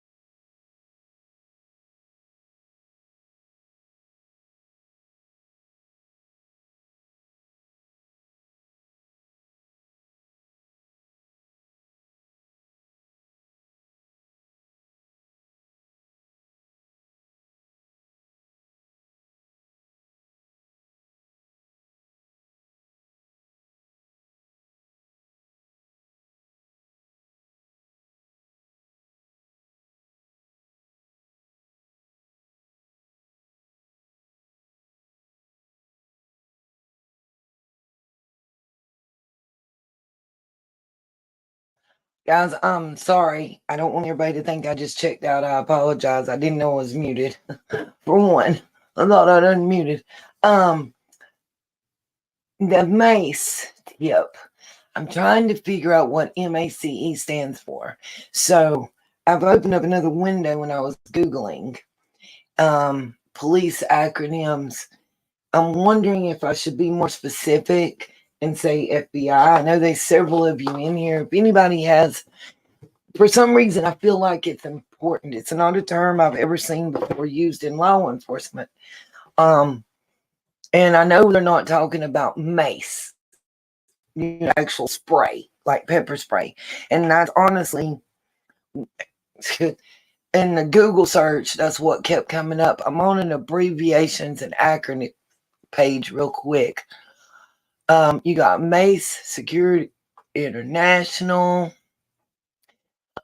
Mid-America Commodity Exchange, College Engineering, Compatibility, Models and Counter Examples.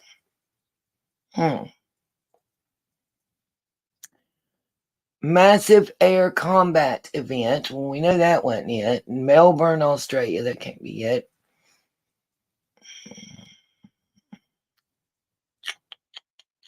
Michelangelo Creative Enterprises.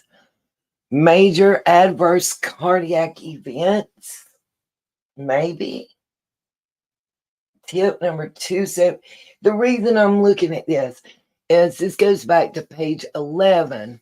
It says, and it is involving MACE tip 272.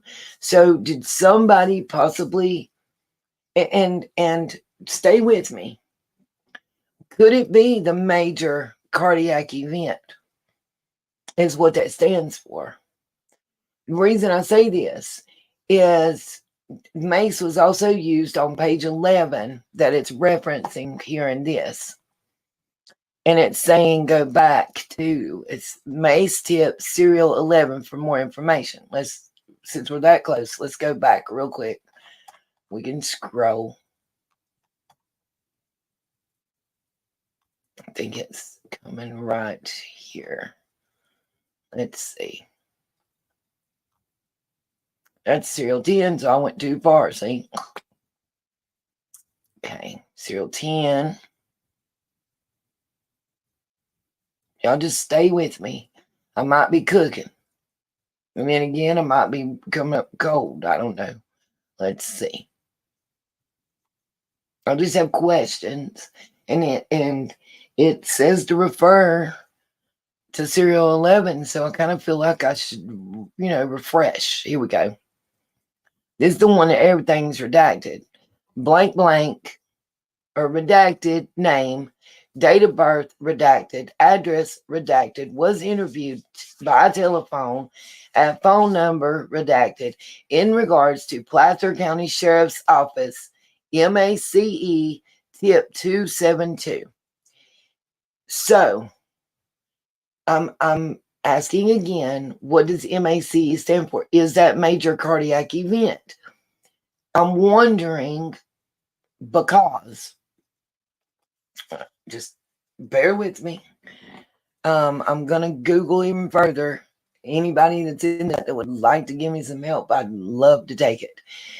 Tip 272. After being advised of the identity of the interviewing agent and the nature of the interview, blank provided the following information. So once the special agent said, hey, this is so-and-so from police department, I'm interviewing you based on this tip about this missing persons case involving Kylie Rodney, and whatever they said is all redacted. I wanted to go back and show that simply because, and it was 8/11/2022 in Chico, California. Where is Chico, California in relation to Placer? Does anybody know? Let's Google real quick.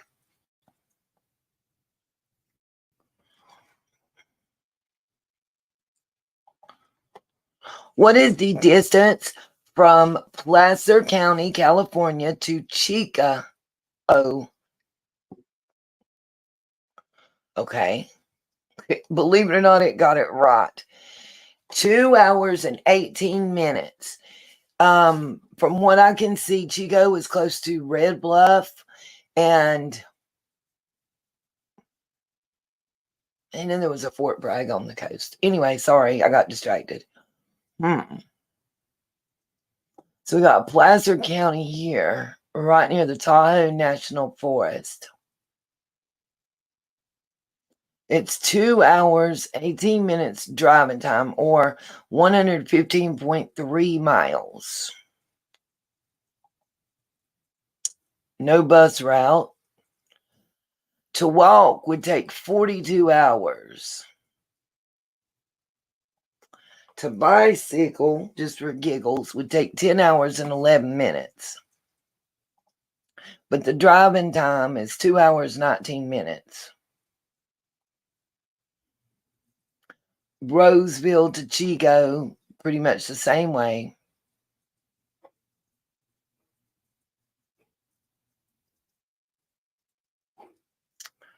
Just checking something. See him.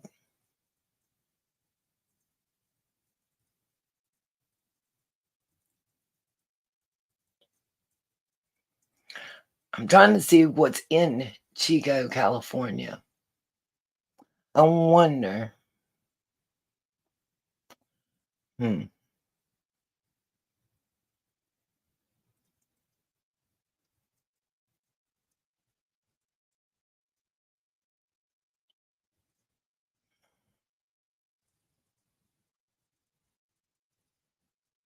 Wish there was somebody in the chat that knew more about the geographical area.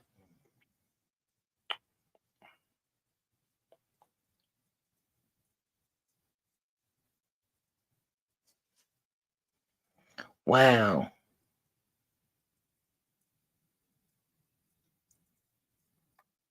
Wow. Wait a minute.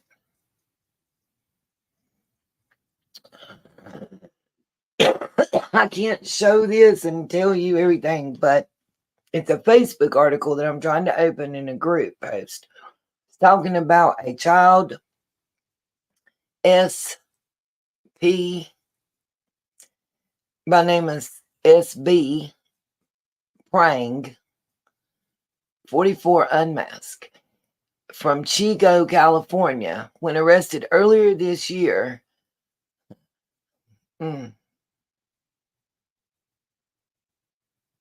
For getting a Placer County girl. Oh. I'm going to open it and see what I can find.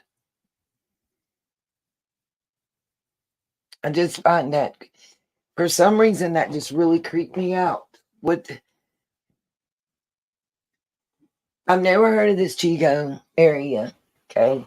And I Google and scroll down, just Googling distance. And what do I find? But someone who is a SEXUAL predator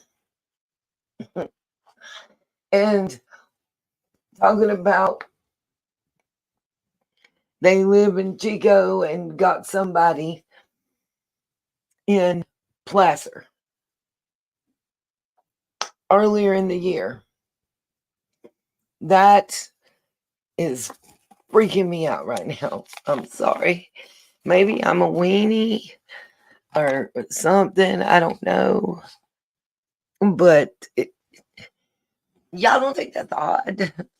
I wish someone in the chat was chatting. Y'all asleep. Oh, come on. Hold on. Okay, not a new message. Sorry. Okay.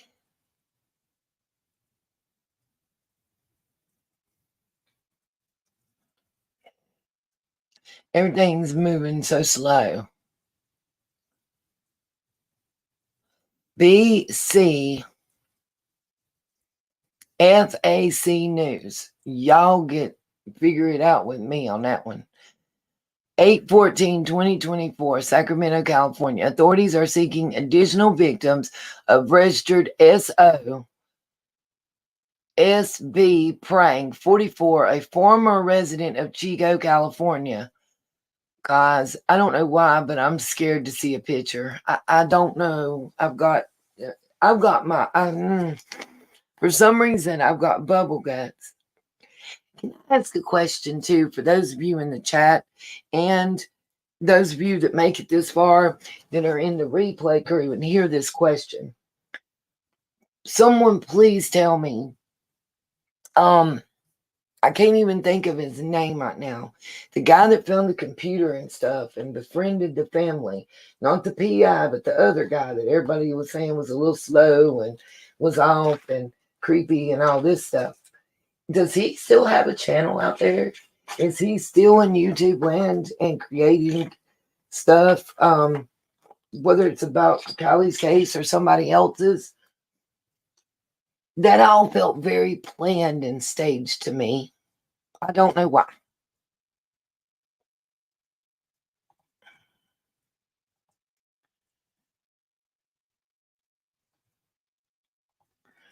Why is it not letting me load stuff?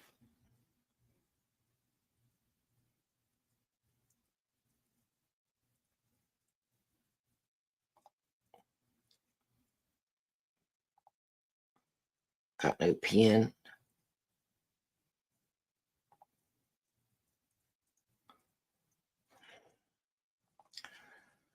Let's see.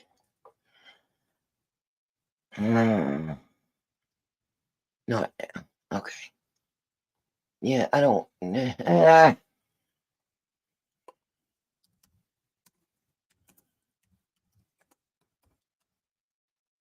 don't want this person that sent me the message through Facebook Messenger to think I'm ignoring them, but it's not allowing me to load messages. Anyway, let's see. I want to read the rest of this. When arrested earlier this year, Prang was found to be in possession of thousands of SA videos of infants and children, to include videos he produced of himself as Ang, a 7-year-old Placer County girl while on parole. Wow.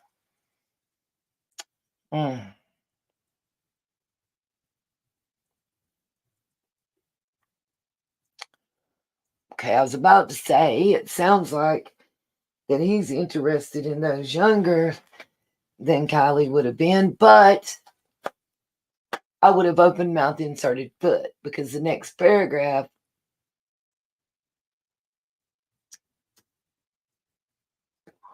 y'all, I might need a second here.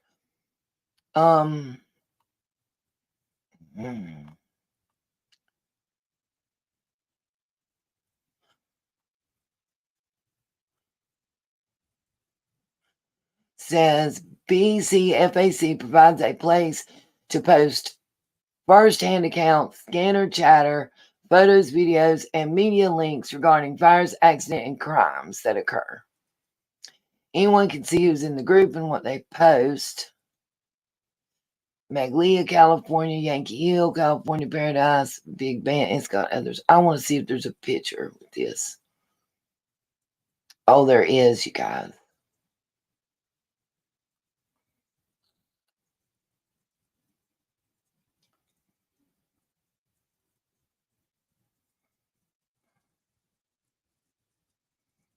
Okay. I want to read something here. In February, Prang, 44, was shopping for a promise ring and purchased one for a 15-year-old girl in Rancho Cordova, according to SCSO, Sacramento County Sheriff's Office, maybe. Jewelry store clerk observed the behavior between him and the girl and felt it suspicious, called law enforcement. Upon arrival to the scene, law enforcement learned that he was a convicted SO who was out of compliance with the registration and had a warrant out for his arrest for absconding from parole. He is a Tier 3 SO, which is the highest risk category for the most serious crimes. He has multiple prior arrests from absconding from parole, including fleeing the state, and multiple arrests for being in possession of child SA materials. Deputies said a search of his possessions led to the discovery of thousands of SA videos involving infants and children. That bastard. If I'm not muted, I guess y'all heard me under my breath. He was arrested and booked into Sacramento County Main Jail, where he remains ineligible for bail. Too bad. No. During a follow-up investigation, detectives said they discovered while he was out on parole, produced additional videos of himself SAing a 7-year-old girl from Placer County. He was also in communication with multiple children across California, including Sacramento County, Merced County, Placer County, and San Luis Obispo County, according to SCSO. In addition, deputies said an 11-year-old girl was identified out of the state of Georgia. He was charged with digital of a child, 10 years and under, oral, 10 years and under, lewd and lascivious acts with a child under the age of 14, possession and production of child P, numerous additional S crimes against children. He is believed to have stayed with numerous families and had access to multiple children in California's Sacramento, Placer, and Butte County areas. He also has ties to Jefferson County, Kentucky, Snohomish County in Washington, Ingham County in Michigan, the SCSO said. Detectives are seeking the public's assistance in locating any possible victims that he may have contacted. Anyone with relevant information, and it's got tips and whatnot. And there's a picture, and I'm going to be real with y'all. I'm not showing it right now because this is not an official source. I don't see an actual sheriff's report. It's someone typed all this up. And it does have a picture. I have not seen this individual anywhere involved in the Rodney case. I did look because Placer County was mentioned, 15-year-old. Kylie was 17. That's not that far apart, And it also ties in both of the counties that were mentioned and under this MACE thing that I can't seem to figure out what stands for. I got one more way that I want to try and search.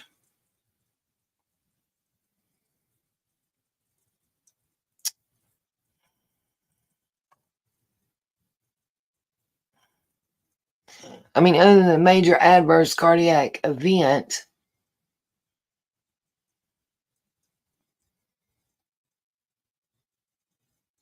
I can't believe there's so many options. But other than the major adverse cardiac event, I mean, what about metro area crime elimination? That's the only other one I found that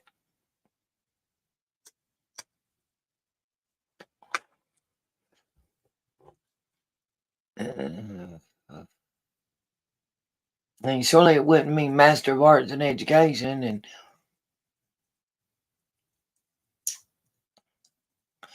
major adverse cardiovascular events. I mean, okay, let's see. Go back to my search page real quick. I want to edit my search real quick. And it keeps, let's see. Let's take law enforcement terms out.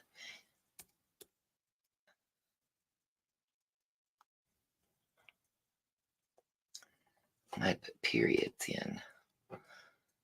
That keeps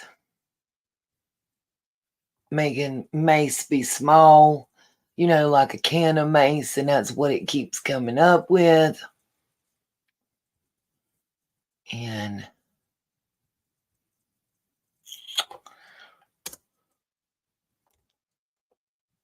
let's do FBI. FBI investigation. Okay, it's coming up with major adverse cardiovascular events. When I type in, here we go. Okay.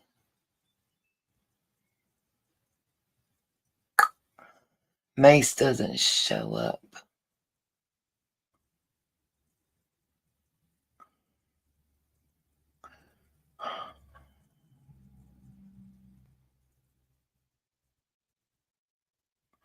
Okay.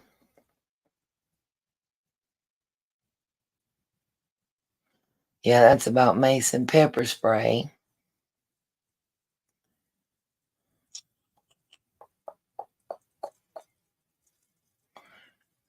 Yeah, everything I'm getting, and it is important. Let me say why that it's important. The reason what mace means is important, and I believe that it's quite possible that it is,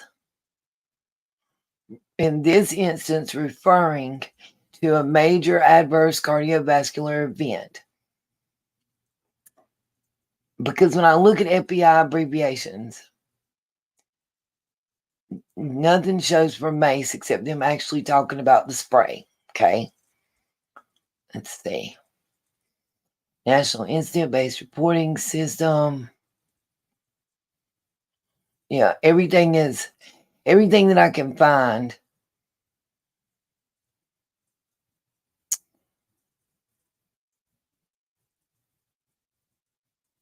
He refers to Nancy Mace.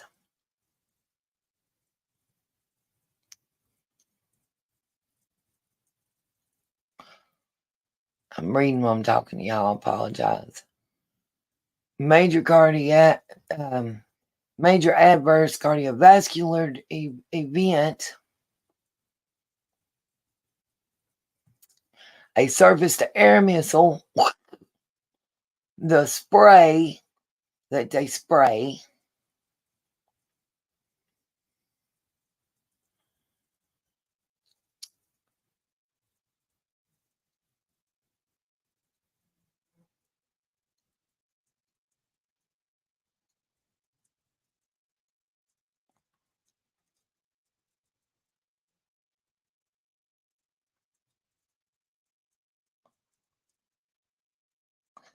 The reason I'm saying that may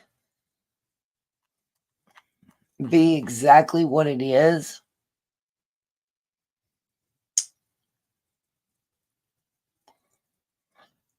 because that's even when I had FBI and reports, that's the top like 5 returns is major adverse cardiac event, and that would be how it would be denoted in FBI reports is basically what it's saying. Abbreviations used in FBI reports.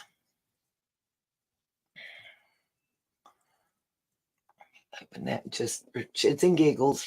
It's got it's a list. I'll tell you what, it's from the U.S. Department of Justice. Okay, 12 abbreviations used in FBI reports. You got AD, Assistant Director, ADIC, Assistant Director in Charge, AGO, Adjutant General's Office, of course, AKA, also known as CID, Criminal Investigation Detachments, DBA, Doing Business as, DEA, Drug Enforcement, DOB, Date of Birth, Executive Assistant Director, EAD, FNU, which we have seen, first name unknown,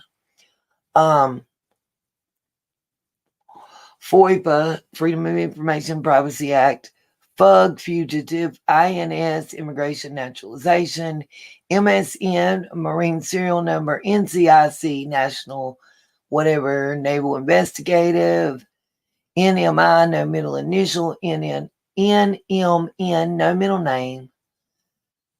We did see the OSIAF somewhere. That's Air Force. That's weird. POB's place of birth, SE special employee, SA special agent, SAA special agent accountant, SAC, we have seen that, special agent in charge. ASAC, which we have also seen, assistant special agent in charge. SO, sheriff's office. SPOL, state police. SS, selective service.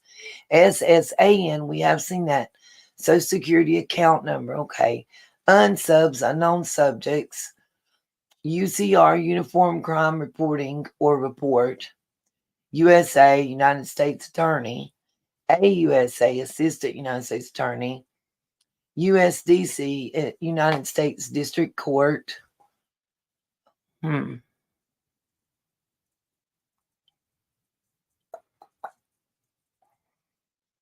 That's wild. Okay.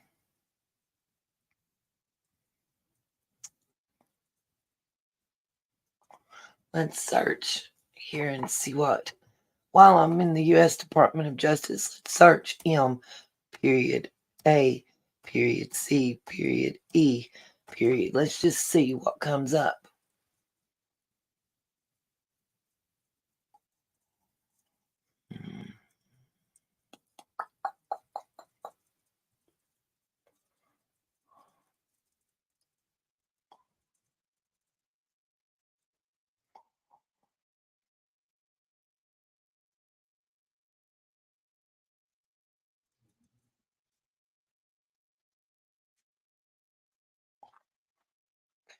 Yeah, it's not going to work. It gave me a lot of annotated case law, basically. So let's try. Just do it in all caps. MACE and see what happens.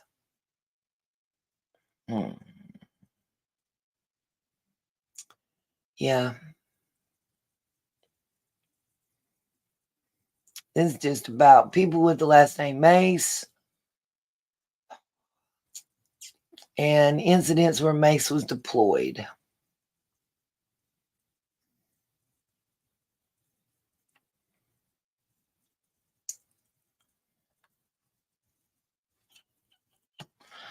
Okay. The reason I say that it probably is the major adverse cardiac event is because when we get down to the page that refers us back to serial number 11, it's talking about something and a person being interviewed in a hospital, in an occurrence at a hospital. So I don't know if the person that was interviewed was having a major cardiac event, was there with someone that was having one, or the officer that did the interview just happened to be there for that. It really doesn't clarify. Let me get that pulled up again.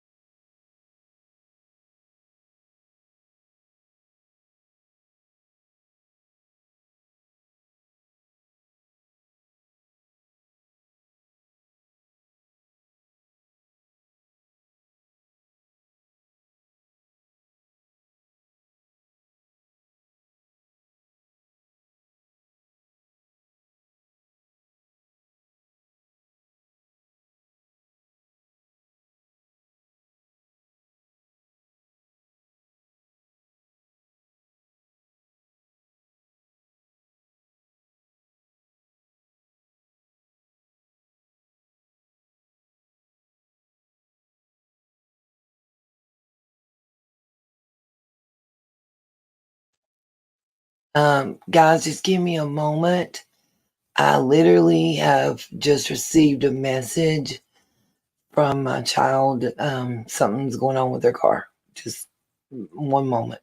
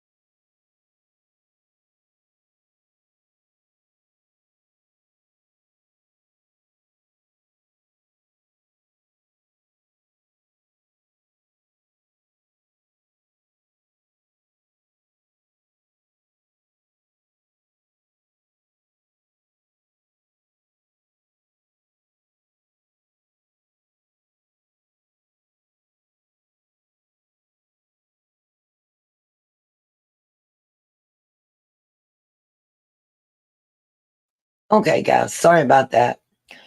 Let's get back into this real quick. Sorry. You know what's real crazy? My phone ain't rang all day. Nobody has not tried to reach out, contact me, talk to me, nothing till I get in the middle of this live stream, and it ain't stopped. From the dog to my child. Oh, I forgot to turn the air back on. I knew it. Okay. Anyway, I think that MACE stands for Major Adverse Cardiac Event. And it is kind of important because it does make a little more sense out of what is being referred to as why they're calling it the MACE tip and that they're at the hospital. Okay. This date of entry was 8/17/2022. It says on August 11th, 2022, FBI Special Agent Redacted contacted Enloe Hospital security personnel. Where is Enloe Hospital at? I wonder. We'll check that in a second.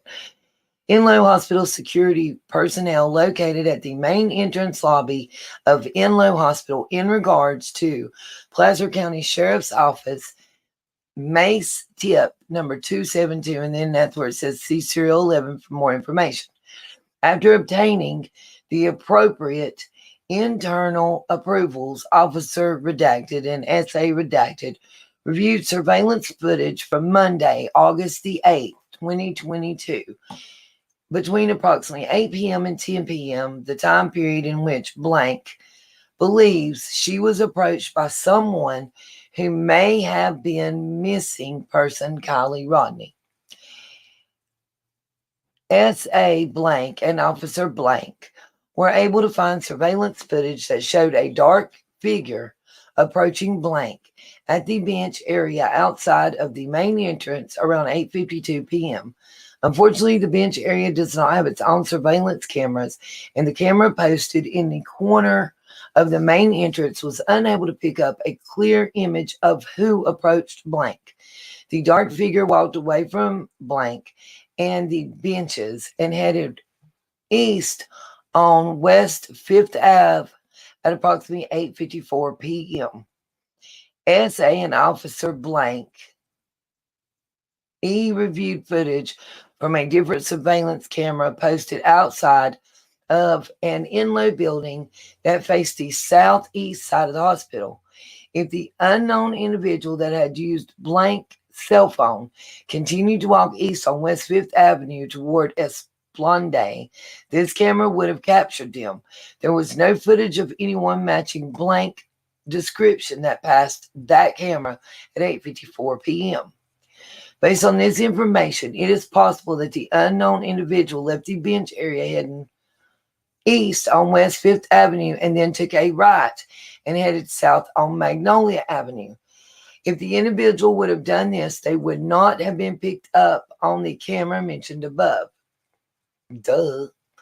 SA Redacted left Enloe Hospital and conducted a neighborhood canvass of Magnolia Avenue between West 5th Avenue and West 1st Street, approximately 4 blocks.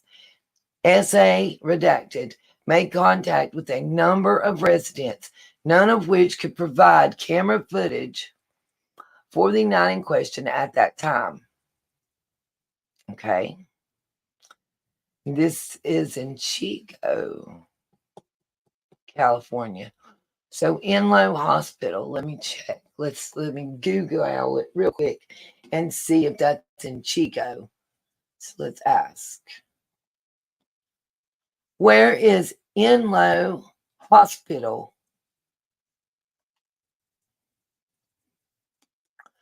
Okay. Chico, California. Interesting. Okay. All right. Let's see.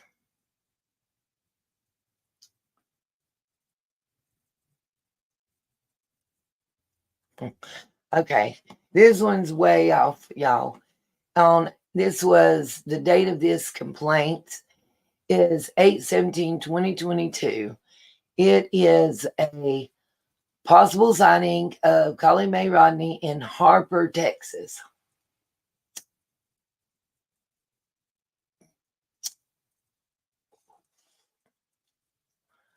I'm looking because I don't see the from, the form, but I don't see the from that was on several of the other ones. Let's see. Synopsis. Document synopsis created. Current data, blah, blah, blah. 8:10 Eastern time on the 16th. Date of birth, blank. Home telephone number, redacted. Email account, redacted. Residential address, redacted. IP address, redacted. Which resolves to Pleasant Forest, Arkansas. See, I want to say, you see how this one tells the location, right? So why's the one that kind of seems real, location information's fully redacted? Just a question. We didn't see the faults on the one I'm speaking about earlier either. Okay. So the Office of Pleasant, Arkansas submitted an online tip to the FBI National Threat Operations Center via tips.fbi.gov regarding sighting in Harper, Texas of Kylie Rodney. Submitted 8:10 p.m. on the 16th. Violation fugitives, emergency faults, threat to life faults. Submitted text. She did not seem to be distressed since she was smiling and talking to the male companion who was young but slightly older, Hispanic-looking male. He had a lighter complexion than normal Hispanics with dark hair, about 5'9". I printed out the poster that you had of her and took it to the Family Dollar, and the manager and another employee agreed that it looked like the same young lady that they had seen. They think they have seen her more than once in the store. They remembered her because she came into the store barefooted and had to tell her to put shoes on before she could be in store. I left him with the poster to check with other employees. I did not remember what vehicles were in the parking lot. It's a witness statement. It's continued the Harper, Texas one. Violation questions. What fugitive are you reporting? What agencies? You want to miss it persons? When did you last see? 8th or 9th? Family Dollar, Harper, Texas. Young lady, young man. They looked at it. Okay. I had seen a picture once on the news, but didn't think much of it since we're a small community, but they looked at a place for the local residents. The more pictures I've seen of her and the fact that this young lady was also around 5'7", the more it has bothered me. What are the physical characteristics, hair color, height, facial hair, tattoos, etc.? She had an oversized white sleeve pullover sweater that reached down mid-thigh. Her hair was pulled up in 2 buns on top of her head. Make, model, color, license plate. Didn't observe them getting in or out of any vehicle since they were already in the store when I got there, and I left before they did. Complaint information redacted.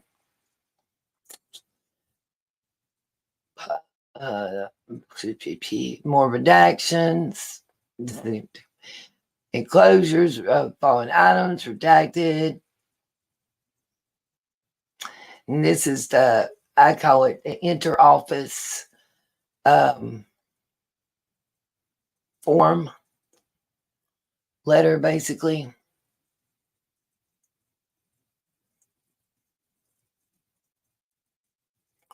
Just see if there's anything. Now, all that we already read. I read that. And redacted.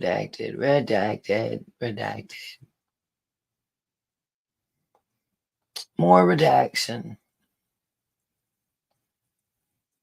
Thank gosh this is digital and not paper wasted, huh?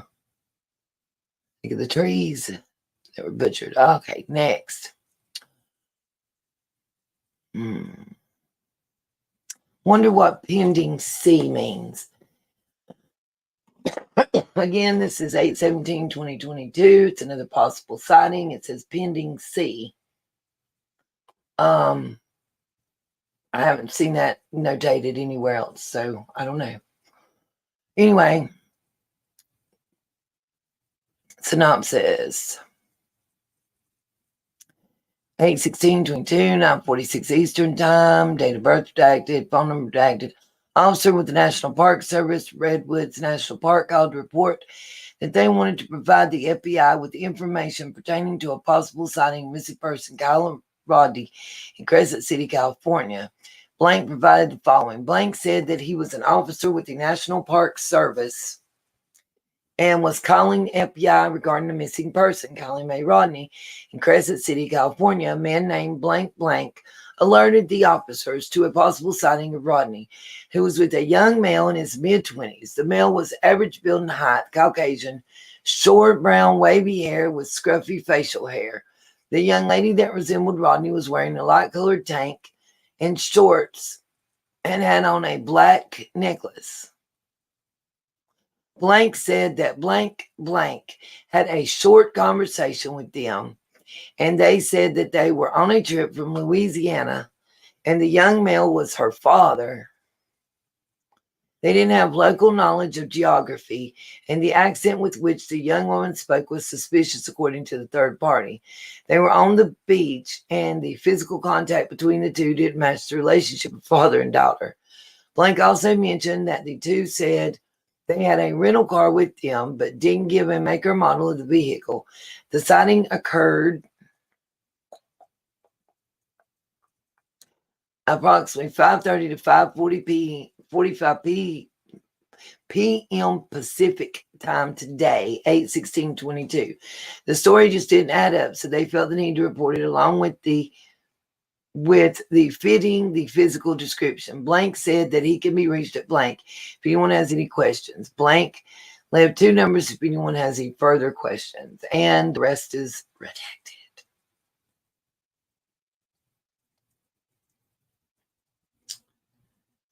I'm still not, I would like to know what pending C means. And then again, the inner office memo.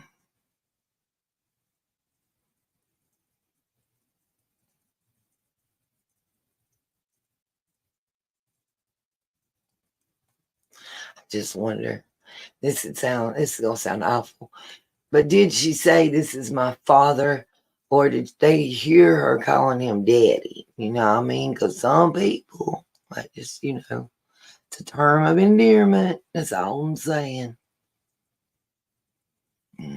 Okay, serial 17. Let's see.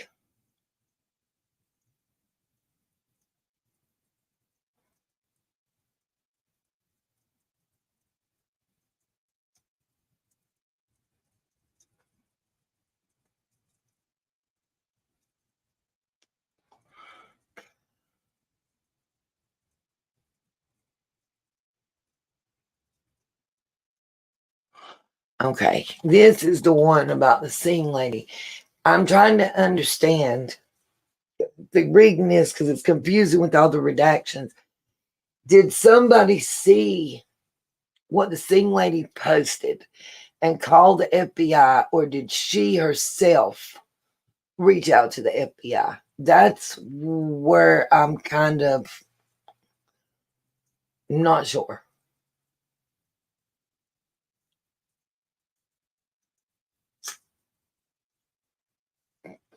Because the wording's off, in my opinion. There's no, this information is being provided for domain awareness and dissemination to local authorities or whatever action deemed appropriate. Blank provided the following information. Redacted was reporting how she called a few days ago. This was regarding the Kylie Rodney case. Then redacted telephone number, redacted name, who was also redacted, came on the phone, redacted, stated Blank was interested in this case. Apparently there was a woman, Blank, in the comments of the Find Kylie Rodney's page, commenting and alluding to how Blank may have information regarding Kylie's disappearance. Blank contacted Blank and pieced information together. According to Blank, there was a couple people in a red car that showed up to Blank's residence. Blank stated that blank asked to rent blank basement till Christmas. Blank did not know if blank were related. However, blank stated there was a girl blank thought was Kylie in the back of the red car. Blank stated blank did not know the make or model of the car. Blank did not know the license plate number. Blank was calling now because no one had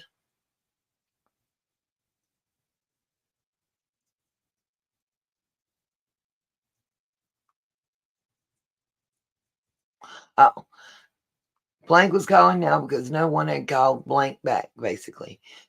Blank stated this incident happened on 8/8/2022. Blank does not have blank residence. Blank does not have blank phone number.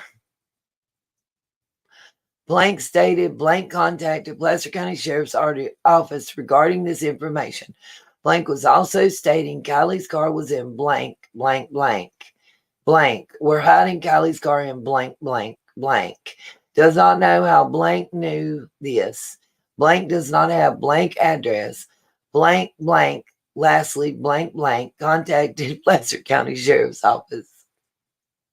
Big blank. So the way I'm reading this is somebody saw all this online and actually called the FBI about it. That's how I take it. If I'm wrong, please tell me so in the current chat or the comment section.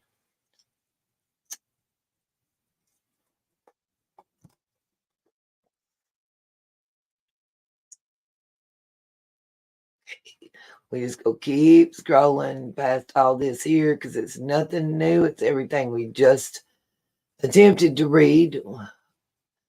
It sounds like I'm a cussing like a sailor if the blanks are cuss words like these be, blankety blank, blank, blank, blank, blank, blank, blank, blank. Okay. Next one. Wow. What is, okay. So this is an E-tip. Individual reports felon in possession of firearm, making threats to do harm. I'm confused, but let's see.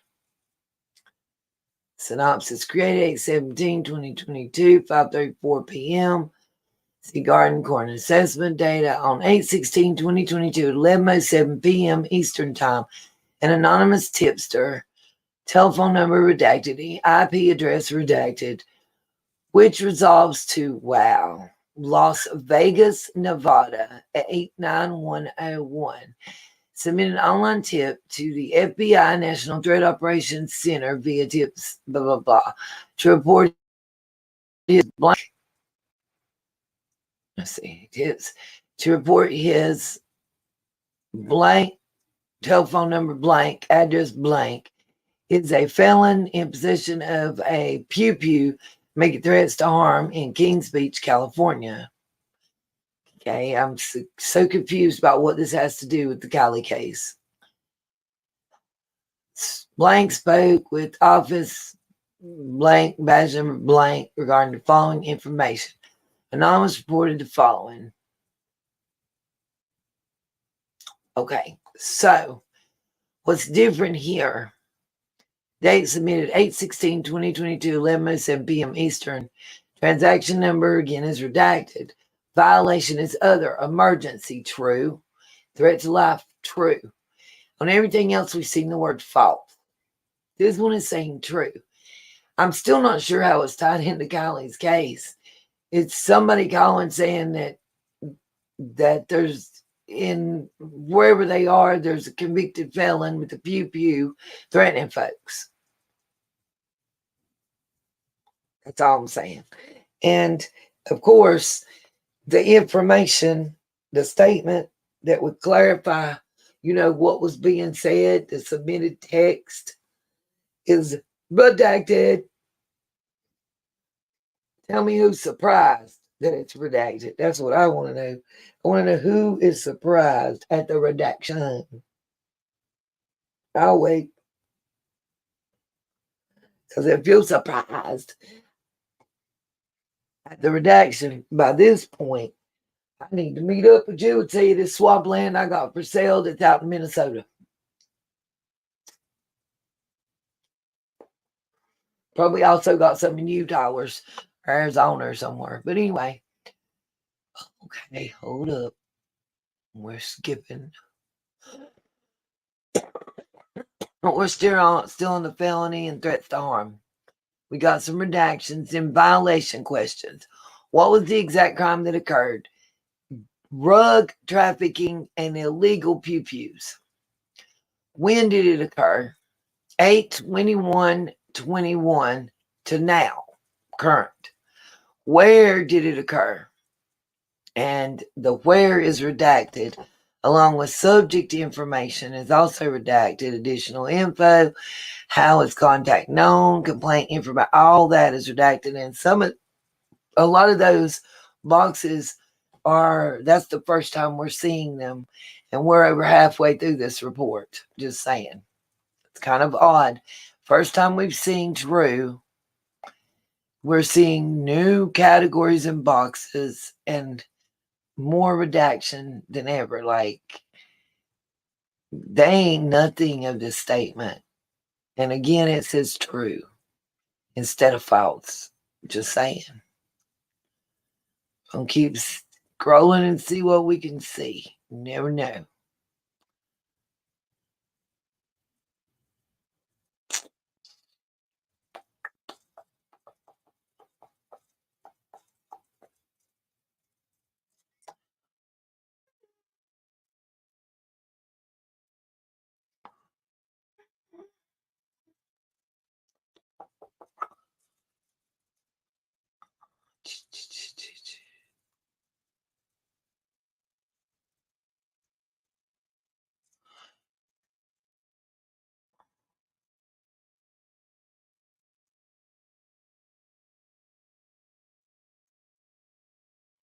Keeps going. It's what we already seen.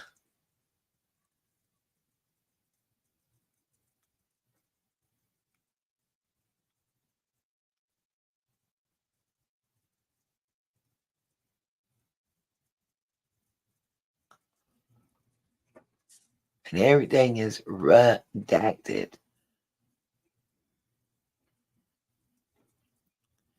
This is probably the most redacted tip.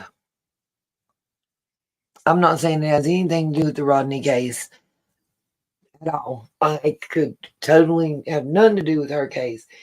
But I'm thinking whatever it had to do with must have proven to be real and true. Because it didn't have faults where the other one said faults, it said true. And there's more redactions than ever.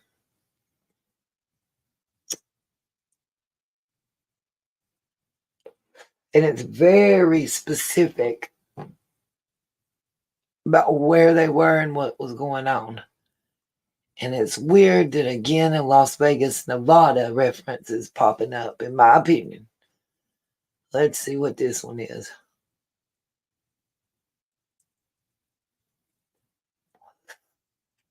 Okay, this tells us absolutely nothing except that somebody was interviewed at her residence by the FBI and Placer County Sheriffs. Once that they were advised of the identity of the agent and what they wanted to know, they provided the following information, which is redacted. But this was Truckee, California on the 15th and in person. So, by the way, Placer County and the FBI on the 15th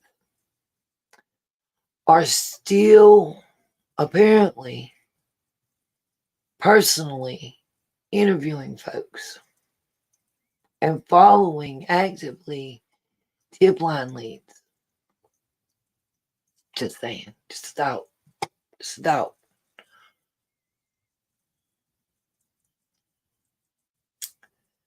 This is about a collected item log from Serial 21's interview. Interview at Truckee. holding office Sacramento. No receipt was given. So it's just the CD, DVD, Blu-ray, whichever original physical media. It's basically the copy of the interview that they recorded is the best way I know to figure out what it's saying or what this is about. It's the first time we've been able to see what it is. What's up. Okay. It's not been redacted, I guess. But it really does. I mean, what does it tell us? That they interviewed this individual at their home in Truckee. It was a female, and that they recorded it. And that they were a non-custodial individual. Or that the person wasn't in custody. One of the two. Started, ends, and it basically is not telling us who. An overt interview of.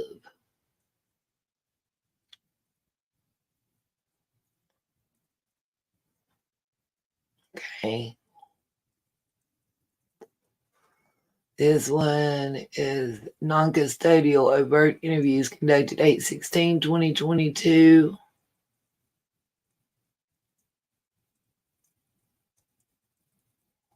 No receipt.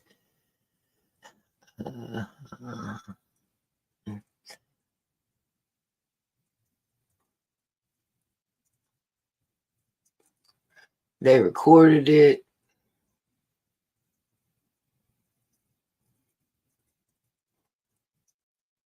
The recordings been held in Sacramento. That's what it tells. Oh. Polygraph post-test interview of blank and blank. A special agent on 8/16/22. I haven't seen that before. None of these. All that description. So, someone that was interviewed on 8/17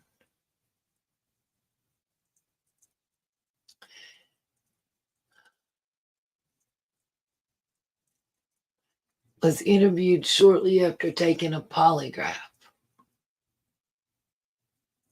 Did we hear about anybody getting a polygraph test in this case, y'all?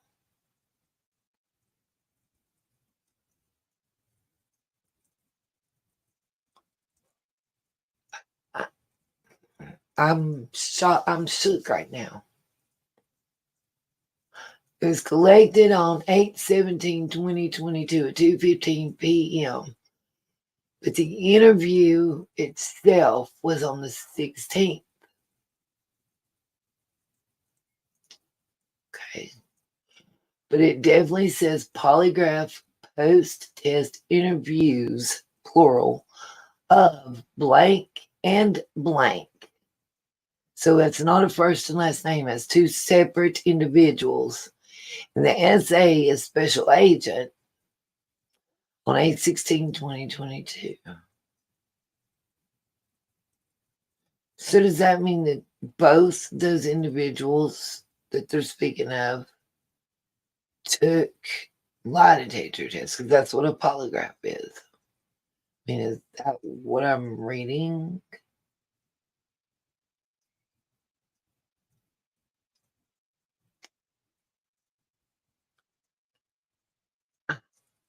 I swear, I don't recall any time in Kylie's case hearing that anybody took a polygraph.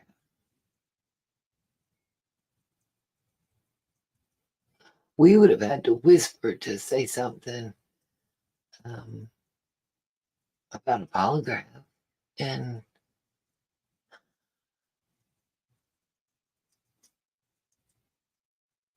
I'm kind of shook. Now, that got me. That got me.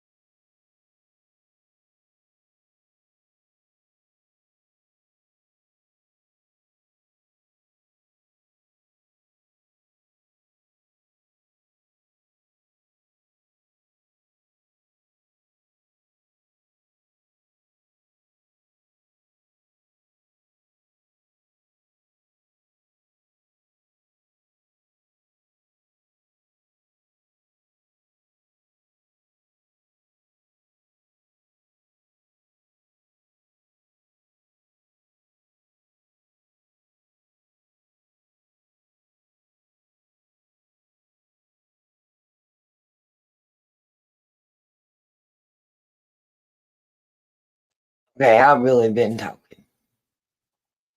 And y'all can't hear a word I'm saying. Good morning, Lisa. Sorry y'all couldn't hear me. I'm a dorkfish. Okay.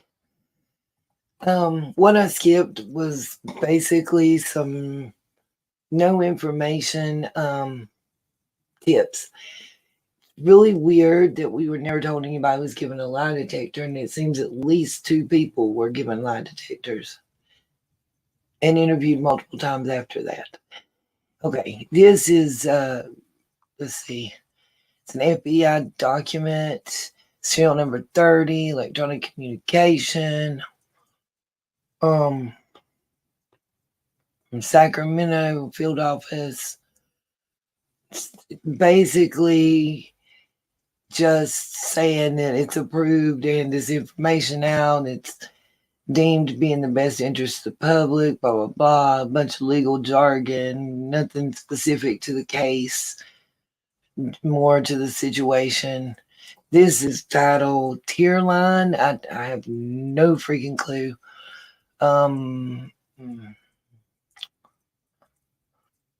sure that any intelligence information, why is all of this in here?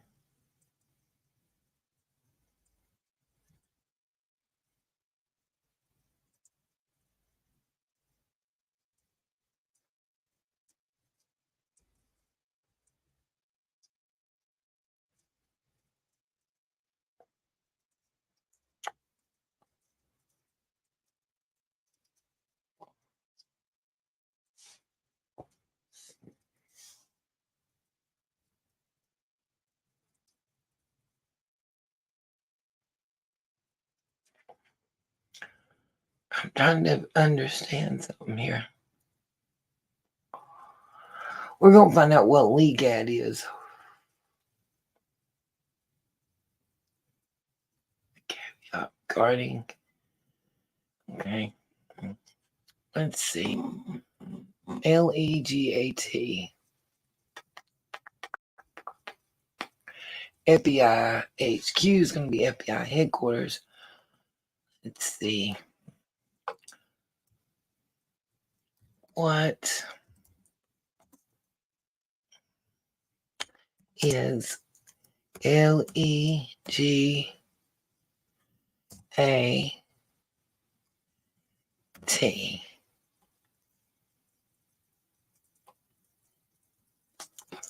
Not looking promising, they didn't give word. FBI, an FBI agent who leads an internal office and serves as the FBI's FBI director's representative in a foreign country. Okay. So that's an FBI agent who leads an international office and serves as the FBI's director's representative in a foreign country. Okay. So that person is going to coordinate as required.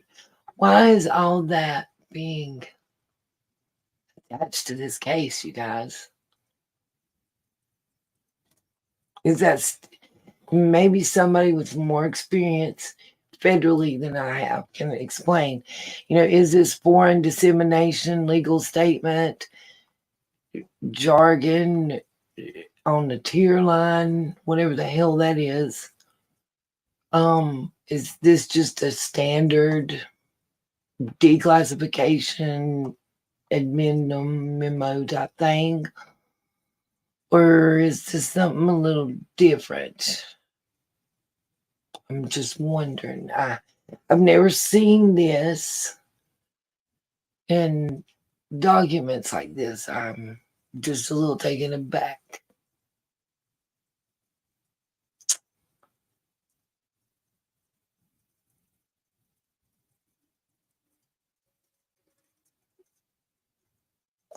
Because I didn't know of any international connotations.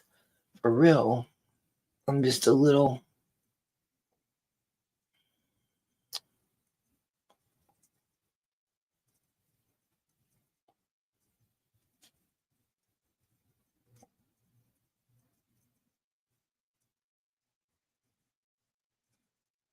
Okay, let's read this. It's like, this seems to be serial 30. Still attached to that tier line. Maybe that's why we got all that stuff, is this is like the FBI's details, it says. So on August 7th, 2022, the FBI National Threat Operations Center received a report from redacted Kylie Rodney, redacted, went to a party in Truckee, California on August 5th, 2022, and did not return home. According to Rodney Neiman, Kylie Rodney, redacted, attended the party located near the Prosser Family Campgrounds off Highway 89 in Truckee, California with friends and classmates. On August the 8th, 2022, FBI Sacramento opened a full investigation into the disappearance of Kylie Rodney, blank, redacted. This investigation was opened in support of ongoing investigative efforts by the Nevada and Placer County Sheriff's Departments. Investigation thus far has revealed approximately 150 to 300 individuals attended various parties at or near the Prosser Family Campgrounds and Prosser Lake on the evening of August the 5th, 2022. Redacted sentence, paragraph. I'm seeing this with y'all first time. I did a look through, but I didn't really read. Okay, redacted. Now, we got a line thrown out in the middle. Because this investigation involves a juvenile missing under suspicious circumstances, FBI Sacramento considers this an exigent request. We don't know what this was because it was redacted, and what's after it, the answer, I'm assuming, is redacted. More redactions, redaction. Okay. This is what I just left, I swear to Bob.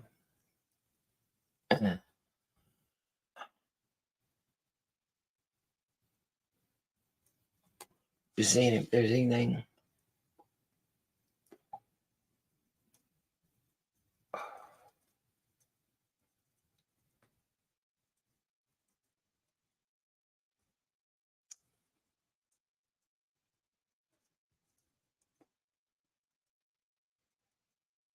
The wording in this last paragraph is slightly different. It says, based on investigation conducted by the FBI, Nevada, and Placer County Sheriff's Departments, this party was attended by approximately 150 to 300 individuals.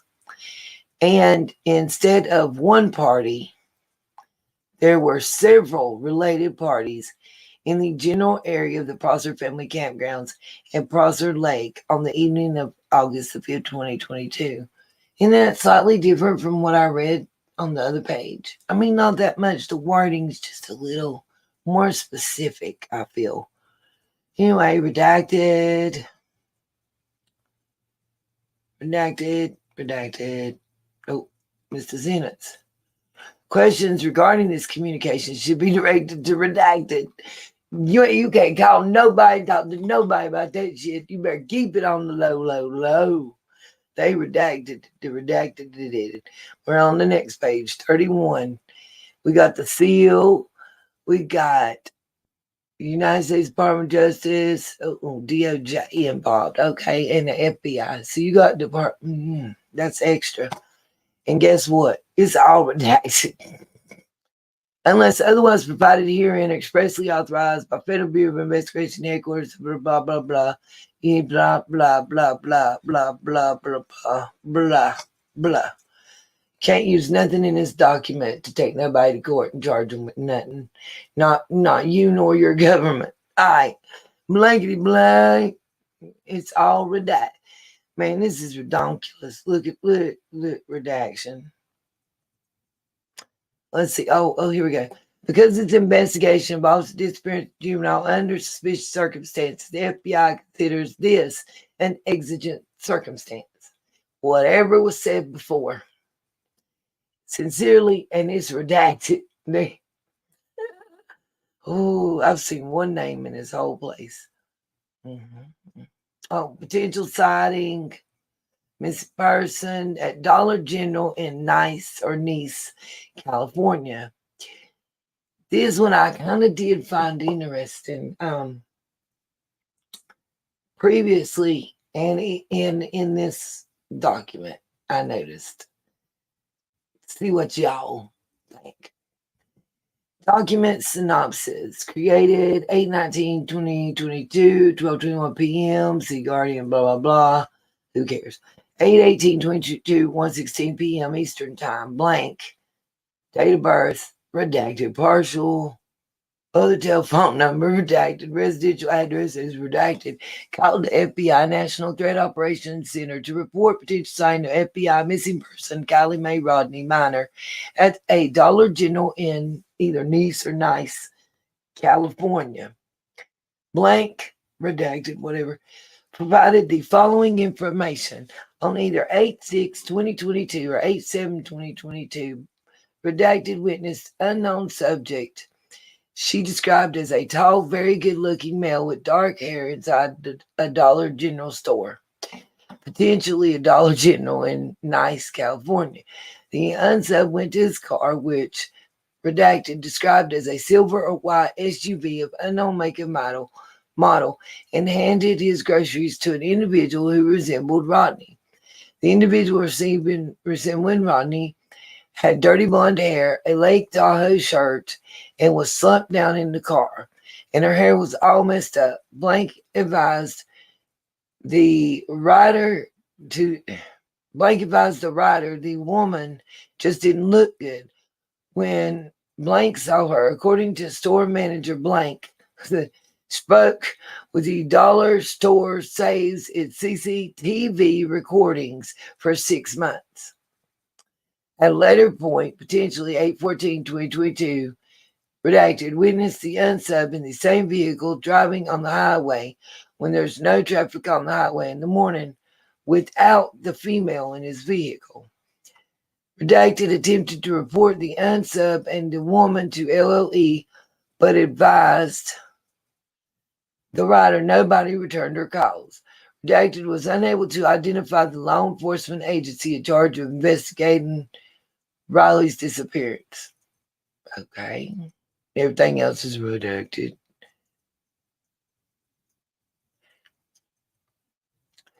The only reason there's two other reports, I think, one for sure, that gives the same description of the male and the female down to the t-shirt that the girl's wearing. That's what kind of struck me, as there might be some guy. Do you describe a Lake Tahoe t-shirt? Maybe they just knew she was from Lake Tahoe. I don't know. Okay. This one's also because of the ping on the tent.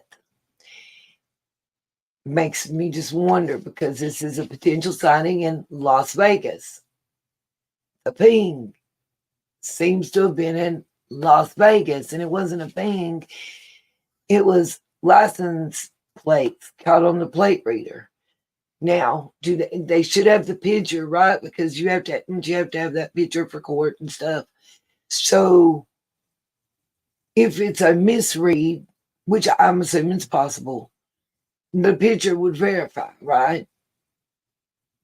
I mean, I'm just asking. I'm asking for a friend. I don't know. Anyway, this is a potential sighting in Las Vegas. 8/19 at 11:09 a.m. Eastern Time.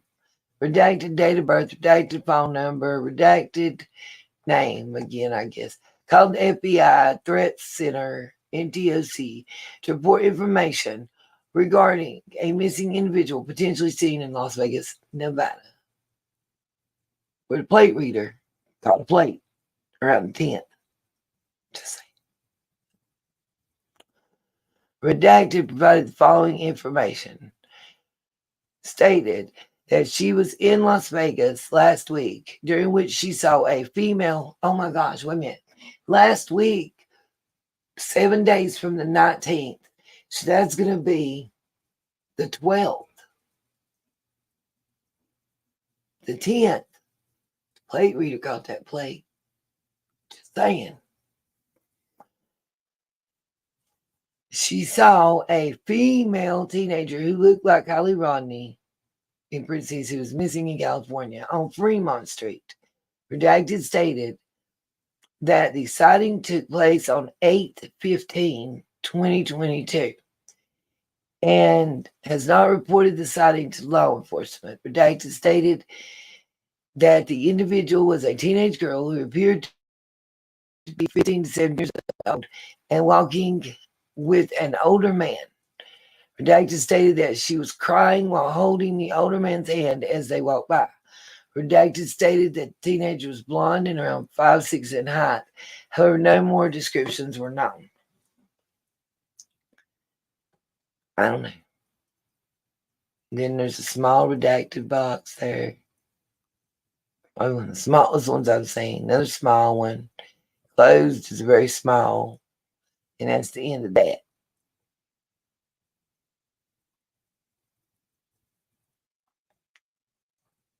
And we made it to the end of the report, y'all. What? We made it to the end of the report.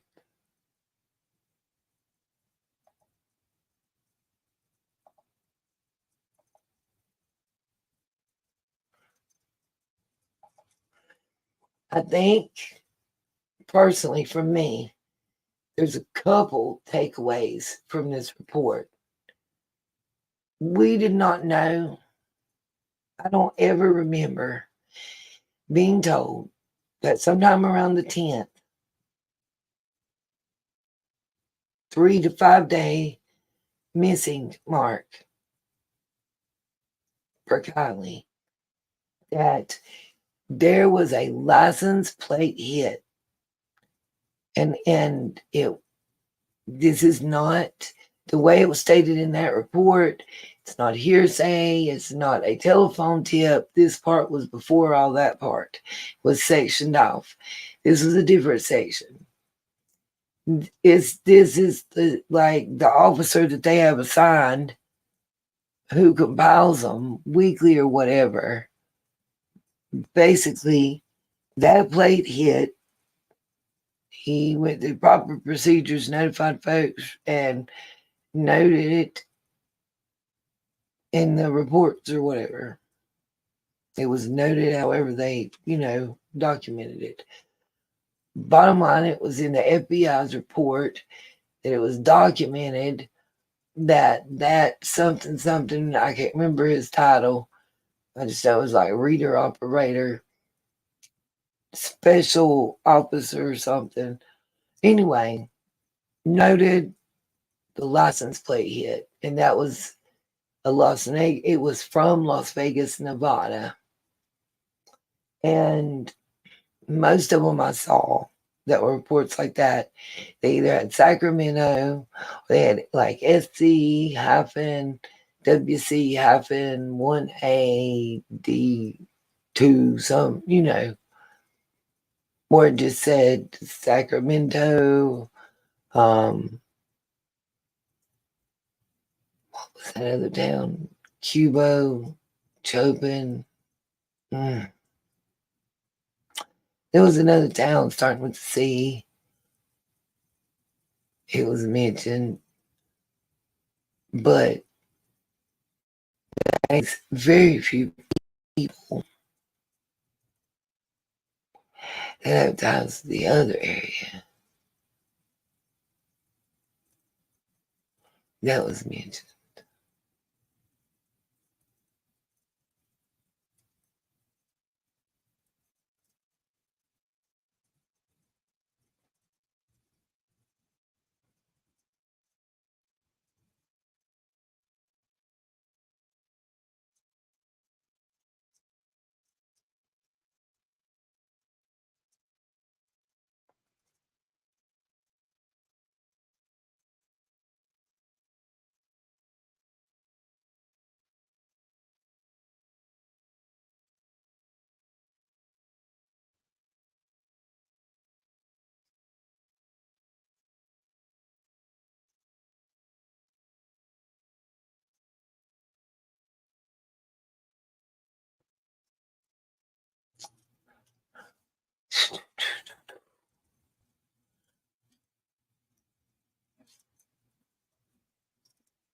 Well, I guess nobody's going to answer. Okay.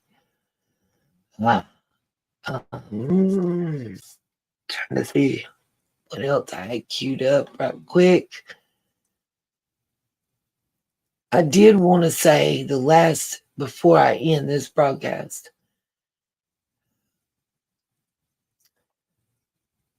I don't know. I've not seen a lot of comments, even on the short that I put out, and even back towards the live stream that I did afterwards. But I want to know how those of you guys that have been around since the beginning of Summer's case, those of you who have been around since the beginning of my channel,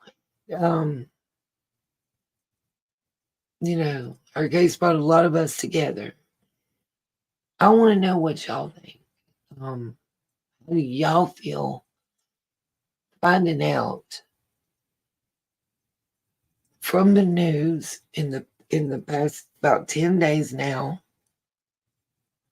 that Don and Candace won't be getting the boys back because they've apparently, according to the news, allegedly, fairly recently, signed over all custodial rights.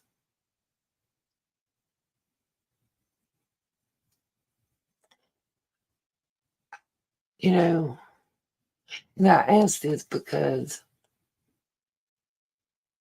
I've always had a bias.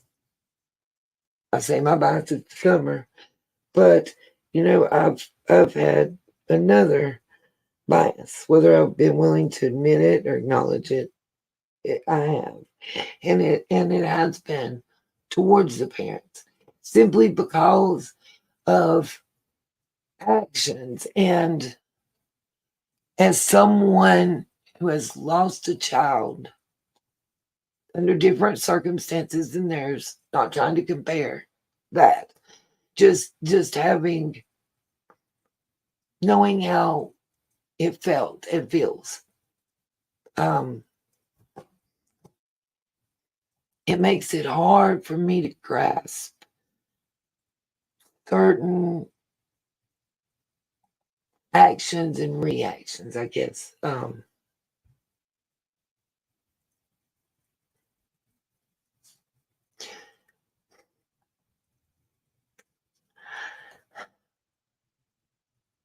I just can't imagine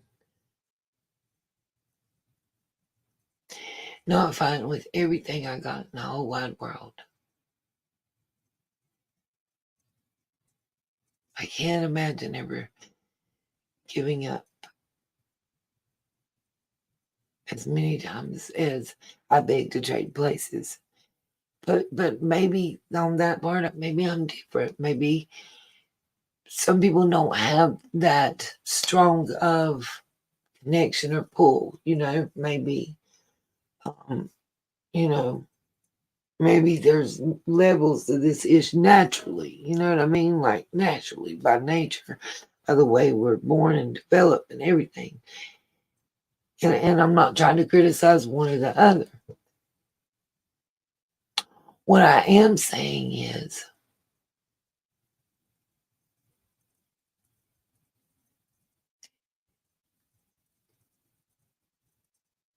history repeats itself if we don't learn from the experience. And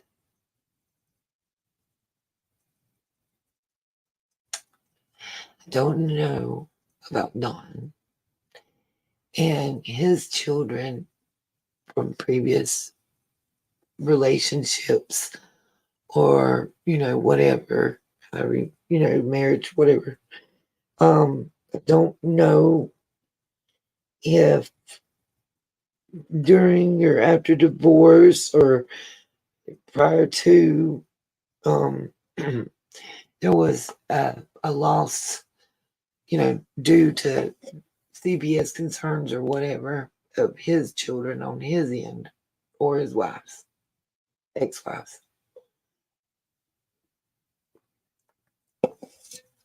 we do know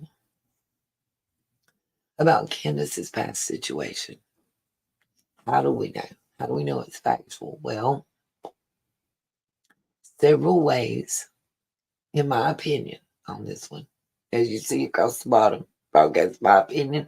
Statements are alleged for entertainment purposes only. In my opinion, we know that at least the eldest two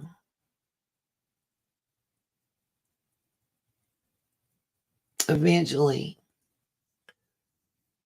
were signed away in very similar CPS situation. Okay, not a sibling missing, but because of CPS, however, DCPS, DZ, whatever y'all call it, concerns, child welfare concerns. Okay.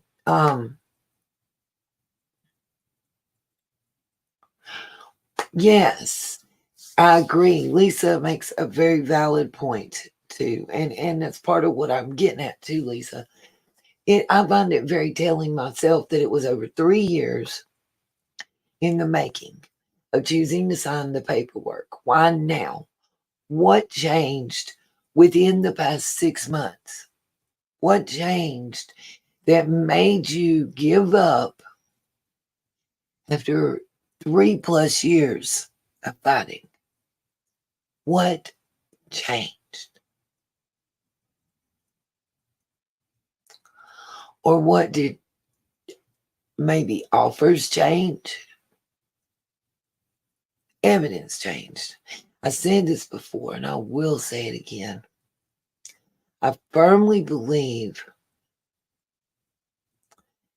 that maybe an offer was placed. In my opinion, let me say this emphatically. This is my personal opinion. No statement of fact. No saying I have a source. None of that. This is just based on research, based on everything I've seen, heard, and experienced in person multiple times. Based on everything I know. It's just a personal opinion. But what I will say, this isn't the first time Candace was faced with a similar situation. Her daughter allegedly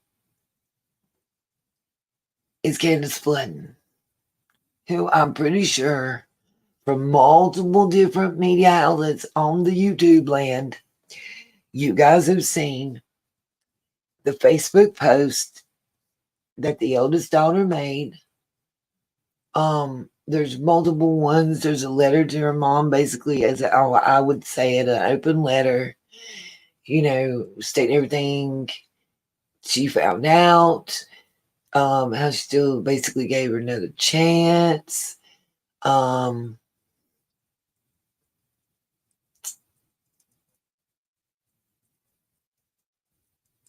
How math was the rug of choice. About what happened to her brother with another placement, not not the biological parents, as I understood, but through another placement that caused him to, as I understand, be in a group home. There were severe, just horrific things these children went through. Someone else basically adopted them and gave them back. And I believe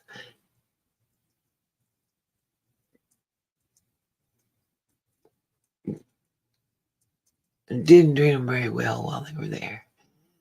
I don't know a good way to word, but long story short, the way somebody else was able to adopt, foster, anything, Candace Floodden and her brother, who shares his father's name, who apparently, and it wasn't Don.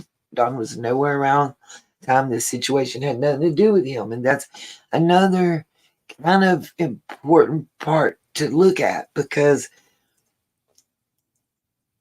in so many different situations, there's one or two common denominating individuals. And I say that because, well, they was first set of children with Candace and her mom around. The one girl that was given up upon birth, all this before Dawn. The sister coming up missing. Summer coming up missing. Boys getting taken. I mean, that's quite a few situations. And there's two people that were both there that day. That, as I understand, were both there in all those situations. But I digress. According to what Candace Flooding posted, allegedly, my opinion, you can go see it. There's, like I said, multiple of us that has videos showing the post and everything else.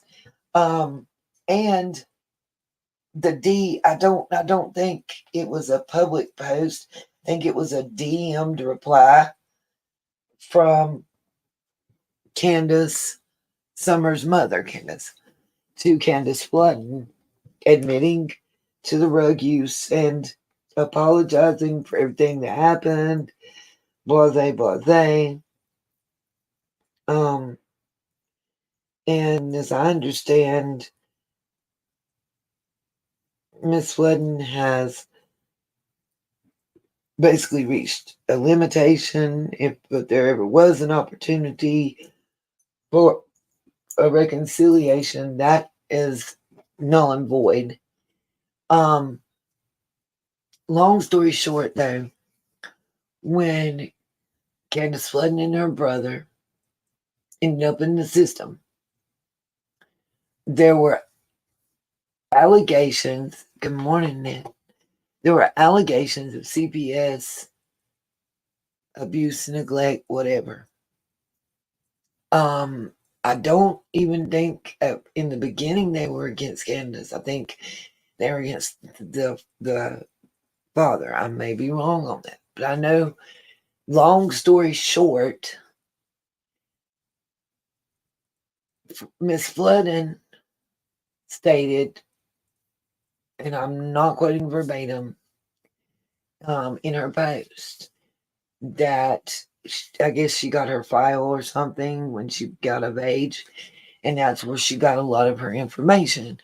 And apparently there was notations that custody was signed over to avoid prosecution. And somewhere in that time zone frame, the eldest alleged was basically ordered not to be around any of the kids. That's why the other grandkids aren't allowed around.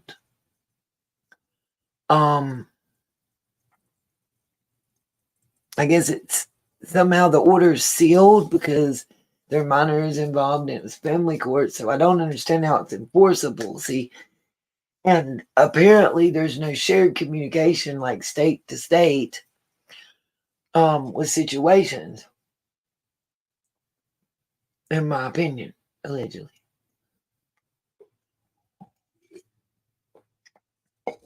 It just seems like maybe there's a lack of communication and or held to handle the sensitive information. And I'm not criticizing. I'm just kind of stating what seems to be issues. Like I'm wondering now, though, that we're at the point, I mean, listen. So Candace has first 2 kids. They're signed over to avoid prosecution. The girl signed over upon birth. I don't know the circumstances of that. I honestly don't. I'm not judging. Feeling like that's one of the more honorable things that I know of, Candace to have done. If you are not in a situation to take care of a child, and, you can, physically bring them into this world and choose to, and give a couple maybe that, or person who can't have a child for whatever reason, but would make excellent parents and give them a life that, you have no hope of doing. And maybe, that's the nobler choice. I'm not judging at all. I am wondering, was it because it was so close to time with the other ones, or was there quite a bit of time elapsed at that point?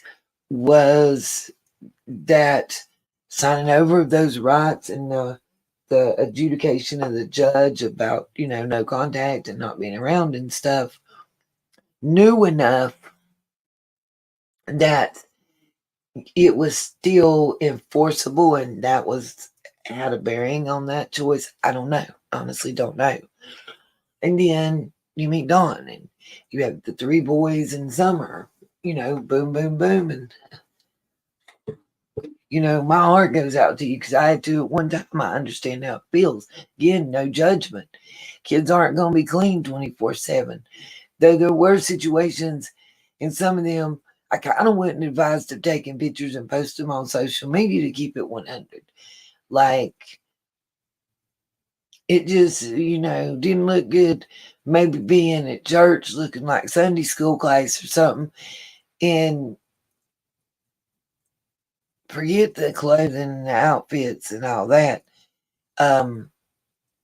Not looking like face, hands, feet, body, hair, been washed and cleaned. Hair got knots and don't look brushed. Like, I don't know. Maybe I'm old fashioned, maybe I'm country, whatever. But like, you can do a spit shine and run your fingers through the hair and use them as a comb. If you got a plastic or metal fork, you can put 2 of them side by side and make you a decent little comb to get some knots out if you gotta. I mean, we improvise. We can MacGyver some ish around here. Shoot. We'll F around and find out and figure it out and do what you gotta do. But I'm just saying,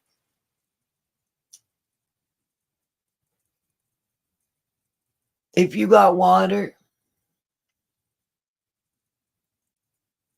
you can wipe dirt off and at least clean face and hands, and parts of the body is gonna be showing. And even if you just got 2 forks, you can get them knots out, and tame that hair down a little bit between them forks and them fingers. I'm sorry, not sorry.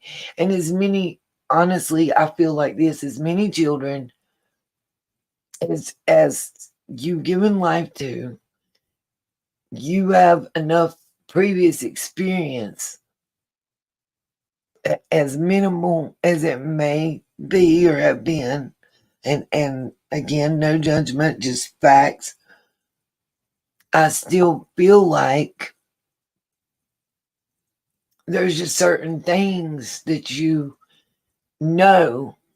I mean, listen, I guess I was raised like strict Southern or something. My nanny, you gonna look presentable. Like I said, you ain't got what I'm talking about. You ain't gotta be rich. You ain't got to be dressing to the nines with some kind of name brand stuff on your neck and none of that mess. That ain't what I'm talking about. I'm talking about looking like you care about your appearance and what people think. But then there's that same situation where I looked at the outfit with the shaved head and the fact that nobody said nothing. It wasn't just that this child came in with the shaved head into Sunday school class, Miss Robin, that I have questions about. What about the time she was dirty? There was bruises that ain't natural. The hair looking like it, and you in there singing, so you was there when the hair was looking like it. I'm sorry, I don't mean to harp on it. I really don't. But as a teacher, even a Sunday school teacher, even a layman's teacher, you kind of should be bound to report and say certain shit. Like, that's where I get irritated in this whole case, and I start getting mad, and people don't want to hear what I got to say because I don't like nobody in the situation. How about that? I don't. I don't like Jody Bob Sue Wayne. I think at one point in time she might have had good intentions, but now how much fucking rambling can one person do and say nothing for hours?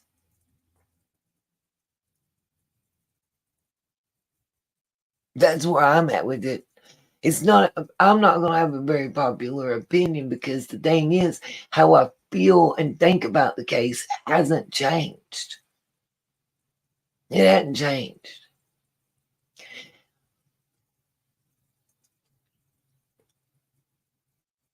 What I really at core believe may have happened to Summer would actually probably allow them to have passed the lie detector test. If they know what happened fully, Dawn for certain found out after the fact.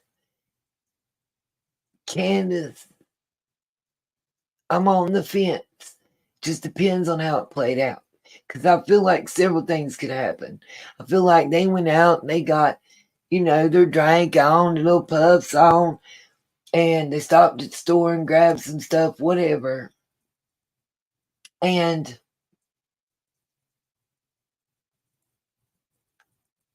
I wonder, Summer fell asleep in that car, right?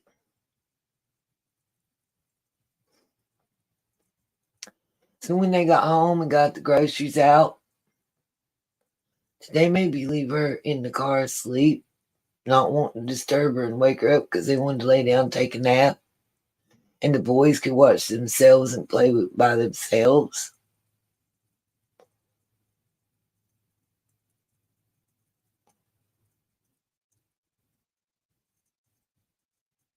And when she went to get her, she couldn't wake her up. That's when she called Dawn and rushed to meet him. See, that's the only kind of accident that I can really think of taking place at the house or really anywhere else that would leave the least amount of bodily fluid.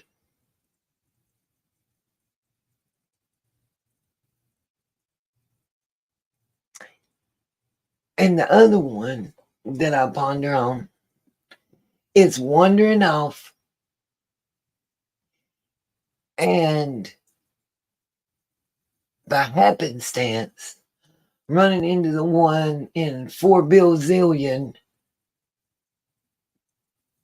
diddlers in the area.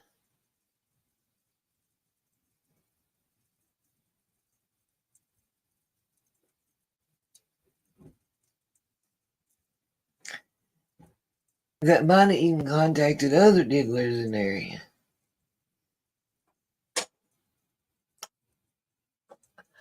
I just wonder. That's one thought I had. Another one is that she was going through the woods and happened upon something that she shouldn't have seen.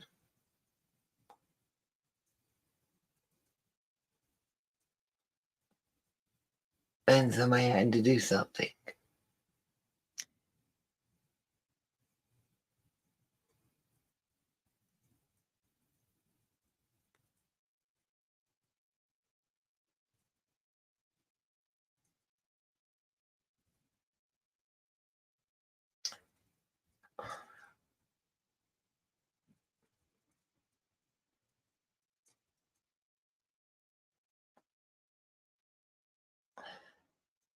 I will always feel like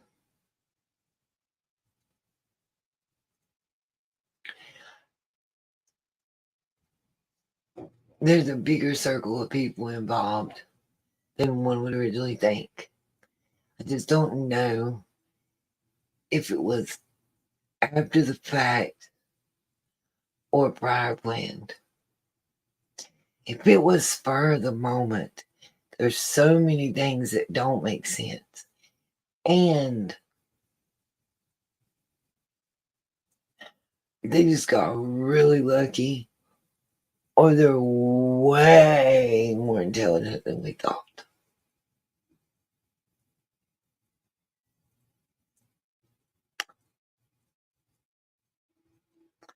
I do believe the signing over the rights was a fully legal maneuver. I'm sure a good attorney would have advised this. And if it basically means a no contact and they have no more legal or other, recourse, tie, whatever, however you want to put it, it frees up the boys to be adopted, to fully move on, and, have an attempt at having a normal childhood and life. And hopefully a better chance at life. And not being put in an awkward, hard, emotionally damaging situation, whether it's family or criminal court, of having to get up and testify and relive everything that they know all over again.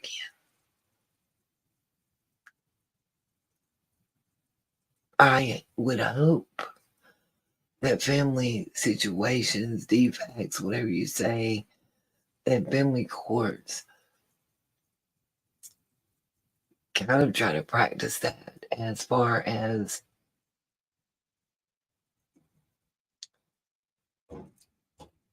not adding any more mental or emotional damage to someone that's already been damaged, not just physically, but emotionally and possibly mentally. Regardless of where the damage comes from or why it comes, there is a mental connotation and, emotional one. Some we don't even really realize or recognize,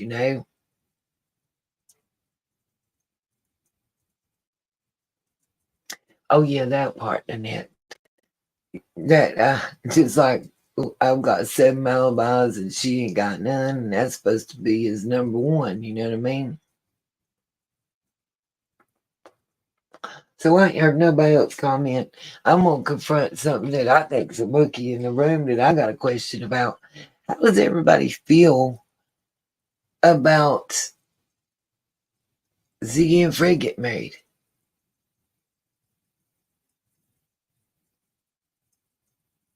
Asking for a friend. Just asking for a friend. I don't know. I don't know what she said or they said, and I ain't said nothing. I just wonder what y'all said.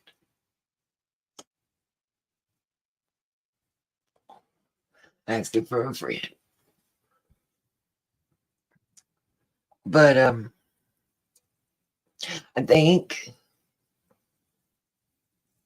the signing over the rights, and I don't mean perception of the public, I don't mean monetary donations, I mean hopefully, criminally, will come back and bite them in the ass.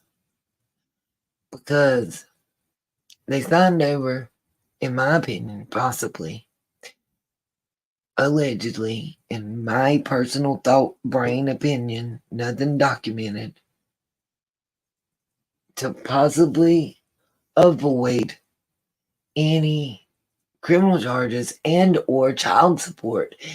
Because when parental rights are terminated, child support stops, as I understand, at least in my state.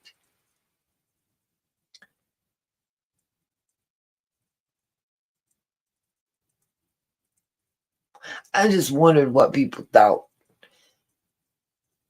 In a sense, I was shocked, but in another sense, I really wasn't. I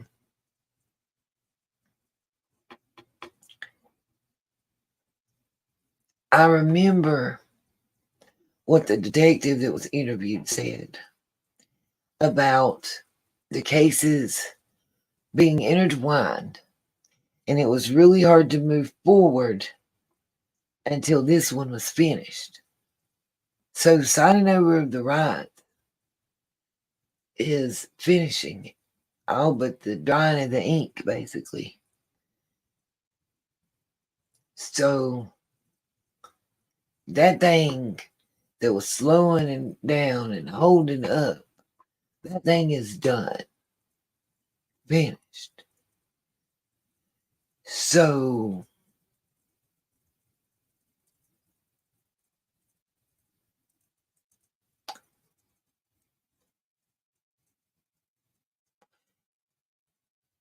is there any way to expedite things, I guess, on that note? Is there any way, now that it seems the case is done, what kind of headway are we going to see? Are we going to see some information coming out? Are we going to see an arrest? Are we going to see an indictment? Or what can we expect now? I think now is the time for an update. I personally believe that, because we've got the lead detective on the case stating that until this is done, that can't be, moved forward. It's kind of a stagnant standstill because of issues with that. Okay. So that's no longer an issue, right? And I do believe, it could have just been nothing other than CPS saying you don't got to pay child support at a minimum. That was an enticement to sign the rights over. And I believe whatever Don said, Candace is going to eventually do. Candace is going to do, no matter how it gets portrayed to the public.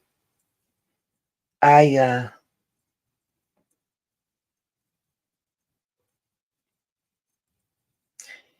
even feel like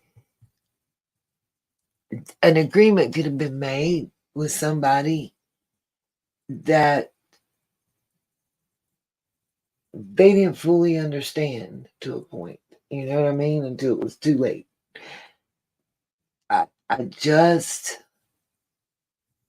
just feel like for the day Summer went missing,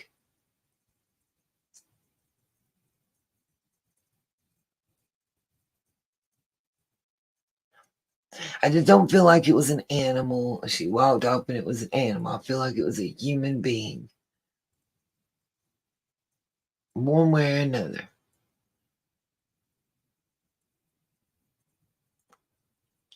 And I do feel like the attitude and looks and lack of communication that we received time from both parents, but predominantly the mother,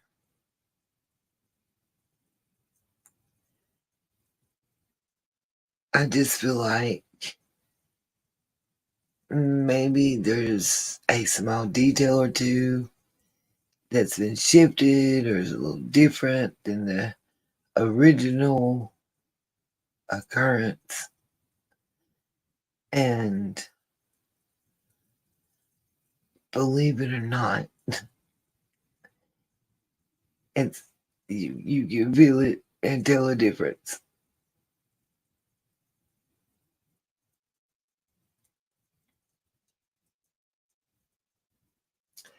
And I'm gonna say this: I have been up all night. This live stream started at like 10:35 p.m. and it's been going for 7 hours and right at 43 minutes. I'm quite exhausted.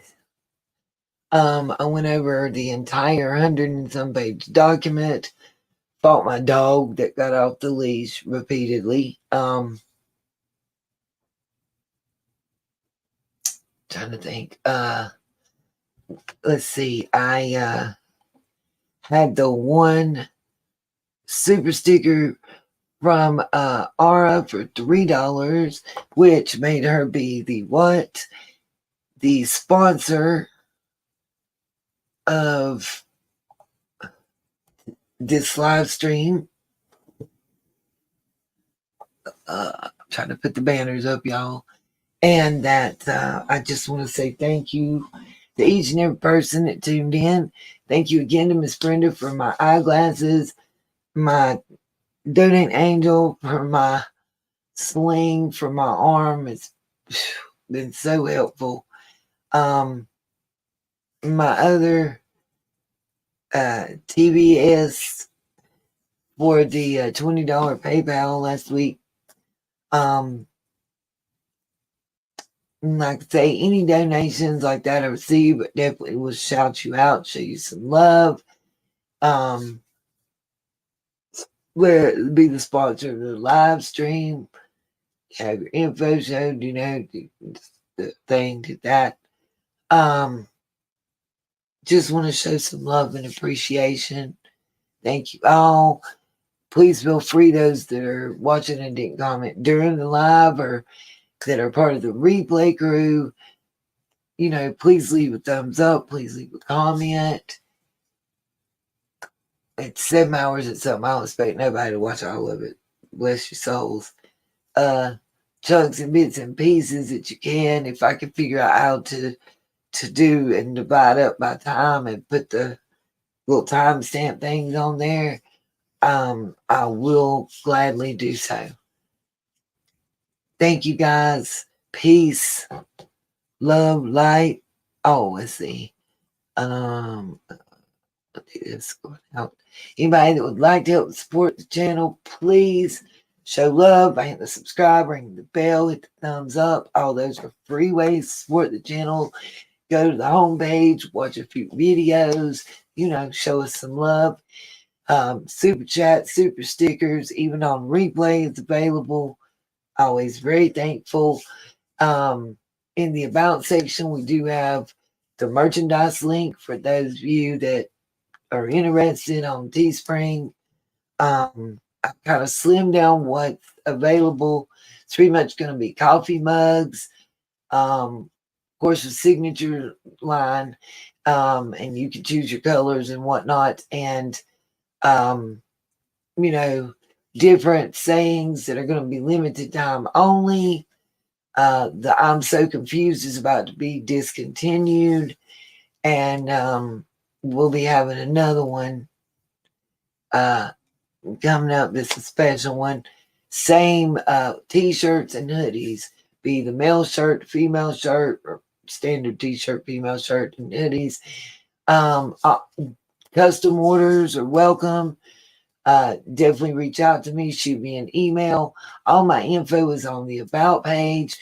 Go on and follow us and friend request us on the Facebook, Instagram, the TikTok, and the Twitter. I might have to add TikTok to the about page. I think it's a newer one that I created. We do have videos up on TikTok. Don't have as many posted there, of course, as I do on YouTube and postings on the Facebook and the other. I've not had it that long.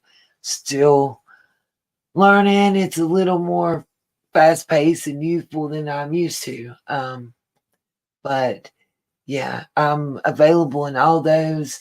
You can message me, DM me, whatever on each one of those platforms. I don't check them as often as the email. And I will get back to you as soon as possible. I'm trying to think if it was something else. Anything that anybody's wanting to know how to access. A lot of the stuff that I find information through are news articles. I have a harder time getting to the library now, so it's hard for me to get through the microfiche, microfilm, however you want to say it. A lot of older articles are archived that way, still in my area, not available on the internet. Sometimes I just like to hold a book in my hands. I'm not a big Kindle type person. Let's see. I'm trying to think. There was something else. I can't remember now.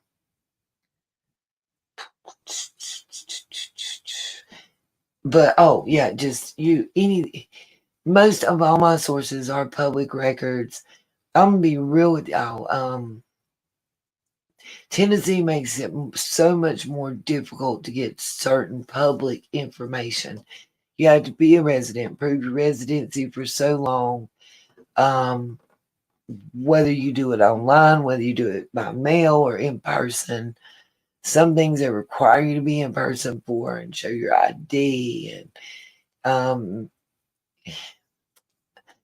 most states you can do a FOIA online and pretty much get all the standard information. Tennessee, birth records, death records, marriage records, all those kind of things. It's like trade secrets. Never had so much trouble being able to access that information until Tennessee. But there's also ways around it. Like, here's a little tidbit of a nugget. Maybe you can't get that marriage license or marriage certificate, right? But you want to know if somebody actually married. If they've ever both had their name on a deed, title, land, house, car. Car is usually not as much, but mortgage, yeah. There's a part that asks for your names and stuff like that, but it asks relationship to each other. Spouse, husband, wife, sister, brother, mother, son, all that kind of, best friends, whatever, is annotated there. So, if you're trying to figure out if your new boyfriend is married or single, and, it's a state that you have to pay for that marriage license or do that search or whatever, that's one way you can find out, because that's a legal document that's filed at the courthouse and you don't want to lie on that. I've seen people leading triple lives that didn't lie on their mortgage records. As far as marital status. Just a tidbit, but a lot of stuff is out there and it's public record. I'm just I got a lot that's come up lately with the Mr. Beast thing is here in North Carolina. There's a very direct link to something that's super sketchy. For some reason, I'm just wondering, maybe they in Brockton Hospital or something. But a prominent family has basically erased what was a member of the family in a leadership role, mid-30s, and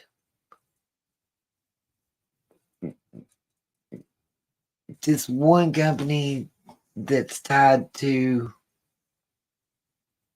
by a close relative bought out the company that I held a position with for several years.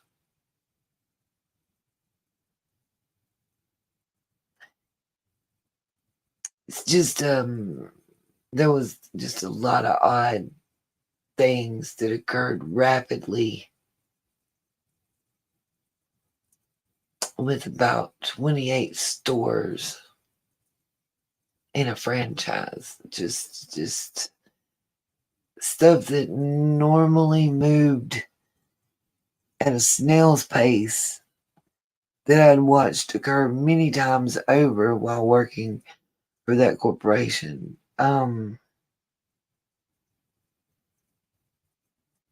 Seemed to almost happen at lightning speed. And in retrospect,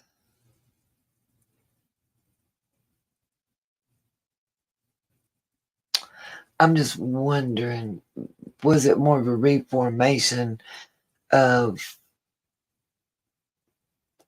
that franchise owner,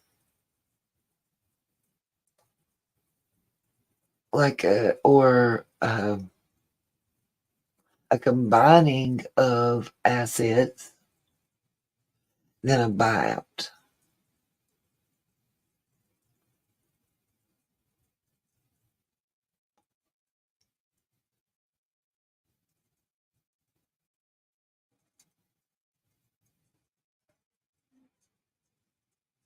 Okay, sorry, just a lot on my brain.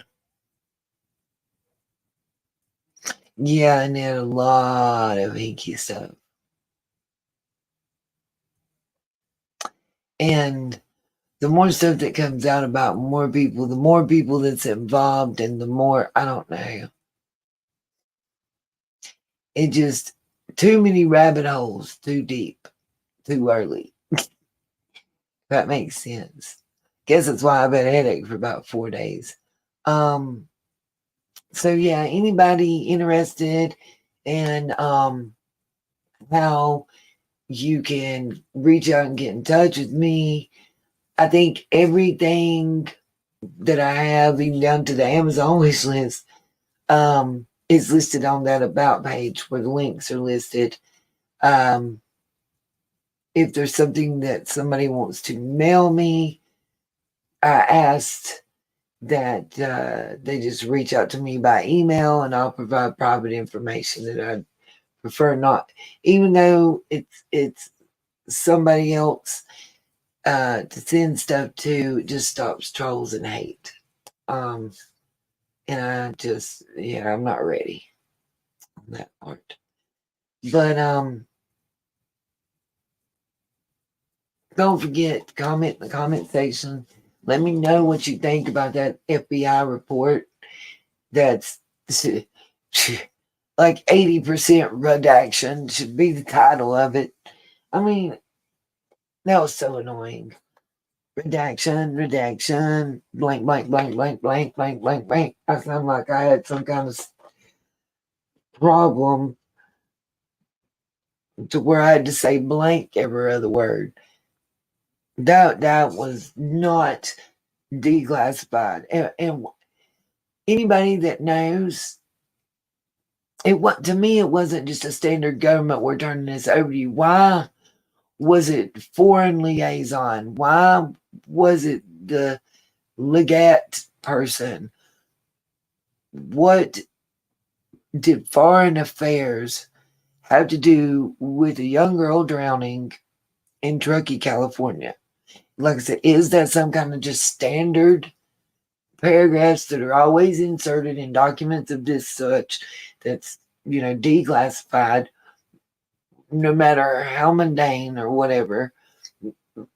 Because it was talking about torture and hold people at gunpoint and all, and maybe I missed something. And that something I missed could be an integral part of the case. So please, when you get to the several parts, if you're gonna on the replay crew, whatever at this point, when you get to several points, please make sure and pay close attention. That's where there's a hit on the license plate at least 4 days after she's missing. The special operations officer who reports it. So it's not just like some random call. It's the police officer that's monitoring them, and that's their job, as I understand how it works. I may be incorrect.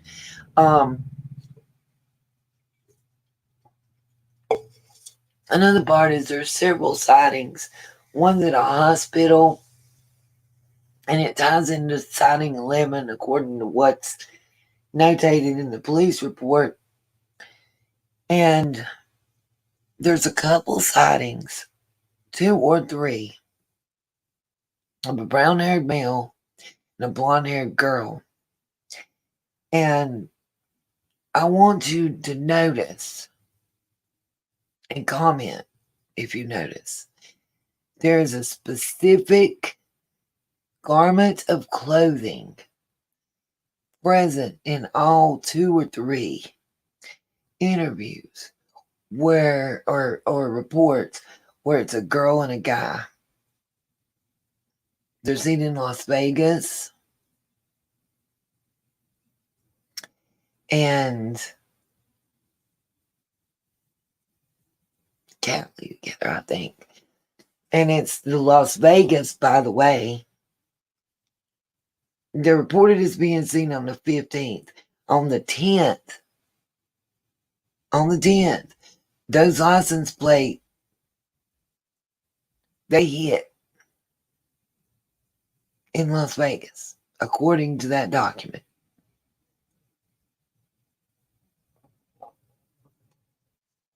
Yeah. And and I'm not saying there's an awful lot of redacted stuff too, by the way. Oh, and also special attention to the part where it talks about the post polygraph interview for 2 individuals. Post polygraph interviews.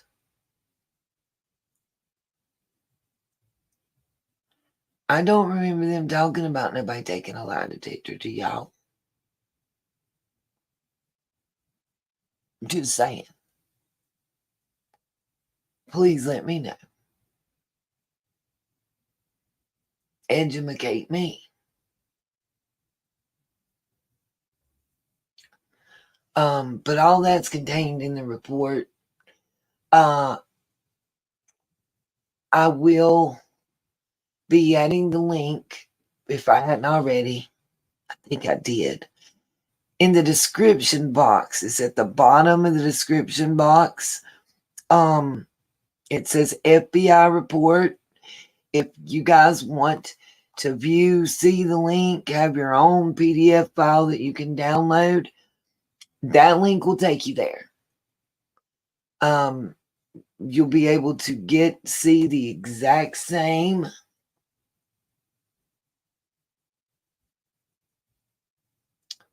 FBI report that I did. That link will take you to the official page. You can look at it that way. You can download your own PDF file. You can screen record, whatever way you choose to do. But it just gives you the opportunity to actually go to the FBI's real page, verify the document that I'm showing you is real, and look at it yourself and get your own thoughts and opinions on it and comment. And it's free.com again. I just want to say thank you to everybody for being here, showing up, showing out. You are appreciated. I'm very thankful. but I'm exhausted. I've been live now for over 8 hours. And there's one point in time I might have dozed off for a minute, sitting straight up, looking at the computer. For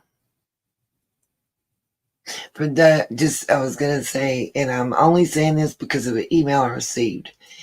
And it's yes, we'll be adding some items to my wish list on Amazon. I will put some like dog food, dog items, some items for little man. The headache medicine for me.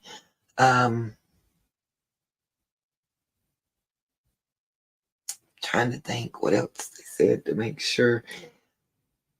Some small food items, I guess. I was told to add. At this point, I don't know anything else important.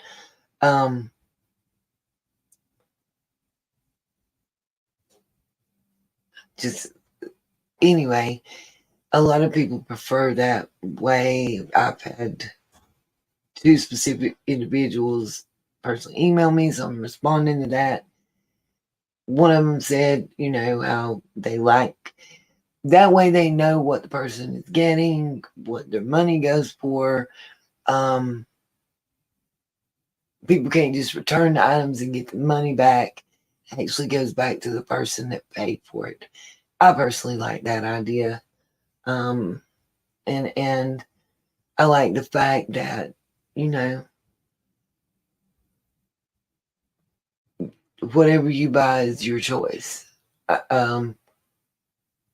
I do know that items do not have to be on the wish list for the person to purchase them for somebody. Didn't realize that. But now I do.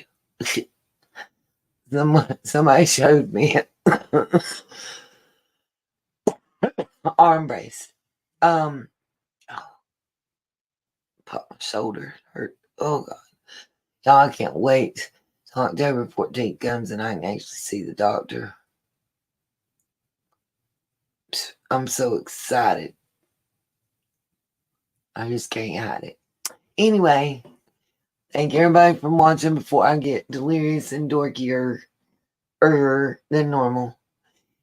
I appreciate each and every one of you, and I really am thankful and blessed. And I hope to see you in the comment section and see y'all soon for another live stream. We still got to go over Proposition 2025. Peace, love, and light. I'll try to see y'all later tonight. I'm going to bed finally. Thank y'all. Love everybody. Happy day, sunshine, peace, and love.